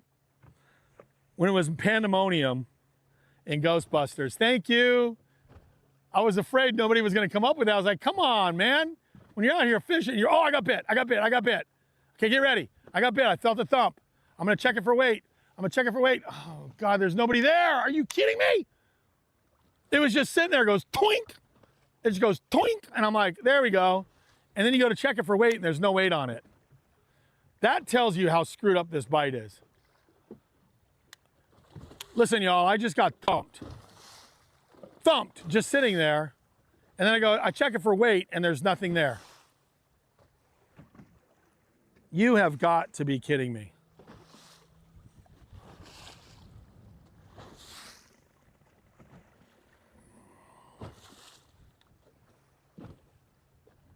My God, this bite is shitty.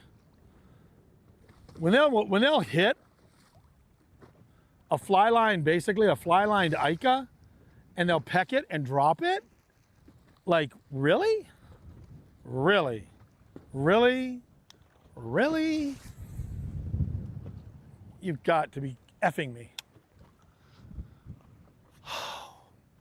Anybody else have a day like this before? Has anybody watching this have a day like this? It sucks when it's a tournament too.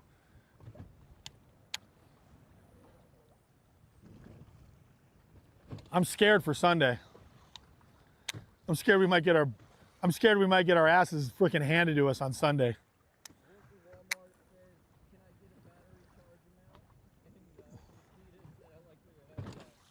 Can I get? 15%, by the way. We're at 15% battery, everybody. We are grinding with you. Hey, who would have guessed that the live stream would last longer than the battery pack? That's pretty cool, everybody.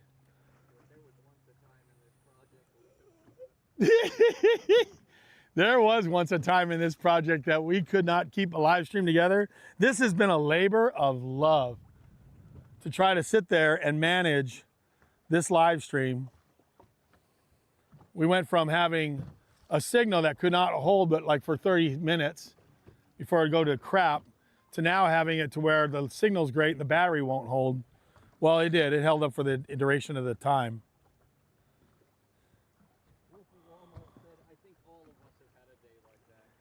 Yeah, guys, this is brutal right now.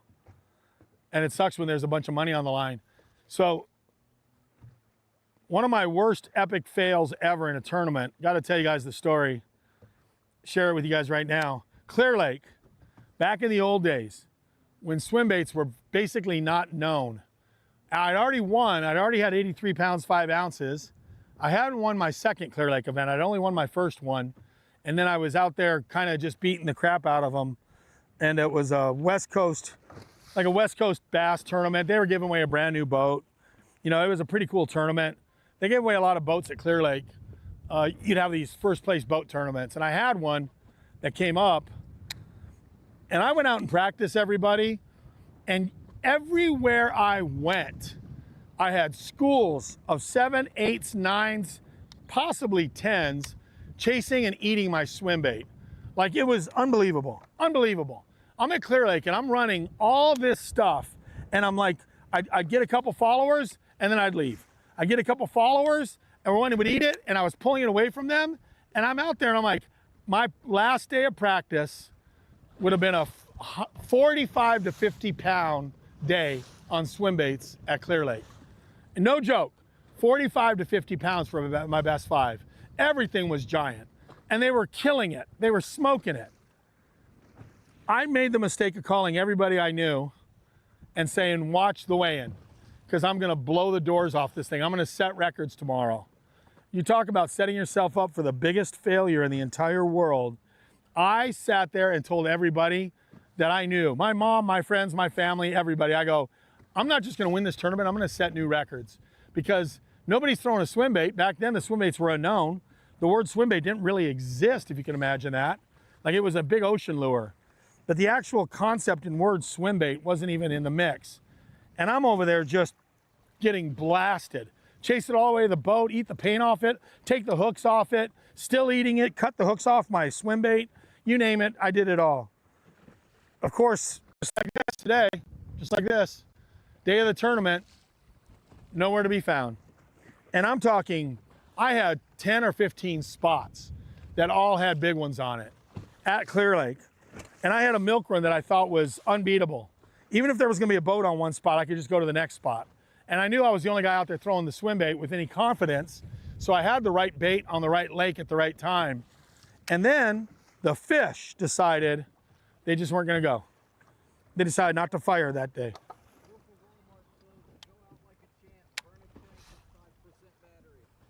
Burn a what? He's tired of watching me sit out here and drag, and I don't blame him. It's only because this place has been so good.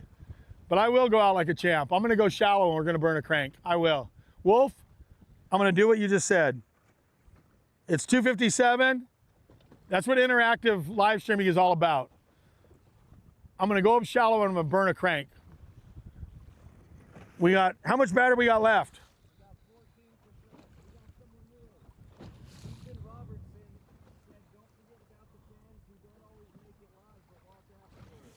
Yeah, Ethan, thank you.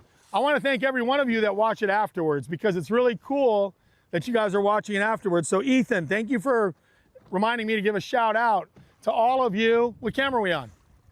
We're on rear. We're on rear. There you go.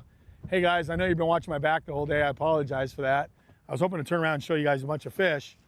But yes, Ethan, a lot of people like to watch this thing after the fact.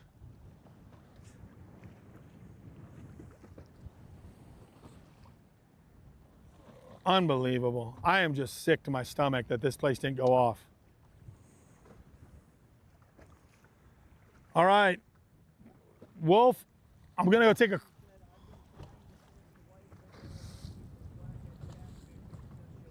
what did he say? He said, I've been trying to fish the White River in Indy for flathead catfish, and it's been a shit show. He's trying to fish the White River in Indy for catfish, and it's been a shit show. I wonder how it's been a shit show. Like the fishing's no good, or the weather's bad, or what's going on? You know, this bite was good yesterday. That's what's heartbreaking about it. This bite was actually not bad yesterday. And Danny, I got news for you. If Sunday's like today, we are not going to be cashing a check if we die on this stuff. Wolf, I'm going to go burn a crankbait shallow. I just got a report from our tech guy. He said we've been live for 4 hours. Guys, we have been live streaming for 4 hours. It's 4 hours of live streaming. Thank you guys for joining us. This has been awesome. I'm going to do what Wolf said. I'm going to go burn a crankbait for the last, we're going to go out swinging. This has been nice. I know there's a bunch of fish out here. They're just not eating. You know, I could run all these deep spots. I was warned this morning by Charles, who's a guide out here. And he said, he goes, dude, it has not been good. And he fished all morning on a lot of this stuff. And he said the striper saved his ass on his guide trip, but this bite didn't go off today.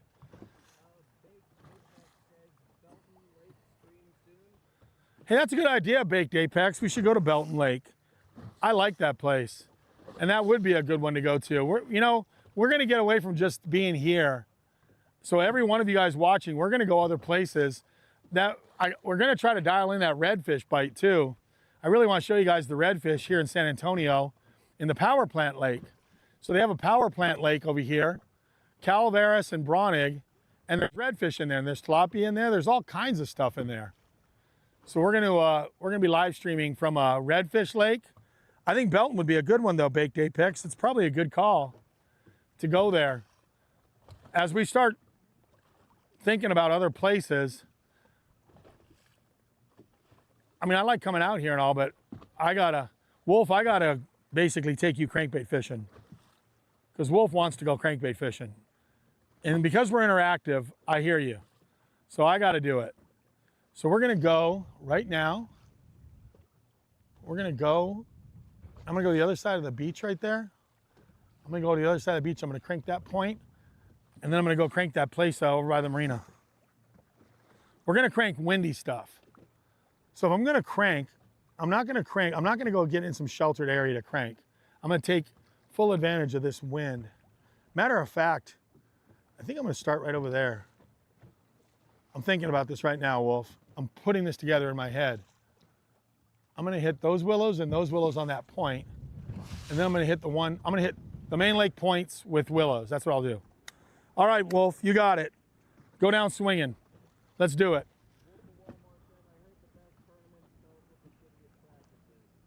You know, that's true, Wolf.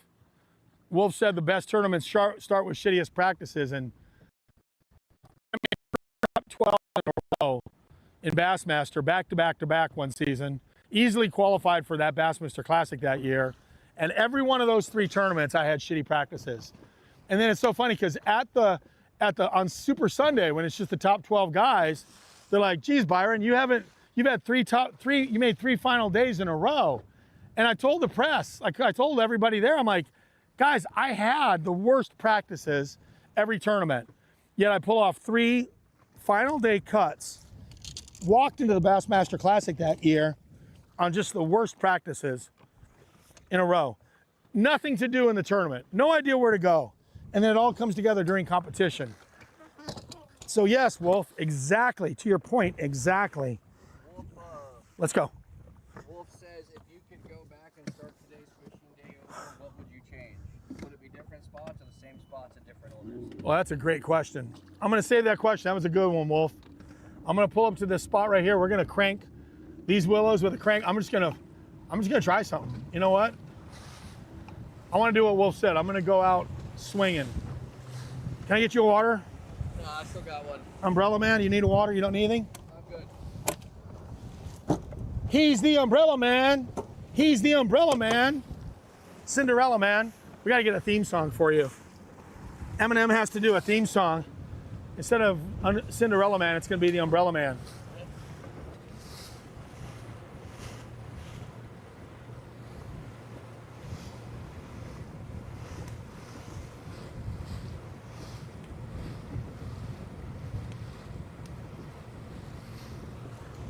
All right, Wolf. Because Wolf said so, he said, go out swinging. I'm on board with it.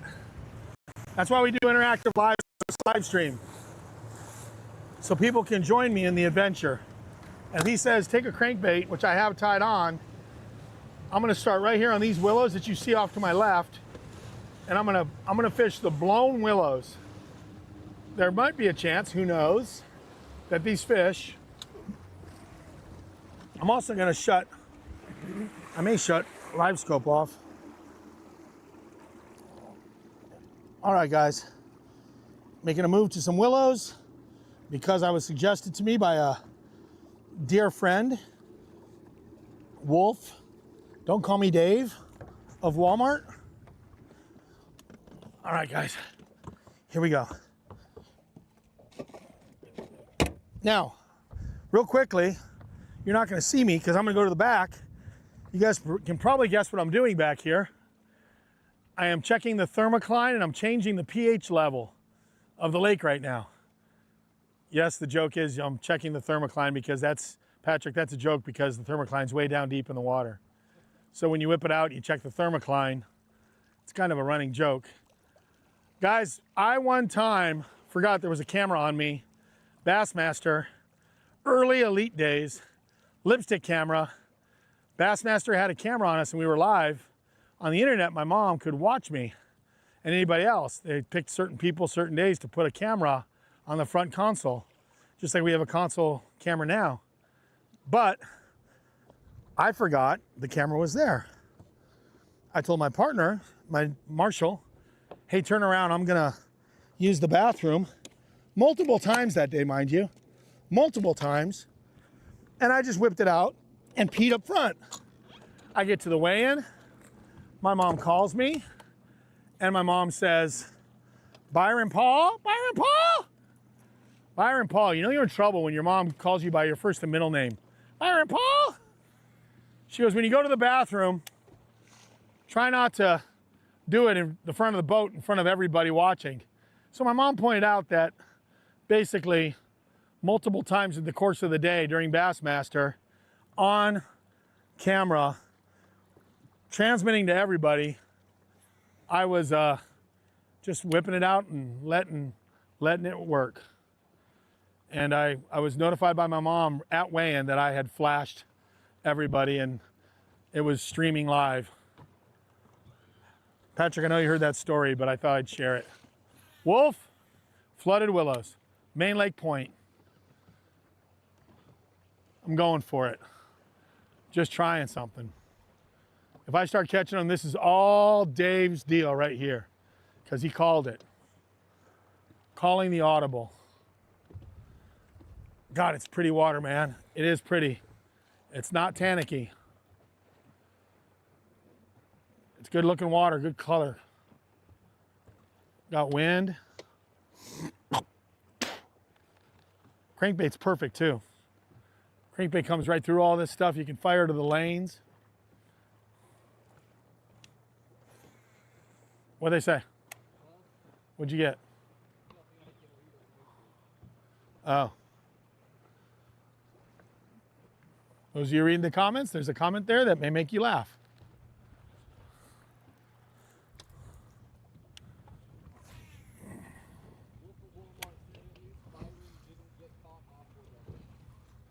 Aqua dumping. No, I didn't do that.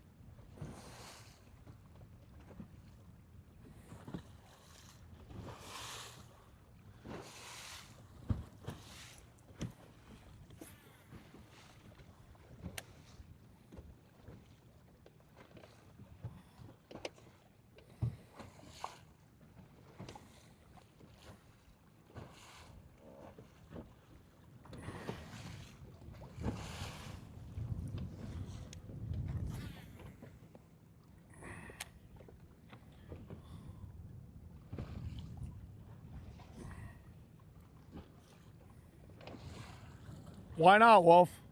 Why wouldn't there be a fish in this flooded willows right here on the main lake point with bait fish around in front of an area that had them? Why don't they just pull up right here and eat bluegill swimming through these trees on this windy point? Perfect watercolor. Why not? Why not?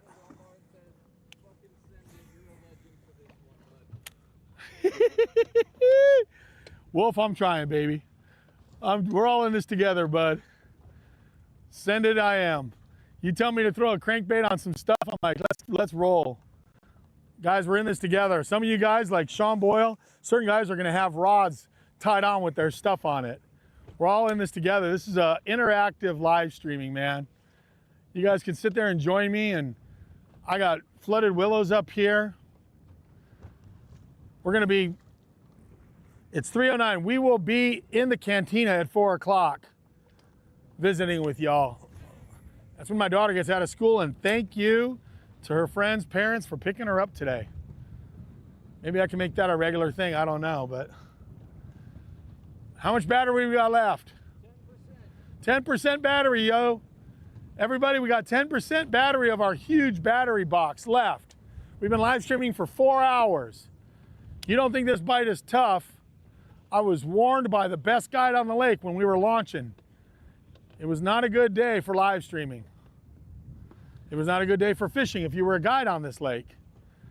He caught them really good yesterday. He said they did not bite today, and boy, I'm telling you what, it's amazing how fish just turn on and shut off. Never ceases to amaze me. Yesterday. Wolf of Walmart says fish or no fish, this is going to be one of the most epic endings ever. Because Wolf called it, because he told me to freaking pick up that crankbait and go to work. And I'm like, if we're gonna do that, we're gonna get out in the soup, but I still want targets to cast to. I want flooded willows on a windblown point, because why would there not be a fish in these willows? In the wind, you would just think it would be a given. And I can see targets. Like, I mean, look, there's 4 or 5 trees right there. I can throw that crankbait right there, and I can work it right through those trees. And I can flutter it and pause it. Come on! Who does that? How does a bluegill get through there and not get eaten? There's my question. Wolf, you don't want to catch one so bad right now and just say 4-pounder, thanks to Wolf for calling that one in. Oh, don't you love it when you sweat and the sunscreen starts working its way up into your eyes? Oh, that's lovely. That's magical. That's magical when you can't see crap because the sunscreen just burns the living crap out of your eyes. Oh my God. I'm blind, baby, blind. Like some.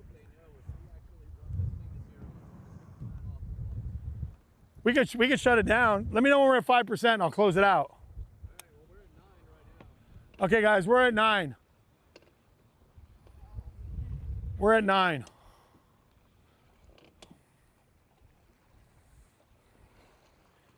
I'm gonna end it pretty quickly. Oh God, I was hoping that was a fish, but it was a tree. Sorry, Wolf. Thought I had a fish, but it was a tree.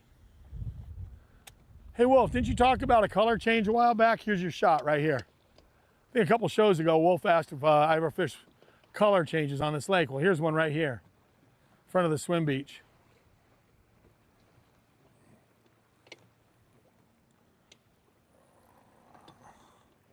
When we get to 5, Patrick, I'm gonna say goodbye to everybody. How many people are watching? We got 24 concurrents right now. All 24 of you that are still with us, we appreciate you guys. It has been one hell of a day. Tune in to TikTok, 4 o'clock today at the Cantina. We're gonna be TikToking from my phone, Real Byron Velvic, R-E-E-L. Real Byron Velvic will be TikToking from the Cantina. You get to sit there and hang out with me and Umbrella Man, AKA Patrick. What? Wolf of Walmart says Byron Franklin's Go Black is like Tombstone ending after the OK Corral shootout.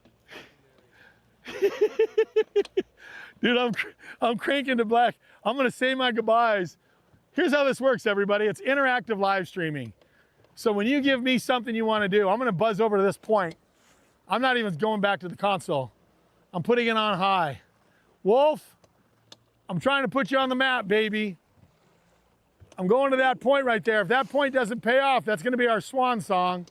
We got a buoy line right here because that's a swim beach. We're going to get past the buoy line. We're going to crank that point. I'm going to say my goodbyes. We're going to go put the boat in the slip.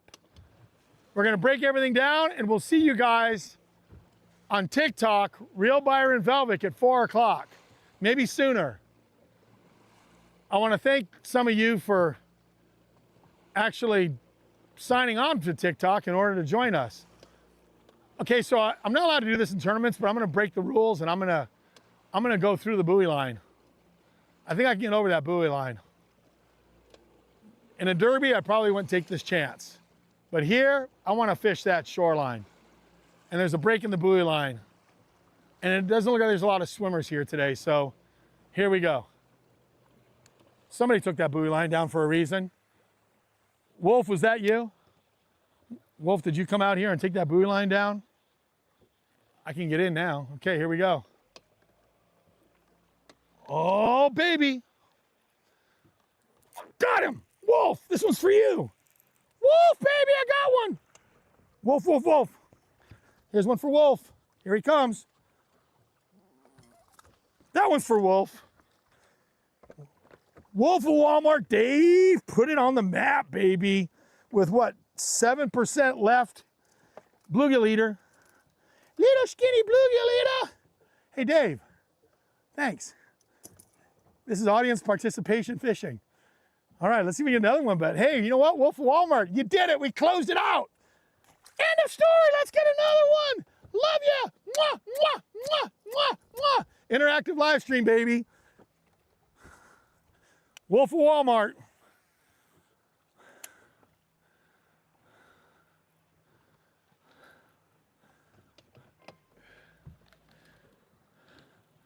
So cool. Buzzer beater. He came off the very last tree out there. I popped it off a tree and he ate it. Wolf of Walmart said, hell yeah. Hell yeah. Wolf gets the credit on that one, man. Hey, Wolf, we're gonna make a clip out of that one for you. That's gonna be a highlight clip because that was interactive. Interactive live streaming. Wolf says, go for it. Pick up a crankbait and go for it.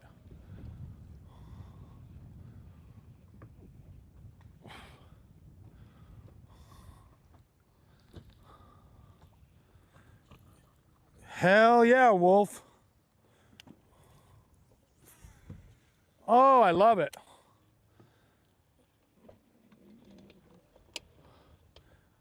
We might go to black doing this. I want to thank everybody for coming out. We're going to wear the battery down to 0. So those of you that are watching, we're going to go until this thing dies. But I had my trolling motor on high still. Wolf of Walmart called the shot. He said, pick up a crankbait and go. And Dave, I'm like, you know what, Dave, that sounds like fun. I'm getting tired of dying out here with a bottom bumping creature bait. See, I can feel that deep trees there. Wolf of Walmart says I'm cracking up in this person's house right now. Listening in on headphones, that probably looks so crazy. Oh, so Wolf didn't get to see that? No, he saw it. Well, Wolf made it happen. Wolf said, hell yeah, hit me up with the collab and I'll run it up. Oh yeah. Yeah, we'll put that, Wolf, we'll make a special segment out of that to promote what can happen on interactive live streaming. Just see it said sending extra wolf.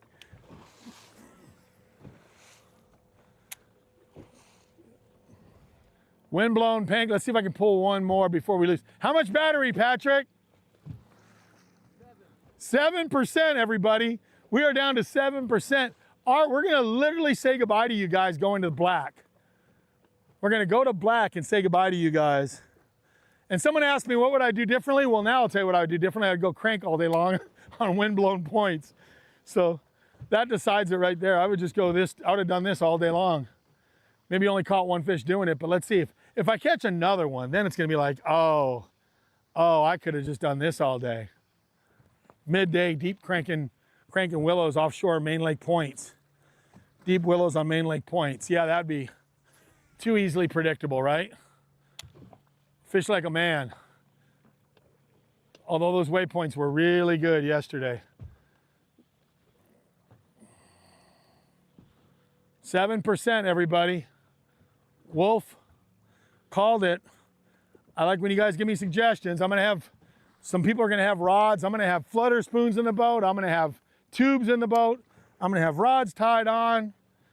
We're gonna have fun doing this every week. Please tell your friends. I want this to catch on. Interactive live streaming is pretty cool. When we can all do this together, like, you know, we're over here talking and then one of you guys, it was really cool when we were up the river and someone said, hey, would you flip those trees over there for me? Heck yeah, I'll flip those trees for you. Why not? I'm going down a bank flipping willows and all of a sudden there's a bunch of hardwood. Someone goes, turn around and flip that hardwood. Okay. Didn't catch anything. But Wolf, he came through. That fish was out off of the end of that grass too. I hit an outside, what happened with that was I hit an outside willow and I came off of that willow and that fish ate it.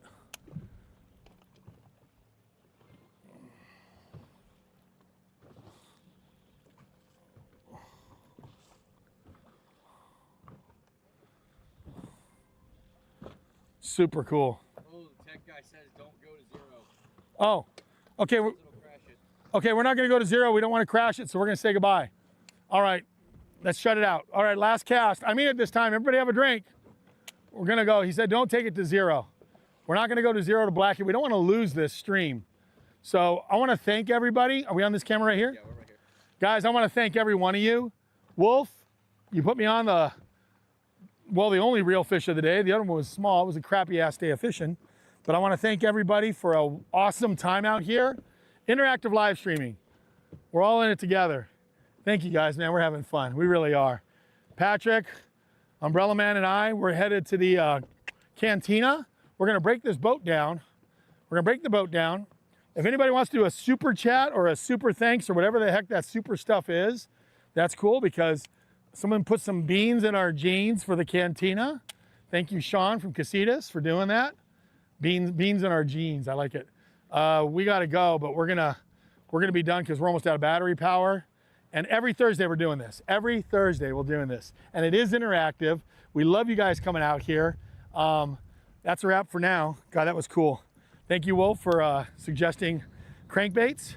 On the wind-blown points is where I decided to go with it, but go out with a crankbait. So, Tech Guy, we are shutting it down now. Every single Thursday. And join us right now on TikTok in about 40 minutes. We will be at the cantina. And if you guys want to come back and visit us there, that'd be great. Patrick, thank you. Fred, Corey, thank you. Everybody that watched, appreciate you guys. We are out, we are done, goodbye, and that is it. Game over, baby, game over.